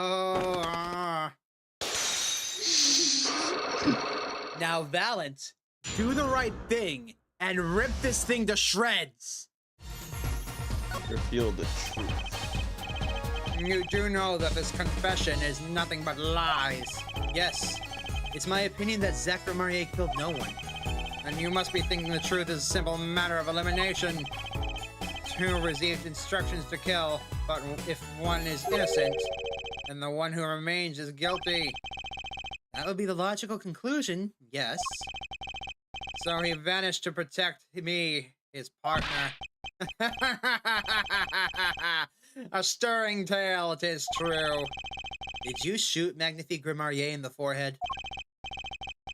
If I had, and I told you, what would you do? Run to the police, perchance?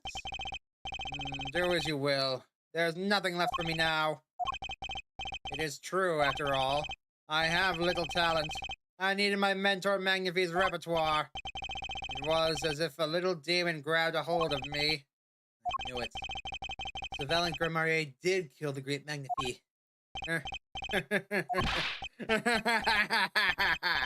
I'm so sorry, Mr. Wright, but it was not I who shot my mentor. What? But if it wasn't you, then who was it? There wasn't another disciple, was there? I told you not to copy me again. Another disciple, such as... I don't know. Knack and Talent Grimarier, maybe?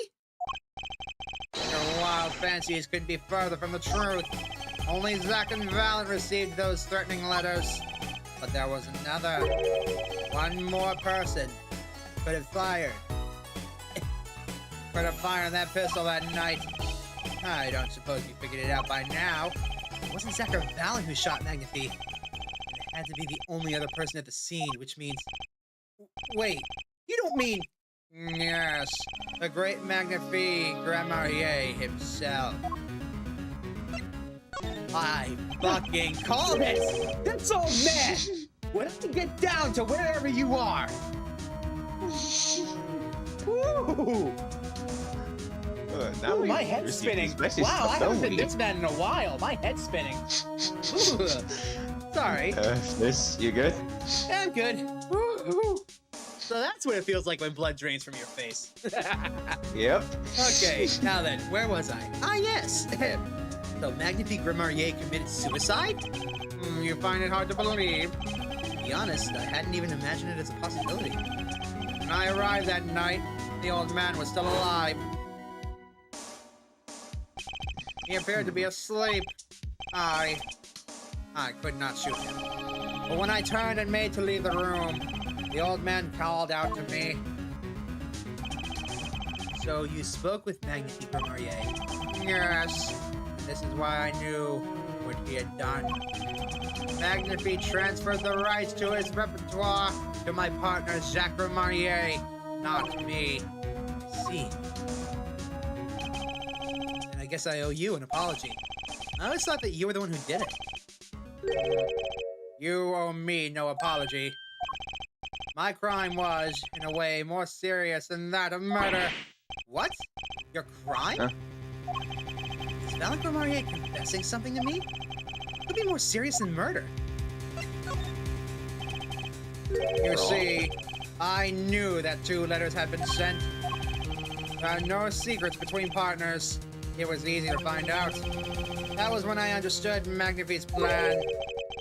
He wanted to die by one of your hands? Little did I expect it had anything to do with the rights to his repertoire. That was when I heard it. The little demon whispering inside my heart. The demon. Let me confess, I had intended to shoot Magnifique, and I planned on framing my partner for the crime. What? That night, I prepared something before going to Magnifique's hospital room. Which was? IV fluid, of course. I seen it earn an earlier visit. If Zack did not shoot, I would do the deed. Then, I would use the IV liquid to place the murder on his hands. That was my plan. But you didn't shoot him. I could not. The demon in my heart fled when the moment came. But then Magnifique called me back. I am sorry, Valent. I am giving my magic to Zack, not you. You still lack the draw he has. Please, help him if you can. Now then. I left the room, Laugh. and then I stopped. The shock of what I had just been told consumed me. See how fate fucks these 2 over. That is when I heard that You just fatal muffled that gunshot. voice. Magnifique Grimarier, killing himself. Then the demon awoke anew within me.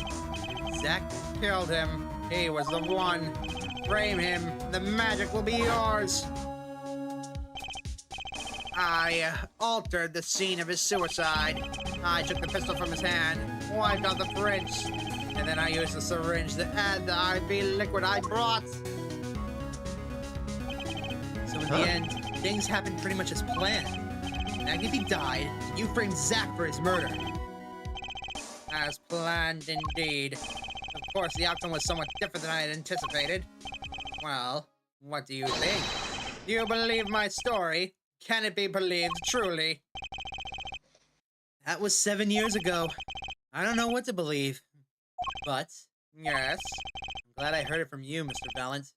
Thank you. It is I who should be thanking you, Mr. Wright. Only when I had lost everything could I make my decision. You're going to turn yourself in? My partner may have vanished, but not so my guilt. As my guilt stays, all else begins to leave me. My friends, my performance rights, my magic. I've had enough of vanishing acts. I understand. I thought my life was ruled by a dead man, but I find I was wrong. For Zack Grimarier was alive, Well, not anymore. and now it occurs to me, what if he was not the only one who survived? You see, now that I think about it, I realize that we never saw proof of her demise. We never saw her body. Her? The mind races and the mouth flaps on. My apologies. Forget this matter. I can only hope that the day will come when I again meet my partner, Zack Grimarier. Then I shall apologize for my terrible mistake. I'm glad we had this chance to talk. Thank you.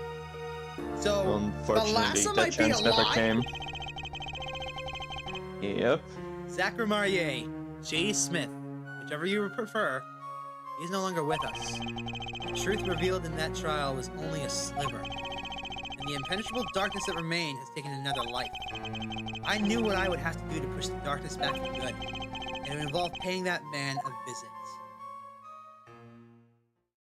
Christoph.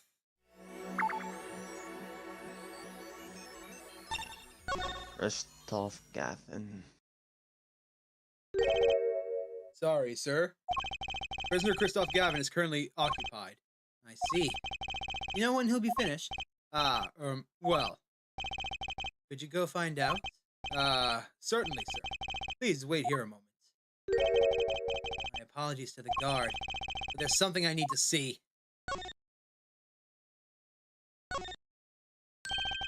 There it is. The yellow envelope. And the sender is Drew Masham. I was right. When I arrived at the studio, Mr. Masham was at his desk. He seemed to be writing a letter. He quickly sealed the envelope. It was a yellow envelope. I heard it was left at the crime scene. This is the last letter that Drew Masham wrote. There's something I need to do. The last thing I need to do, in fact. Here we go. Let's see if this atropine spray he finds today.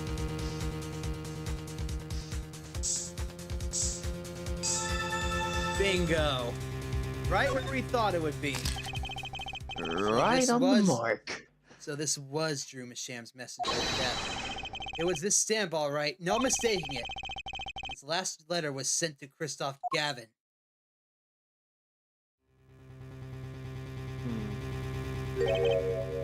Gotcha. The interview request came like you said it would. And they're looking into the case. I swear on my life I won't tell them about you, so please, release the spell you put on my daughter. I'll write later with a report. Spell?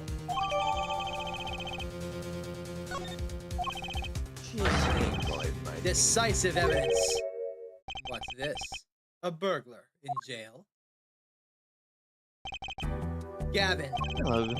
I didn't know you moonlighted in larceny, right? Gavin, there's something I have to ask you. Can I steal your stuff? The answer is no. My apologies, but there's not much I care to discuss. Vera Masham hasn't received her verdict yet. You follow me, Gavin? There are no known survivors of atroquidine poisoning, but it never hurts to hope. Okay, I'll be leaving now then. Right. Wait. Yeah, Gavin? Would you mind leaving that letter? It's private. Oh, sorry. Forgot I had it. Many thanks.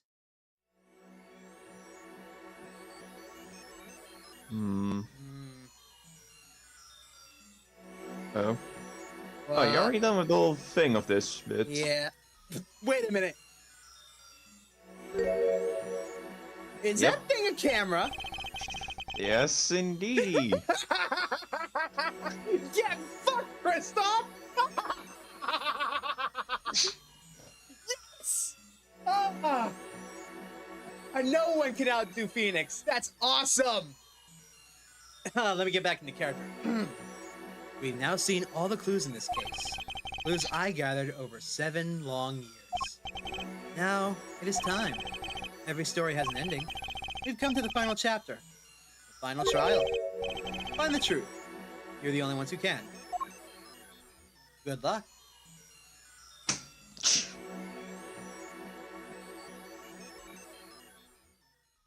Oh yeah, What are you saying? he recorded everything. That's amazing. He also recorded Gramarier's confession. He recorded Valen's confession, so... Did he also make sure the stuff with Zack is in the camera too then now? I don't know. Long as he wore that hat, he was recording shit. That's what I'm gonna say. Yeah, that means this shit with Zack was recorded too. Yep. Welcome to court. 7 years. All leading to one verdict. A verdict which you must decide. Is the defendant Vera Masham innocent or guilty. The courtroom doors are opening. Trial awaits. Are you ready to begin? Courtroom number 3. Preparations are complete.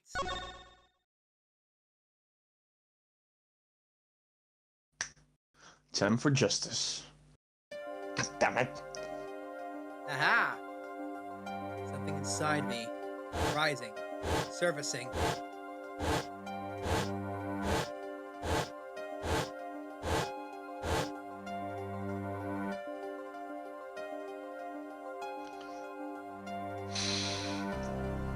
Something important, lost long ago. Close. So close.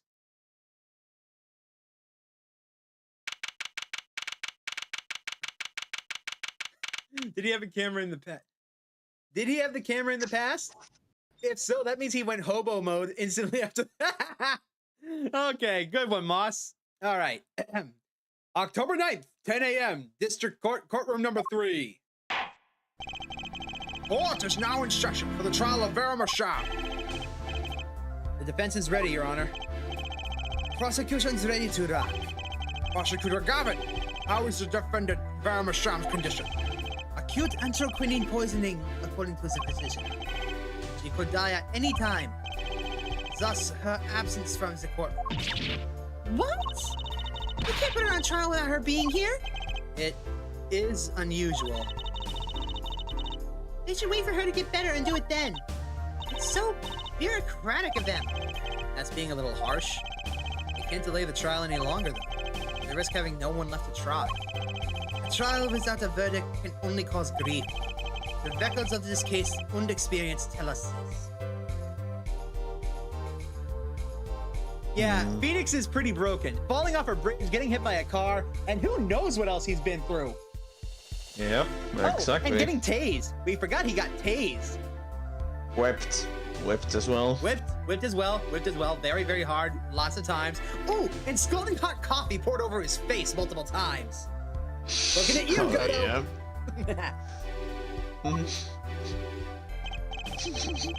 Apologies to the defendant, but the show must go on.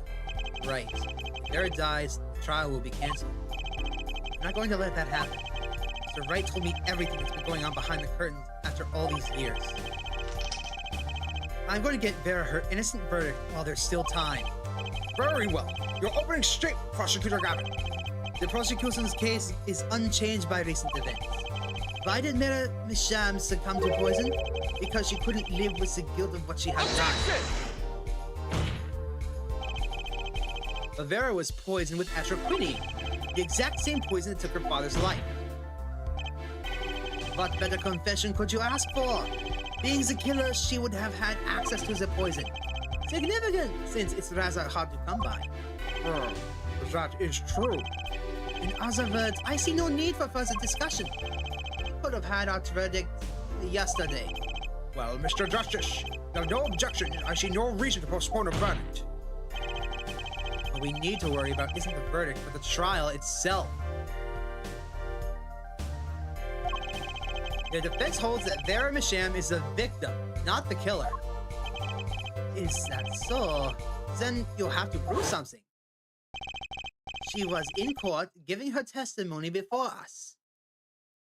And then she just collapsed. How do you propose her killer poisoned her? Oh, and incidentally, it would be nice if you told us who her mystery killer was. The prosecution's objection is sustained. I ask the defendant to prove its claims to the court. Tell us how Vera Misham was poisoned. I've got two things to prove here. Who did it and how? Which should hit first? Let's start with how. How did the killer poison Vera Misham? I'll focus first on the methods used. Any comments before we begin, Prosecutor? Not a bottle or container of the poison was found on the defendant's body. I see. So the vector of poisoning is unknown. Is the defense prepared to prove how the poison reached Vera Misham? Yes, Your Honor. Very well. What method was used to poison Vera Misham? Okay, let's think. We know the poison atropine, which Kristoff has access to. We know this because he's the one who sent the poison stamp. Now, we need to find what else connects Vera to Kristoff. That's how we'll That's a find the cl- poison. Well, she was a forger, and Mission was writing a letter to Kristoff. Yes, but the problem is, I'm not trying to connect Drew Misham to Kristoff. I'm trying to connect Vera to Kristoff. Hmm. Hmm. Go to the next page of the evidence.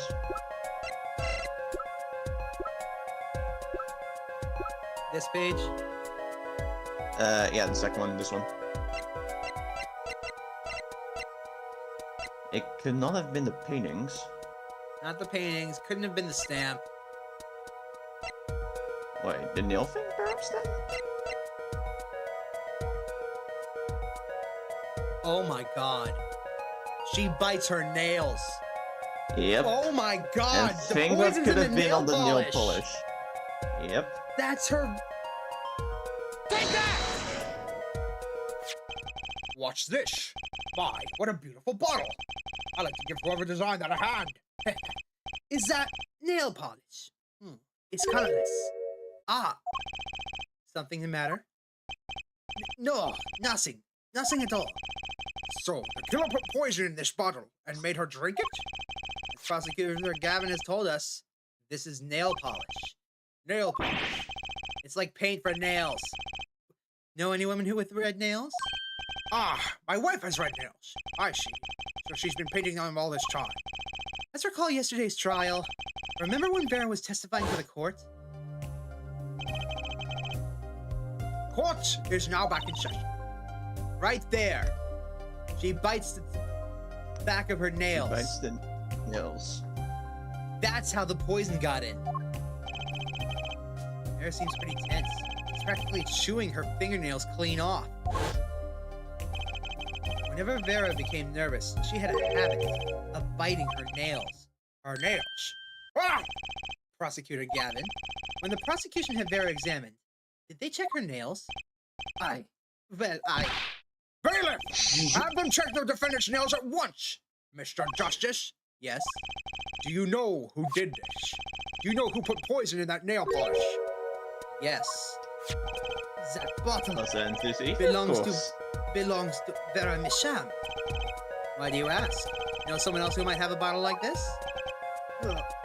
No, just checking. Mr. Justice, you're about to accuse someone of poisoning that bottle of nail polish. Please dispense with the chatter.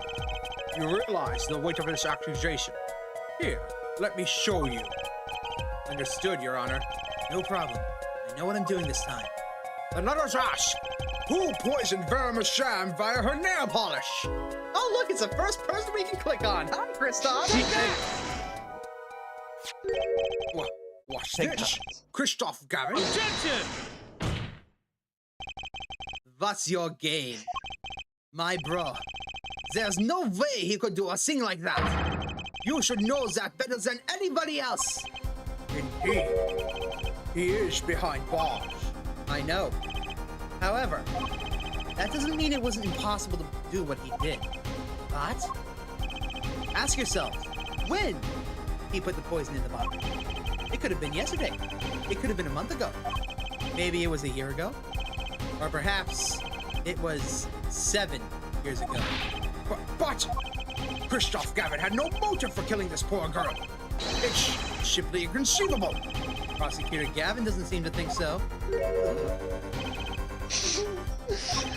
He's That running his face ass tells off. me one thing. Christoph Gavin's own younger brother doesn't find it inconceivable at all. Well, Prosecutor Gavin, if you feel there's a clear and pressing need, then we may have to summon Christoph Gavin from jail as a special witness. Fine. I've known for some time that an impenetrable darkness lurked at the bottom of this. A darkness that has swallowed even myself. Okay. The defense's wish is granted. Let prisoner Christoph Gavin take the stand. Bailiff, begin proceedings to call a special witness. The witness is Christoph Gavin, currently residing in solitary cell 13 at Central Prison. Time to get to the bottom of this. Hello, Kristoff. Ah, Your Honor. How nice to see you again. Here. It's been quite a while, hasn't it? To what do I owe the pleasure of your company? It's not every day I'm summoned from my solitary cell. In fact, it's never. I think you already know, Mr. Kristoff Gavin. Ah, Mr. Justice. I hear you've been doing quite well for yourself. Why do I feel like somehow he's still my boss? Stiff upper lip, Apollo. You can do this. Does this bottle look familiar? Aria Done nail polish. Why, yes, I use it myself. As did the late defendant, I hear. She's not dead yet. And was there something concerning this bottle you wish to ask me about? I admit I respect her for her taste in nail polish. Her taste indeed. This nail polish was how Vera Masham was poisoned. That's your quinine, was it? You're well informed about the case, Mr. Gavin. Is metroquinine a real substance? I don't know. Even in solitary, much comes to my desk, and I have nothing to do but read. Well, Clavier, maybe you can explain this. You're being accused again. By him again. Ah, and you agree with this accusation, do you? Let's hold a proper trial, shall we? Kristoff Gavin, your testimony, please. I'd be delighted. The charges against you are quite severe, Mr. Gavin. You are suspected of the poisoning of the defendant, Vera Masham. Please testify on this matter to the court.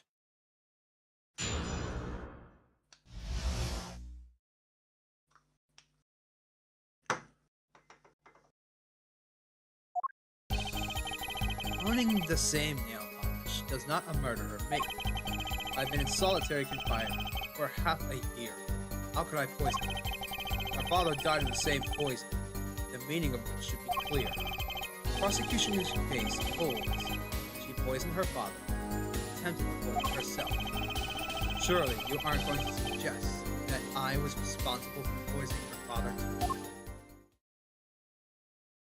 Bitch, we have proof you did We it. have a lot of proof that we did. Where's that letter? Where's the... Oh, right here. Well, I'm afraid the defense's claim is sounding rather unlikely. Naturally. For one, I don't even know the Mashams. Isn't that so, Mr. Justice?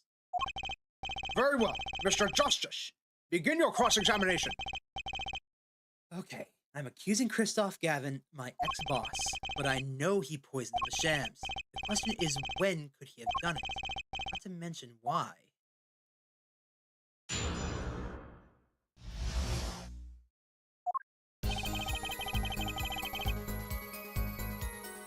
I won't get in trouble for just pressing everything, will I? Hold it! Let's find out. Tell me, You already have the thing available too. is this nail polish expensive? Maria Done is a nail polish of the highest order. Not only is it fabulously expensive, it's made in extremely limited quantities. And you and Vera just happen to both use it? That can't be a coincidence. I'm guessing it's not a coincidence. It's simple. Maria Done is the best nail polish one can buy, correct? Then if one wanted the best nail polish, one would buy it. That makes sense. Why, it's a bit like my feelings towards my brand named Gavin. And my silk top hat. Are we all done showing off our refined tastes? Please, continue with your tasteful testimony. Oh, there you go. Can you still make some contact with the outside world in solitary? Objection! Ah, so he had an accomplice on the outside. Is this your latest accusation? I'm allowed a certain modicum of letter right. Objection! But the contents of those letters are closely checked. It would be extremely difficult to send a hit request. Prosecutor Gavin's on the warpath, isn't he? Yeah, I think so too, Tracy. I bet I know why. He must be nervous with his big brother watching. Maybe that's a weakness to turn to my advantage. Are we cool with that? May I continue? Her father died of the same poison. meaning Hold it! the defendant is not dead yet.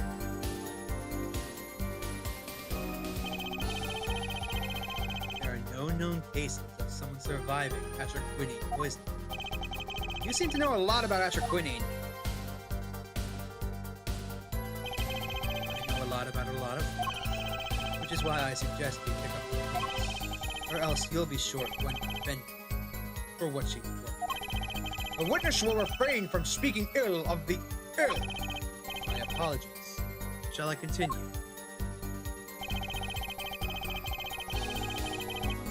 Hold it!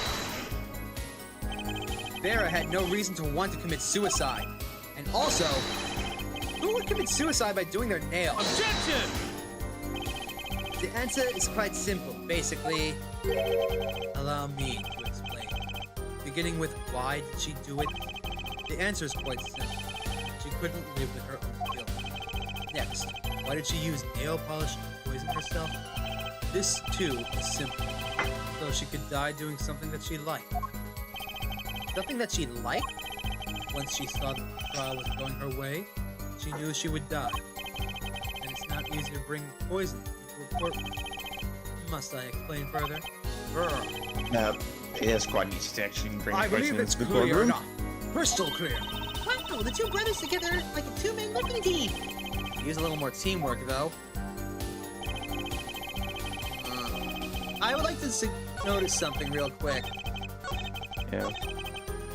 He only adjusts his glasses in this one spot. This is where I'm going to point my finger, but first, the press. Both Vera and Mr. Misham were poisoned with atraquinine. It really can't be a coincidence. Objection!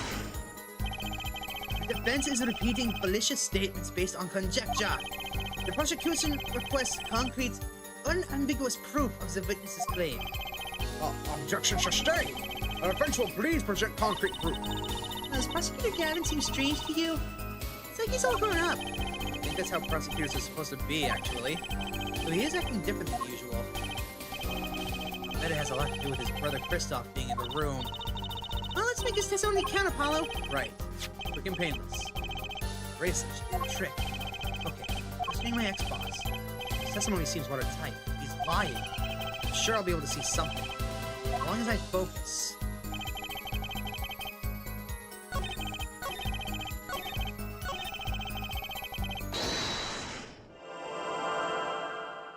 Stand to perceive.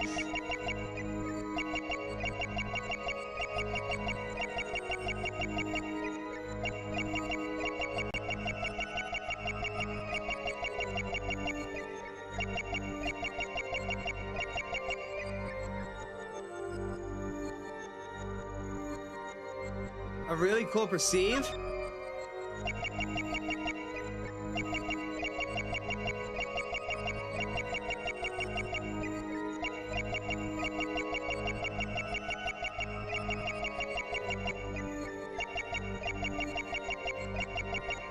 I saw movement.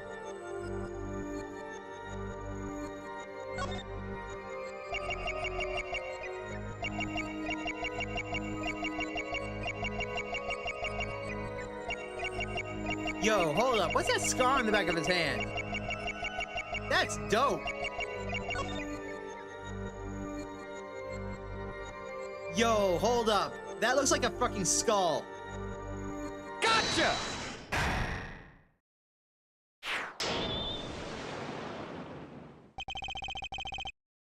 It was you who killed Drew Misham.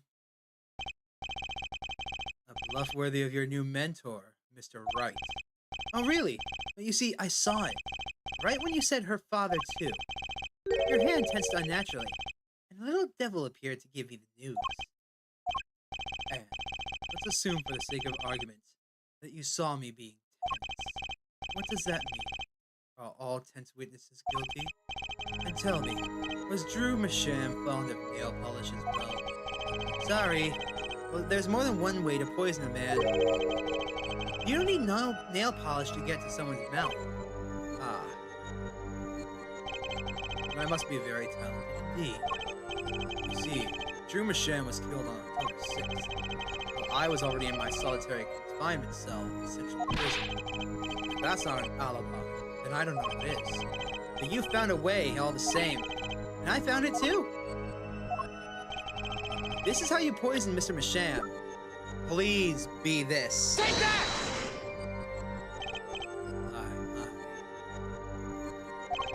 And here I thought you'd come so far.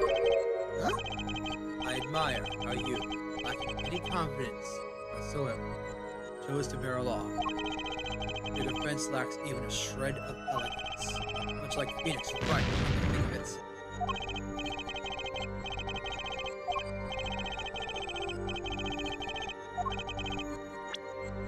Was it the stamp again?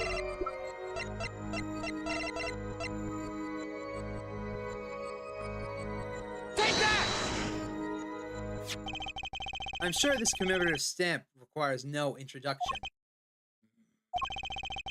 The night Mr. Masham died, he was seen writing a letter. At your quinine was found on this stamp, Mr. Gavin. So I am to understand this stamp was the murder weapon? Yes, you are. Oh, and yes, this stamp was found in your prison cell.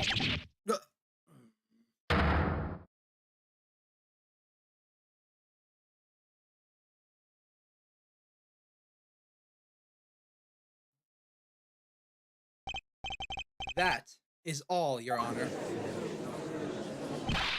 Order! Order! Order! Poison on the back of that stamp! After Drew Masham was killed, someone paid a visit to this witness's cell.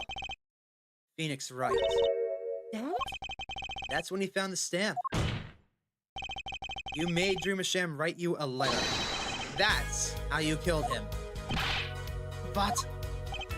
my. You've upset my poor brother to the point of uselessness. Allow me to clarify this matter, Justice. All you need to do is recall witness Spark Brushell's testimony.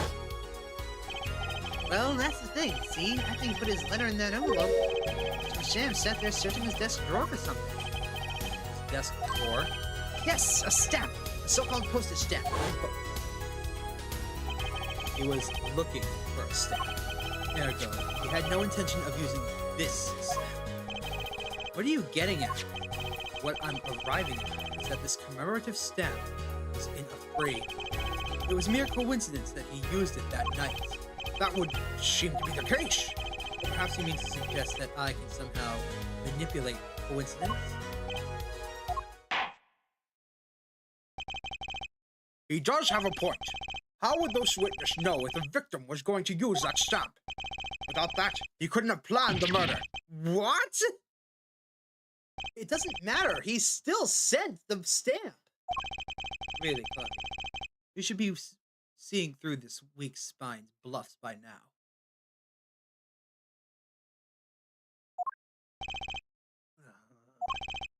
He's right, though. How could anyone have known Mr. Masham would use that stamp that night?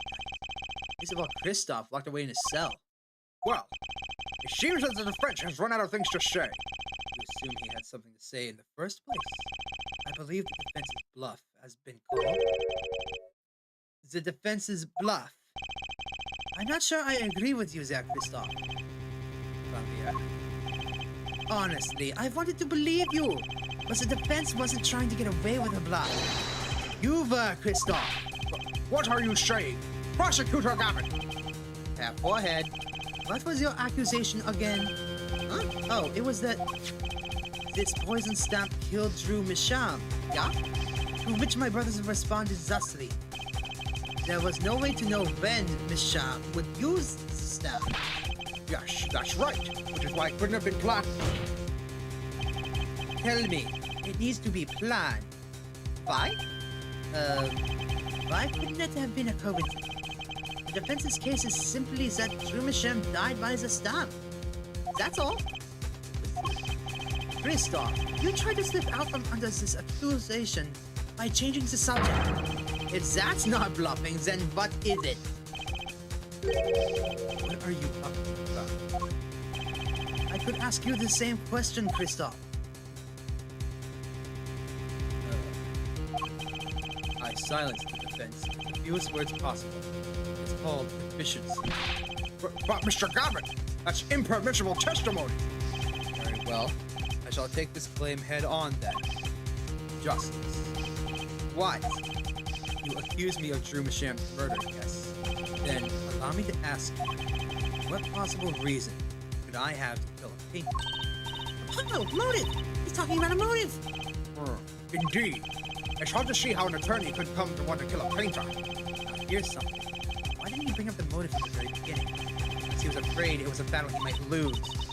So, what does it mean? It means there might be a weak spot. Maybe I have some evidence to prove a motive. A motive for murder. This is a vital, if not the most vital element in this case. Please consider this when making your statement. I say it's about this vital. That's pretty vital. Well, Mr. Justice, When you're through with this no matter what. Understood, Your Honor. I'd like to present evidence. then let's see what you have for us. What reason did Christoph Gavin want for murder of Drew Masham?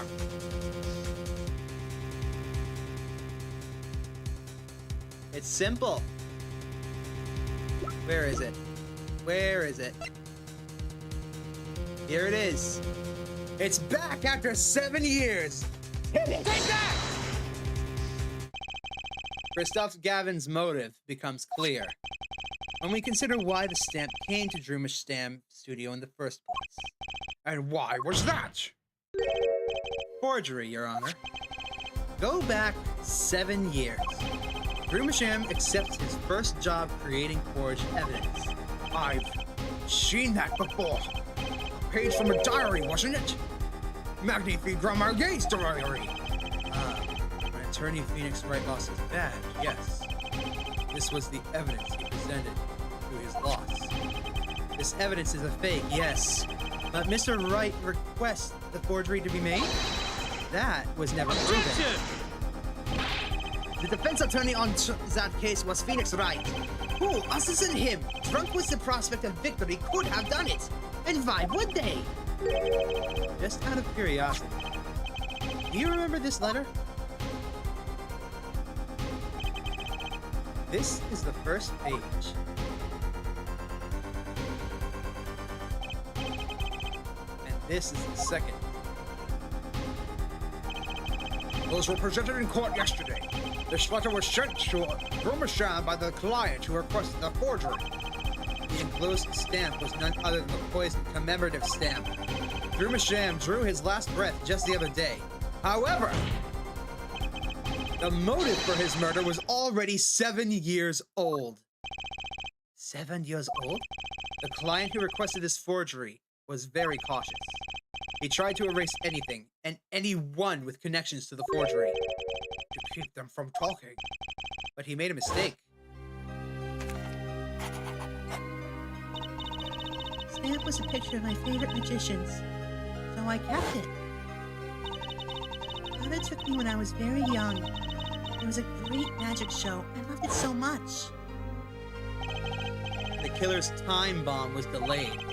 The poison stamp was sealed within a glass frame, where it sat for 7 whole years.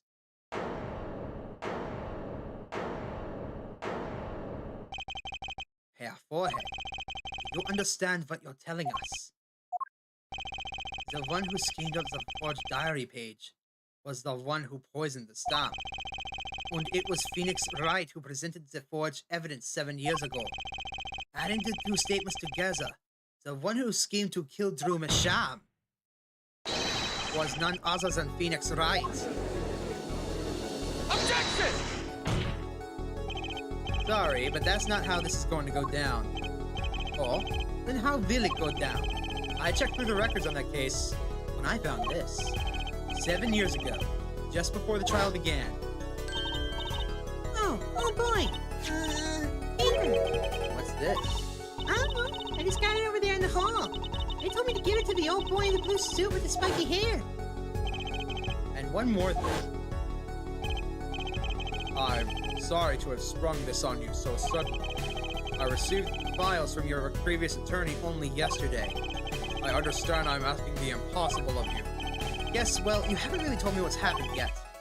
All we did was play cards, and that was enough. Phoenix Wright was put on the case the day before the trial started. He didn't have time to request a forgery. It's the day before. Now here's a question. Just who was Shady Enigmar's previous defense attorney? No, this can't all be. But it is all true. There was another man, a defense attorney with a badge on his collar.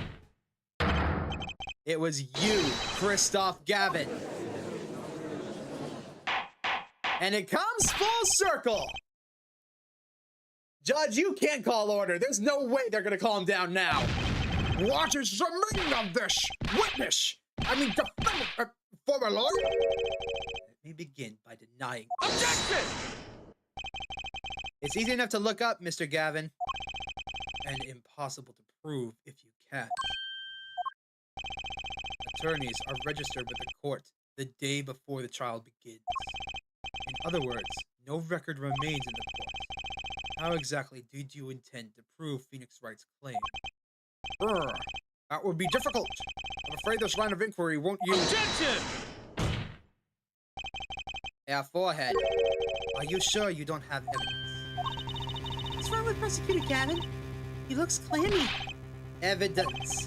Evidence that shows this man, Christoph Gavin, requested that forgery 7 years ago. Just prove it.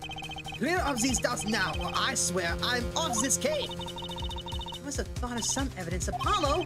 Prosecutor Gavin looks like he's in physical pain. That darkness. I had to pull that darkness out of him. Proof is the only way I can. Bruce Christoph Gavin, playing Bruce Sham. Well, Mr. Justice, you claim that Christoph Gavin requested a forgery of Drew Mashab 7 years ago.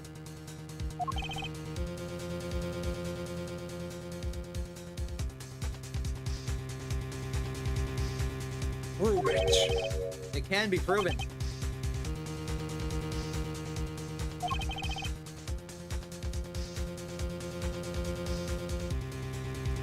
Simply ridiculous. Why even discuss it? This evidence. Objection! Are you telling the truth, Apollo Justice? I am. Then I'd say we give him the benefit of the doubt. Very well. But if you're wrong about this, be prepared for— Objection!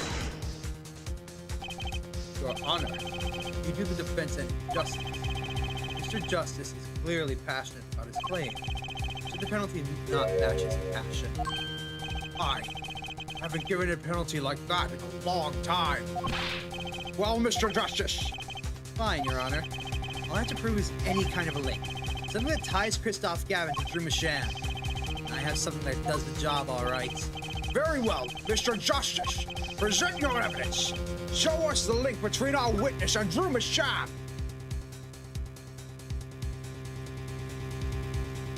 I can't save, but it's fine. This is all I need right here. This letter.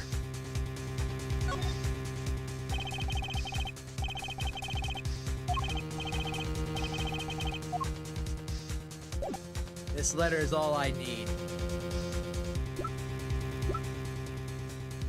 It's posted by Drew Masham, found inside Clavier Gavin's cell. No, not Clavier, Christoph Gavin's cell. If this isn't it, nothing is. Take that! This evidence proves there's a link. Objection! That scrap of paper? I'm afraid I can't let you submit that. Is there some problem? There is. How could you possibly have that? You couldn't. Hey! That's Dad's handwriting! What? Mr. Wright's handwriting? What is the meaning of this? Ah, I see. Yes, of course. What do you mean, of course? I just remembered I had a visitor yesterday. Phoenix Wright came to my cell. Except I wasn't there. Phoenix Wright?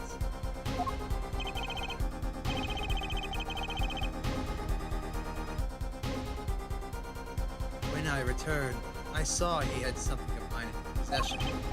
Of course, I had no intention of letting him get away with reading my private mail. Mail? You mean this letter was in your cell? No. However, it appears Mr. Wright has yet been cured of his bad forgery habit. Well, if it's a forgery, it's not a very good one. The handwriting's terrible. This is Mr. Wright's reproduction of what was written in the real letter. Reproduction? When Mr. Wright visited Christoph Gavin's cell, he brought with him a small video camera.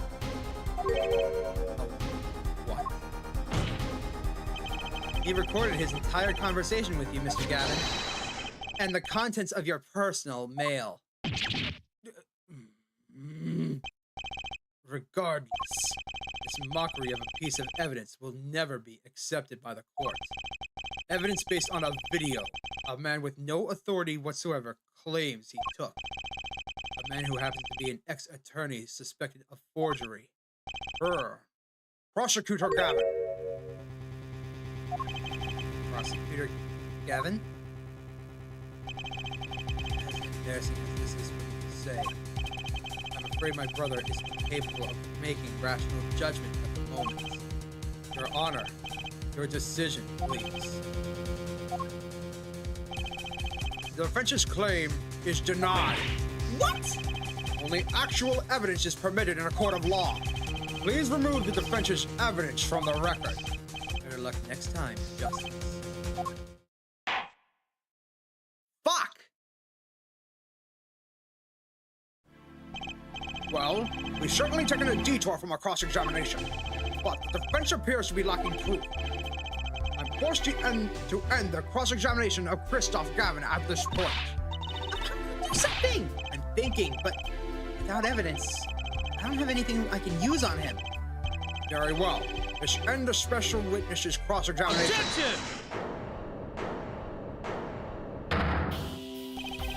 The show's over, yet the crowd screams for more. Only now do I understand why. Prosecutor Gavin. Frankly, I'm relieved. This has been bothering me for 7 whole years. When I'm tired of the whole youthful angst scene. Now's our chance. Let's clean out the family closet, eh, Christoph? Here, you're spinning out of control. Calm yourself before you say something you'll regret. Spinning out of whose control? Mine or yours? Take a moment to consider everything you've built. Your reputation as a prosecutor. Your faith in the masses. You could lose it all, Fabio. How? Did you see that? He's trying to press Prosecutor Gavin. Prosecutor Gavin, try to remember what's really important to you. You amuse me, Herr Forehead. I couldn't forget what's really important to me even if I tried. In fact, I haven't. Not even once. 7 years ago.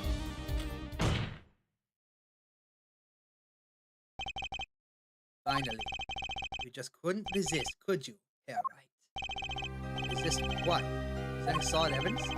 I have a request that we put the current cross-examination on hold. Oh yeah. He's the one who followed that false tip. That must have been eating away at him for 7 years.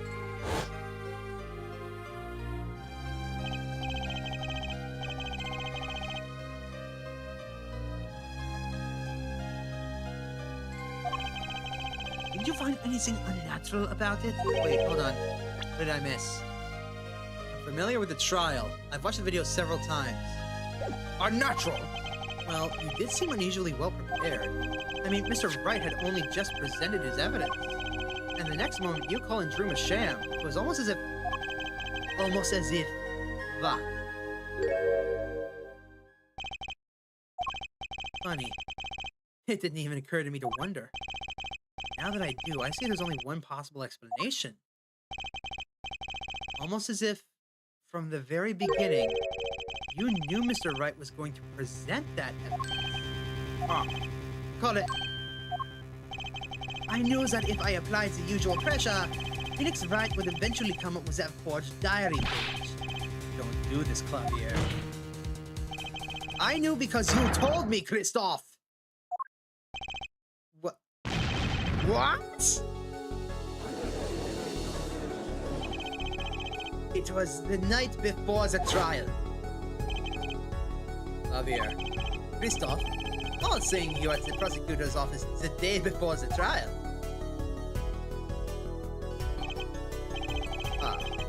I won't be appearing in that trial, actually. Huh? Why not? I won't be facing off with you on your first trial, apparently. But in exchange, I brought information. Information? The attorney who will be there at my place tomorrow is not to be trusted. Don't even give him the benefit of your respect. Listen, I want you to call in a special witness. Then, I've wondered about it at the time. How did Christoph know so much? Prosecutor Gavin. Christoph! We were supposed to face each other in that trial. A fair fight. Brother to brother. I deserve that much. You let me borrow the victim's belongings. You showed me all your research on the case. The victim's belongings? Which would have included Magnifi's diary, wouldn't it? Mr. Gavin! My, Clavier. You disappoint me. You'll find trees, yet miss the forest. You're the one missing the forest, Mr. Gavin. You can't sweep this under the rug. Not anymore. Tell me what was going on behind that trial. Why not? I've achieved what I came here to do. I see no harm in a little reminiscing. Apollo? I think we're finally going to shine a light on the black belly of this thing, Trucy. We've done everything we could. I hope it's enough.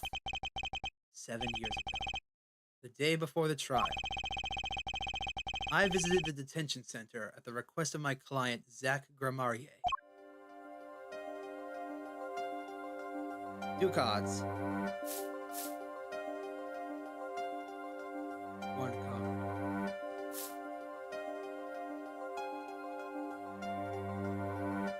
Showdown time. Enough. You lose, Gavin. Thanks for the work. Now go.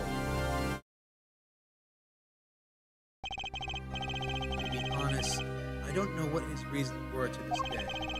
As far as I can tell, he dismissed me as his representation because I lost in a game of poker. I can come to no other conclusion. Dad used to say something. If you want to know a man, you have to compete. Zach wasn't watching his points or the cards. He was watching the man behind the cards, Christoph. He must not have liked what he saw. Can you believe it? Phoenix Wright, a second-rate attorney who relies on luck and bluffs. He dismissed me and went with that pitiful excuse of a man. Oi! He deserved to die for that error alone. Hold it. So the one who requested that forgery was... Oh, I'm not admitting to anything.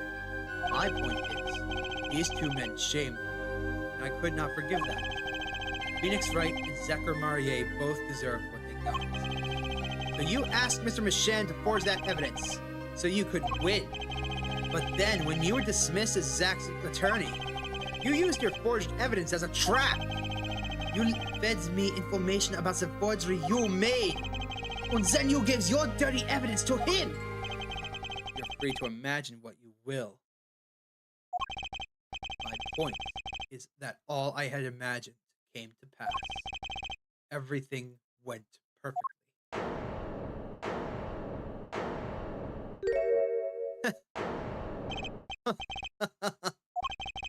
Incredible. If I wasn't laughing, I'd weep. Prosecutor Gavin? Perfectly. You're mad, Christoph. Stop fooling yourself. What are you talking about, Clavier? Tell me, how did that trial end? Cancelled. When the defendant vanished. Ah, I get it.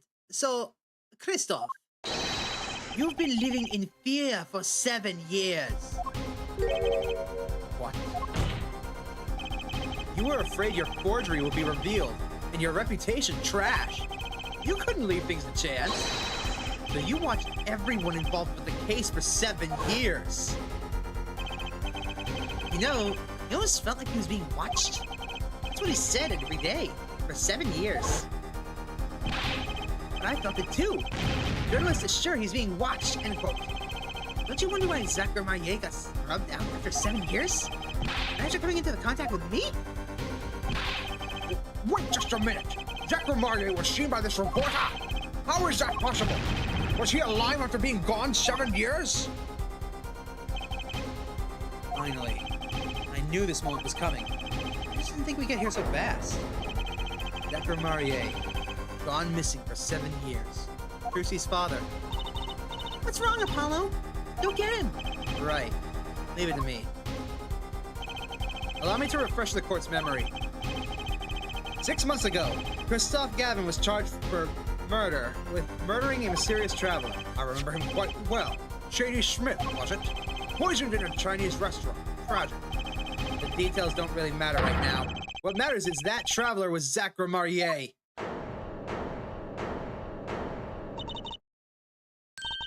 What is it, Apollo?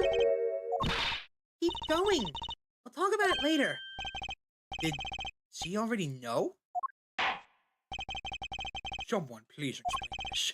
Mr. Justice, can you explain this? It all started 7 years ago. The great magician, Magnifique Grimarier's suicide, started it. Magnifique Grimarier's death and his student Zachary the suspect. Whoever defended Zach in court successfully would be famous beyond belief. Thinking that, Christoph Gavin did the unthinkable. He forged evidence. Through Masham? Actually, it was his daughter, Vera, who really did the work.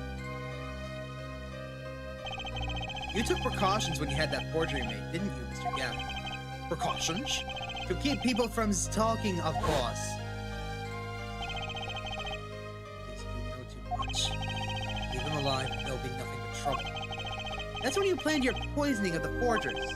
Atro quinine, applied to a commemorative stamp. But luck was on Mr. Masham's side. The bomb didn't go off. His daughter! She saved him by taking the stamp. I see! That wasn't the only bomb he set up. The Arida Donne nail polish. Of course! You noticed something when you requested that forgery. When Vera Masham is nervous, she has a bad habit. Biting her nails. Ah, That nail polish was her good luck charm. She was almost kidnapped once. Since then, she's been... Well, you can see for yourself. She refuses to leave the house. That person gave me the luck charm for when I absolutely had to go outside. It protects me. Yes, apparently she received something. A gift. She won't tell me what it was. It was from that client. The one who wanted that note paid. It was his insurance. Insurance? As long as she lived quietly at home, there was no danger to her. But what if she had to go outside? If she ran into any trouble, she'd become nervous. When the nail polish would do the rest. His time bomb sat there for 7 years. And then, they went off almost simultaneously.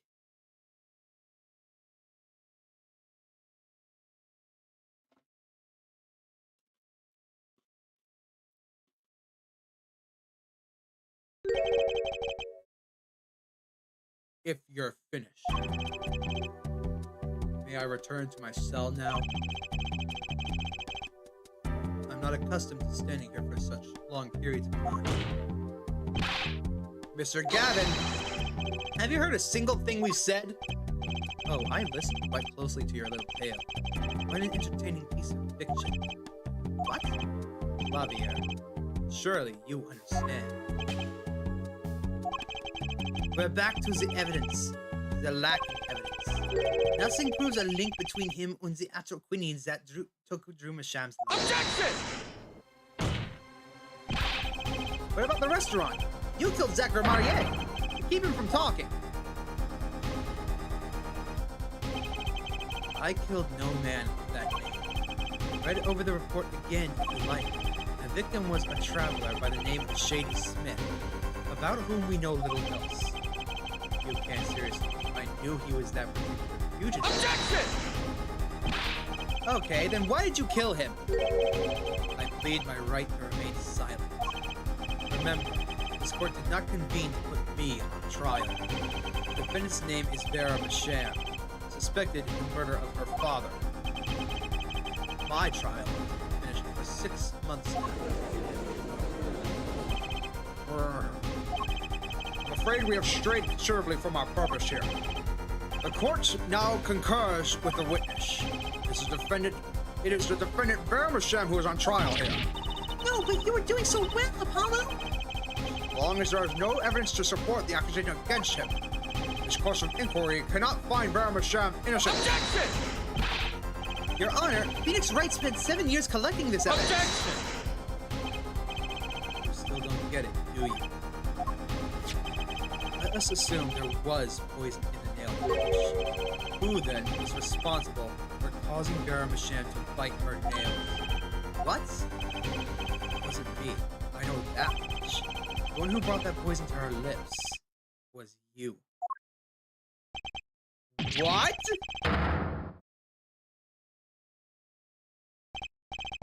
Evidence is everything. There is nothing more.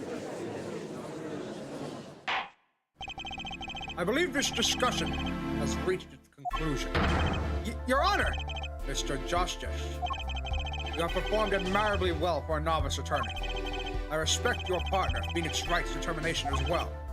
However, Without direct proof, you have nothing. Isn't that right, Javier? Unfortunately, yes, Christoph, you're right. That is, you would have been right until now. You all forgot this was a jury trial! What? Did the news not reach your desk in solitary? The eyes of the nation are on this courtroom today. This is the trial case for the new judicial system. That's right. I totally forgot. The jurist system. Jurist, you say? the current judicial system has been deemed too closed off from society. This new system attempts to inject the wisdom of the common citizens into the law. Common citizens? Wisdom? Is this some sort of a joke? What can we possibly gain by doing this?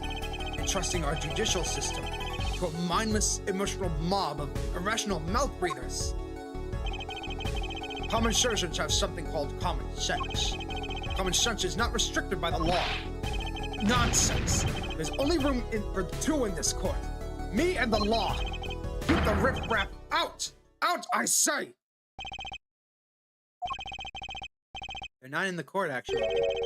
They're watching everything by video camera. Hi! How can you allow this? Incidentally, the one responsible for making this happen was Phoenix Wright. Phoenix Wright?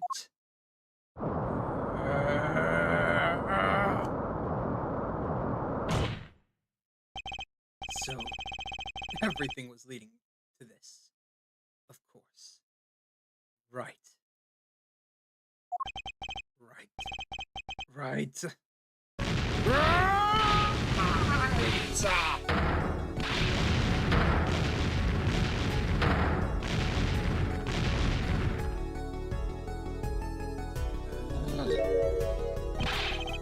won't accept. I can't accept.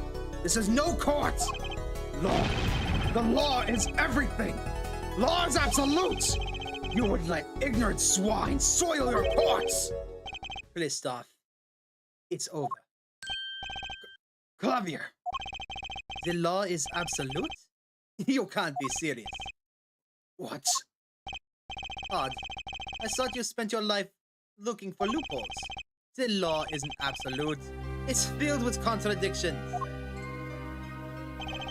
The law is the end product of many years of history. The fruit of human knowledge. Like a gem polished to a gleam through trials and errors. It is the fruit we receive and pass on and face in our time.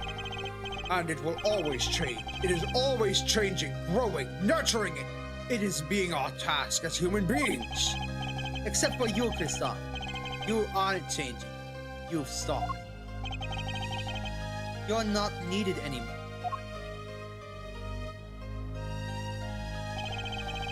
I couldn't think of anything to say. Maybe because I still hadn't seen enough. But someday I'll know what law is. And I'll fight to change it if I have to.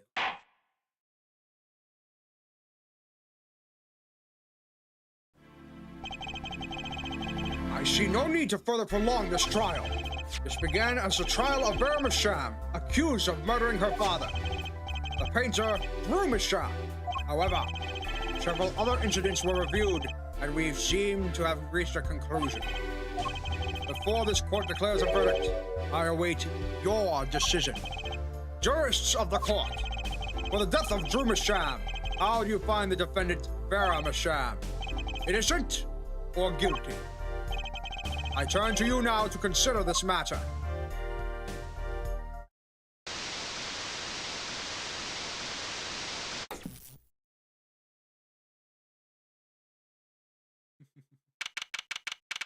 October 9th, 12:48 p.m. Jurist Chambers. This ends the trial for this case. Only the verdict remains to be decided. Defendant Vera Masham is currently in intensive care. If a decision cannot be reached today, it may never be reached. The factors involved are simple. Did the defendant poison her father that night? If so, she is guilty. Or was there another reason for Mr. Masham's death? Did another person poison him? If so, she is innocent. A panel has been provided for each of you to input your decisions. That is all. Please, wait. Yes, jurist number 6? There's something in the jurist handbook here. Persons involved with the case may not be jurists. That is correct. I've looked into all of your dossiers. None of you were involved with the development of the case. With the development of the case, I see. Does that answer your concern? It's time for your verdicts.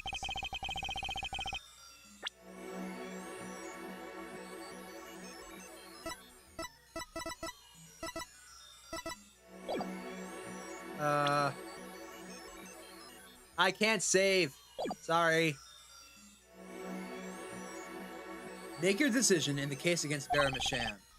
After 7 years, the truth is ready to be heard. I can't save. I can't go to records. Judge wisely. Judge well.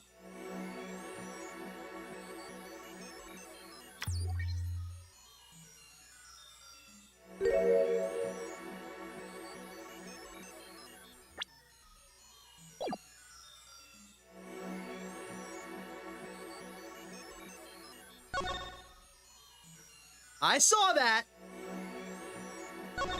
Right there. You see that down there? You see that? Oh! Hello, Thalassa! Not guilty. And so a verdict was reached on October 9th, 2:14 p.m. The first verdict under the jurist system. Innocent by unanimous decision. The record will show that when the verdict was announced, special witness Christoph Gavin laughed.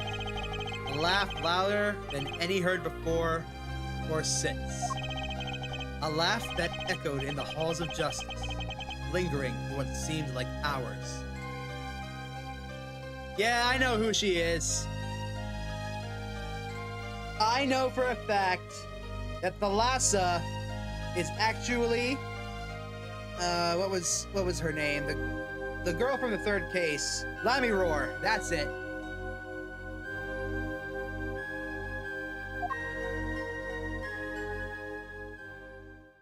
Lammy Roar is Thalassa. October 10th, 8:30 a.m., the morning after the trial. In an intensive care ward, a true miracle has occurred. Vera Masham opened her eyes. October 10th, 10:12 a.m. Hickfield Clinic. Hey, Vera. Vera! I'm so glad Don't cry, Apollo. I'm happy too. And proud. You did well, Apollo. She lost her sight because of the accident, and then she just got randomly dumped off somewhere, I think. I thought about what if Vera... Hey now, don't you start crying too! Sorry you had to see us like this. Vera? Thank you so much, Apollo. Thank you. No, I'm sorry. I shouldn't have pressed you like that. If I hadn't, you would have never bitten your nails and... No, I was wrong. Staying inside like that, clinging to my good luck charm. Vera, when I opened my eyes, I saw you. I finally understood. It's important to be a part of the world. To see things with your own eyes. Looks like that poison did have some effect after all.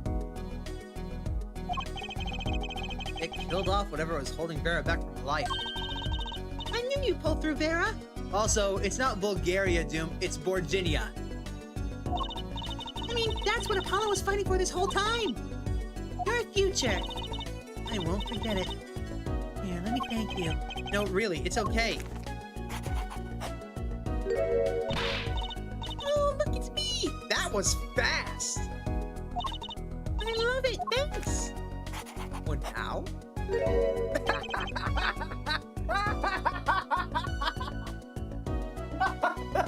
Poor Apollo! Only known by his horns. You really captured your essence, Apollo. Well, I think so at least. That reminds me. You know where the other lawyer is? The other lawyer? Oh, you mean Dad. Except he's not a lawyer anymore. It's my fault, isn't it? I'm sorry.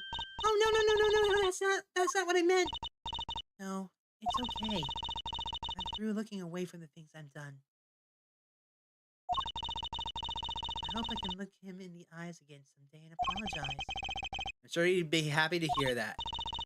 He bought all those things for me when he came to visit earlier. You mean that stack of videos? Mr. Wright finished watching them all? No, I knew my real dad was alive. Huh? I was there 7 years ago, remember? I was the one who helped him vanish from the courtroom. You did what? How? I'm not telling. Oh, we know. He promised me that day when he went away. We may not meet again for some time, Trucy. But know this, I will be watching. And one day I shall return. You're the next Grammarier, after all. Oh, Trucy. In the end, he couldn't keep that promise, could he? It's okay. Phoenix is my dad now. Even if he can't really play the piano. That he can. Oh, and I got you too. Even if your voice is kind of loud sometimes. Glad I made your list, little sis. Hey, come to think of it, that is Dad. The one who can't play. You know, Apollo? I think he said he had to meet someone. I wonder. Maybe it's a new mom. Oh, Lucy? Yes, Vera? I was wondering, could you show him me one more time? Sir Hat, was it? Oh, he's not been knighted yet. Here goes. Do us an impersonation, Mr. Hat. Objection! Not loud enough. And I like Miss Magic Underwear's better, thank you. That's magic panties, Apollo. True siblings. Moss!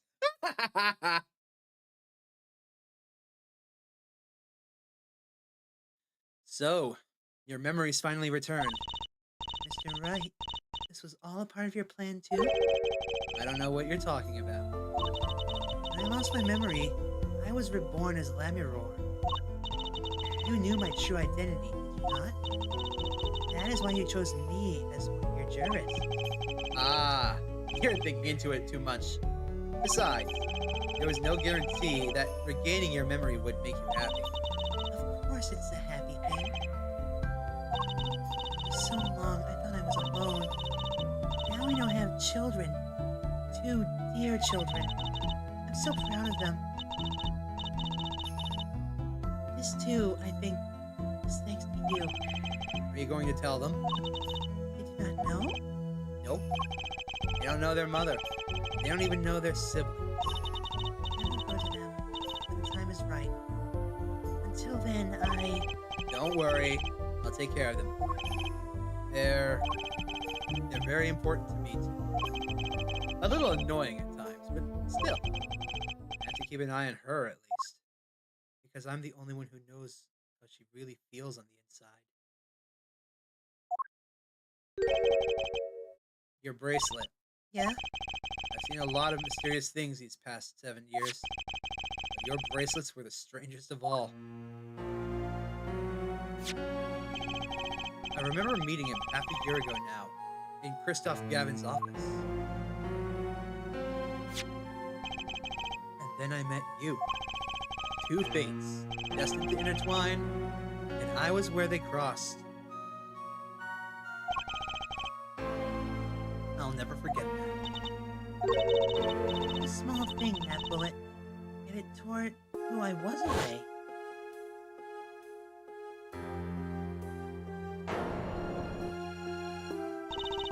Ten years ago, during a simple rehearsal. It was a miracle that no one died, but I didn't survive the accident. That is why I left the troupe, my family. Now my memory has returned. I myself once more. For the first time, I'm glad to be alive, Mr. Wright. Speaking of miracles, Sarah Misham regained consciousness this morning. I can only hope she's as glad as you are. It is a strange thing. Fate? Sometimes a life is taken. Sometimes a life is spared. You know what I've been thinking? People don't die that easily, really. As long as they've got something worth living for. That's pretty much the end of my story. For now, anyway. I still got a long way to go. This power of mine, well, it needs some work. But there's hope now. We'd lost it. Somehow we found it again. That's why people are smiling again. Hope. Yeah, I think I'll keep at this lawyer thing for a while. Oops, training time. Gotta go. Cords of steel, here comes Justice! Objection! For those of you seeking the bad ending, please go look it up on YouTube. I'd not mean enough to do it. Glad you're staying with the agency, Apollo. It's like I found my long lost and big little brother. Oh, and don't you worry about Trip Grammarier. Trucy's on the case. Now that I have this, thanks to Dad. Juicy Grammarier. Frankly, I've got my doubts, but Hack Grammarier, now that'll pack 'em in.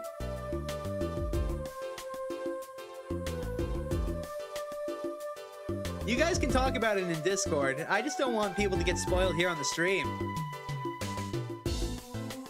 It's not every day that a trial that rocks harder than our gigs, yeah? That's why it's over! The Gaviniers are breaking up. The news caused quite a run on tissues at supermarkets nationwide. You're the real stars now. I look forward to our next jam session. Is he retiring from being a prosecutor?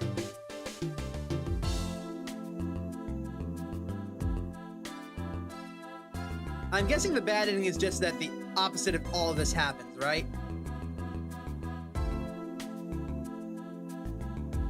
Well, it's finally over.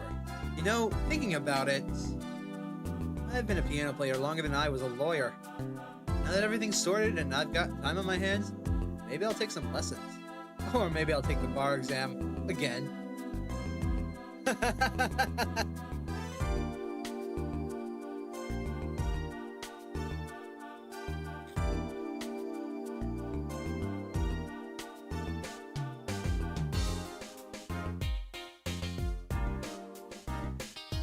Yeah, I'll just look in DMs when the stream's done. It shouldn't be too much longer. I think. So, I was standing around eating snackoos the other day, and I got this crazy idea. If they were golden, you could augment the crunch, better yet, make them ding. The power of science, although the preservatives might not be 100% safe. If Meekins comes up in this, I am not voicing him. My throat would murderize me. No, thank you.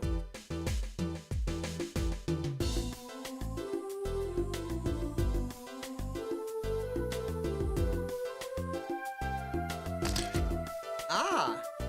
In an unlikely event you are wanting Russian feast, come to Borscht Bowl Club. The only thing colder than this restaurant is borscht. But if greater challenge is being required, then come to the hideout. You know who to ask for. Does Phoenix still play there, I wonder? Who knows?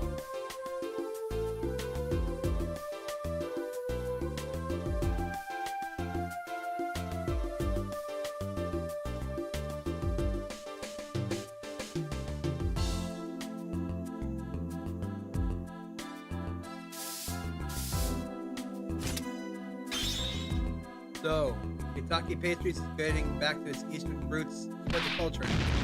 Yo, boss! Culture time! This is how we write root. Got B shit. And we're still about giving back to the people. Yo, boss! PR time! And this is how we write people, alright? Not that Rocky's paying any attention. Oh, kids.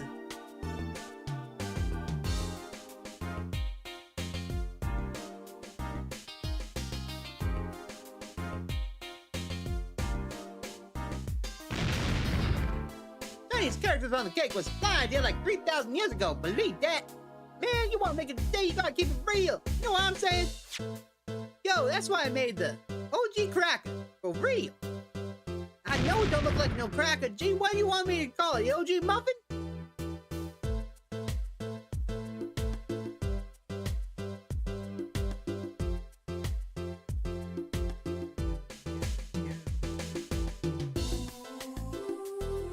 I don't know where all the talk about food is coming from. You ask me, there's only one food, and that's noodles. Noodles forever. I got a new one, too. See, this time I just put a big chunk of salt in the bowl. Why pretend? Eldo's noodles is all about the salt. Salt for it, pop. You're gonna kill someone with all that salt.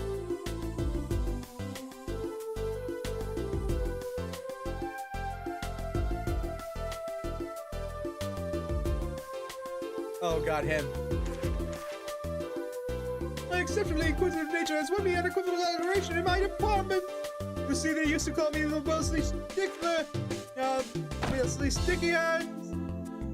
But no longer. I have a new name, one that reflects my true academic nature. Wesley Sicko reporting. Yes, curiosity is a sickness, and I am the cure.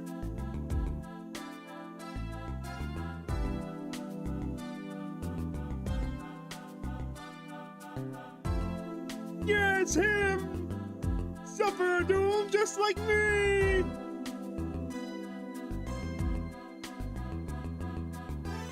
I can't wait to bring this up in our DMs. I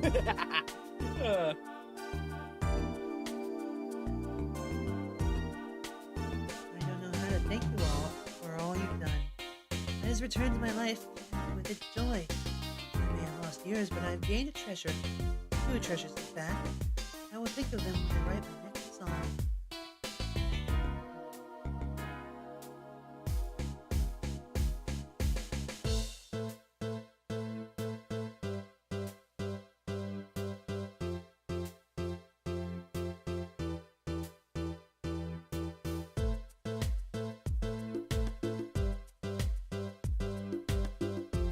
I'm not voicing him. You can't make me.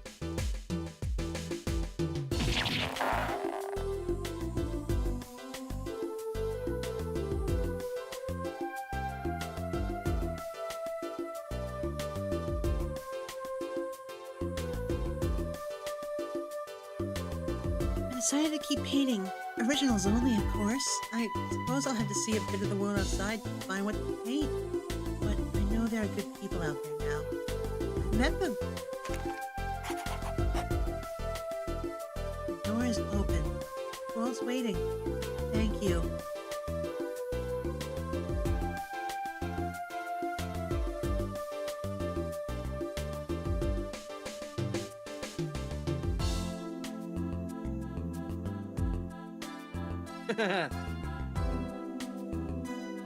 That's adorable. That's wholesome. Phoenix should be there, honestly.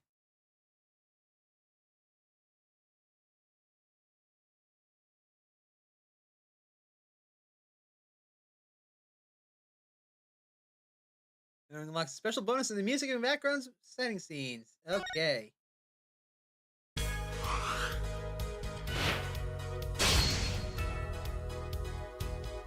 Not yet.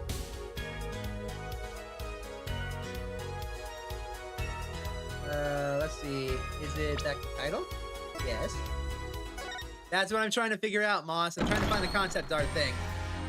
Because you were so insistent on, is it the museum? I'm trying to figure it out, my friend.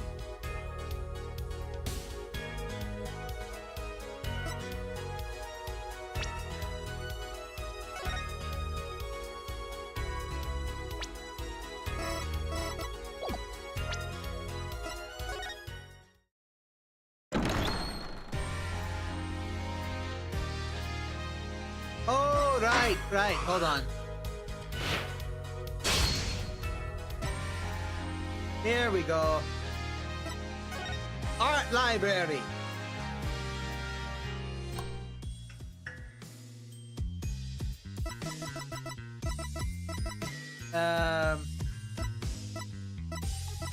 Oh, here we go. Okay.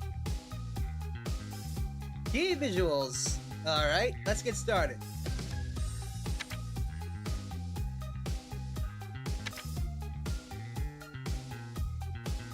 His first case.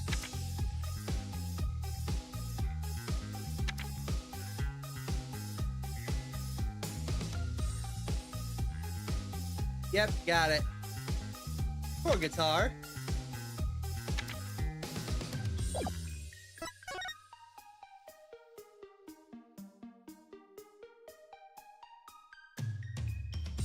So are those his old clothing designs? It looks like the hair has always been a thing. So he was once gonna have the same color as Gumshoe?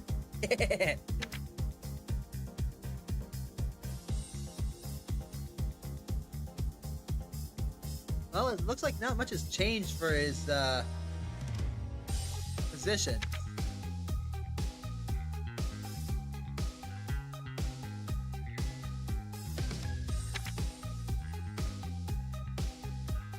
Yo, he was originally gonna have these kind of hairstyles. He originally had Phoenix's hairstyle. That one in the bottom left looks better, actually. The hat's dope. What are with these? That's my question.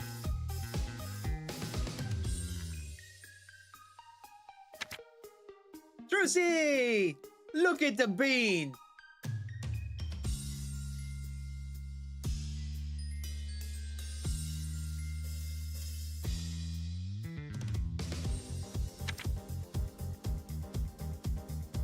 What's with the mask? What's with the creepy doll-like face masks? Was she originally going to be wearing that? Yeah.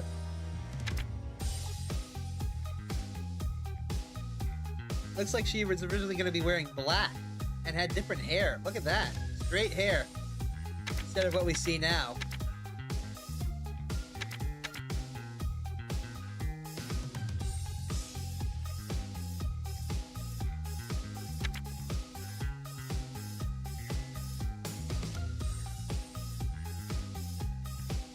Alright.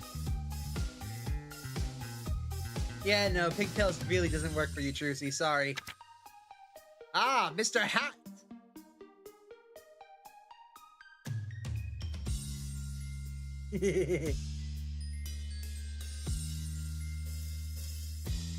His first presentation. And that's its showings of the inner workings of Mr. Hat. After all we see here is clothes. Creepy ass face down here.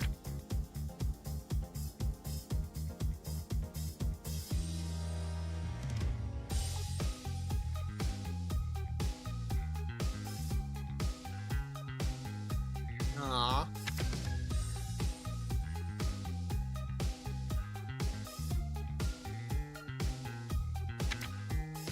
Hey, Phoenix.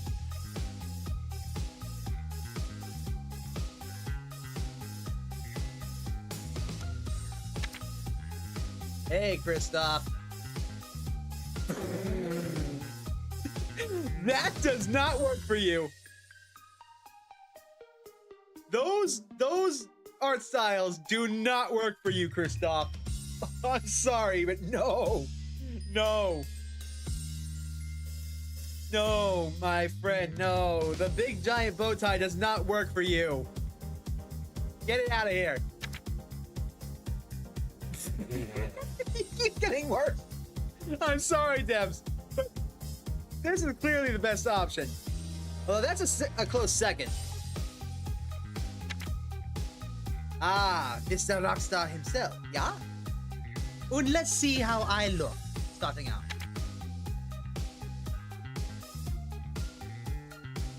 Gotta say, for this as an earlier Kristoff, as a young Kristoff, that works really well.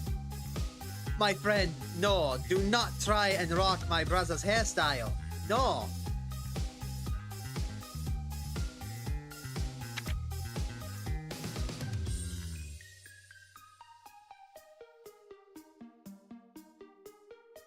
All right.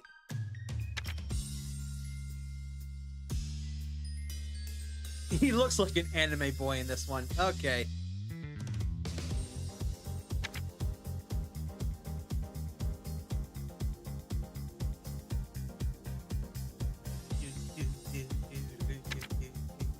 Hi, Emma.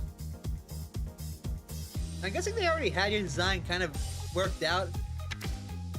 Yeah, they already had your design mostly worked out. Hello, Shady Smith.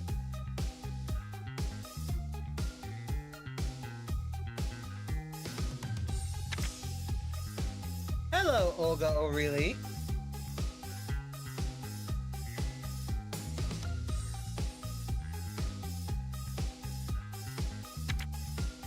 Ah, Guy Eldoon. Originally, it was going to be more like a horn instead of a harmonica.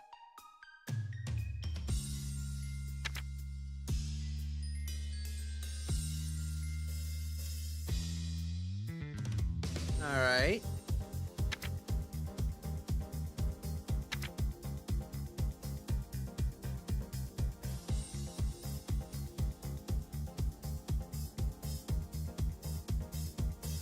So originally he was going to be wearing like a fox head on a chain?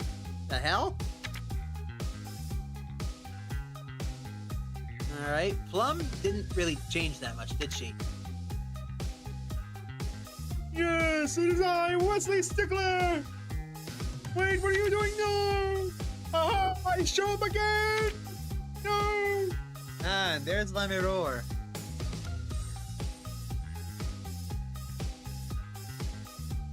He's gone through a couple of changes. Honestly, I like the one on the far right more. But this design is awesome. Aw, poor Machi.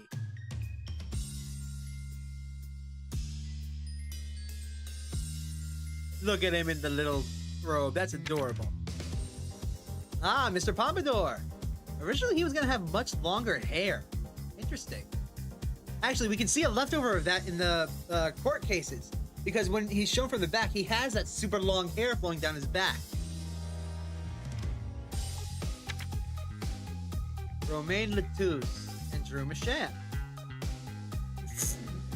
Apparently, he's gone through a lot of hairstyle changes.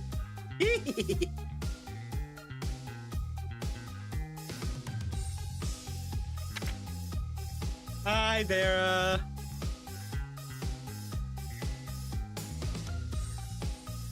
Adorable Bean. Vera. Originally she was gonna have black hair. Oh, baby. Oh, God, nope.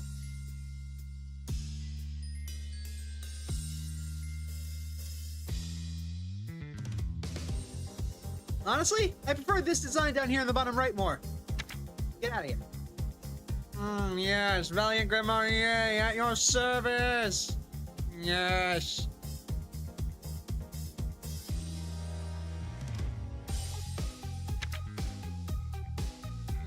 Yes, more Valiant Grimoire. Down here, I look like a fucking wizard with a small goatee.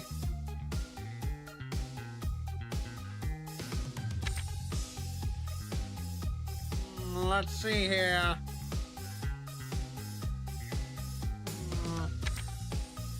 And I am Zachramarier, my Bob, the better magician. Hey.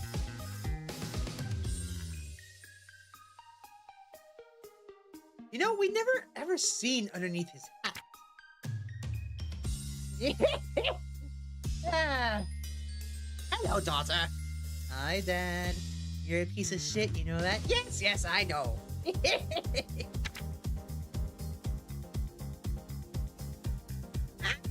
It's me, Winston Penny! Yes! What are you doing? Oh, yes. Allow me to beat the shit out of this sleaze bag over here. Hey, Gumshoe. Hey, Meekin. And we're back to Apollo. All right. Let's have a look at the in-game. Actually, we've seen the in-game illustrations, don't they? If they don't show off, if they really didn't tell Apollo and Trucy that they're siblings, that's kind of dumb. Anyways, you guys can see all this in the game. Backgrounds, show off all the backgrounds.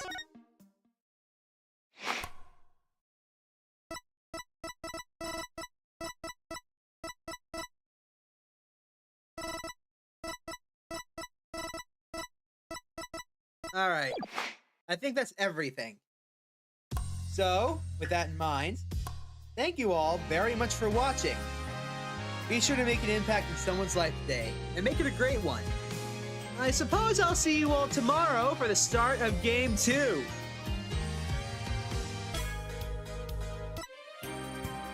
Phoenix Wright, Ace Attorney, Dual Destinies starts tomorrow. I'll see you guys then, because I know only one thing about this game, and I can't wait to play it. Oh, and for the record, I didn't even know this game existed.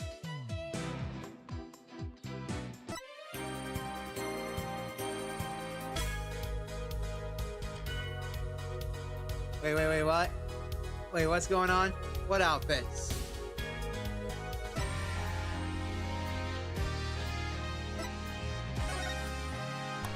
I didn't see any... I have no idea if I'm going to use any costumes or not. I didn't know those costumes existed. Anyways, you're ruining the outro, my guy. I'll see you guys tomorrow. Make an impact in someone's life today. Make it a great one. See you guys later.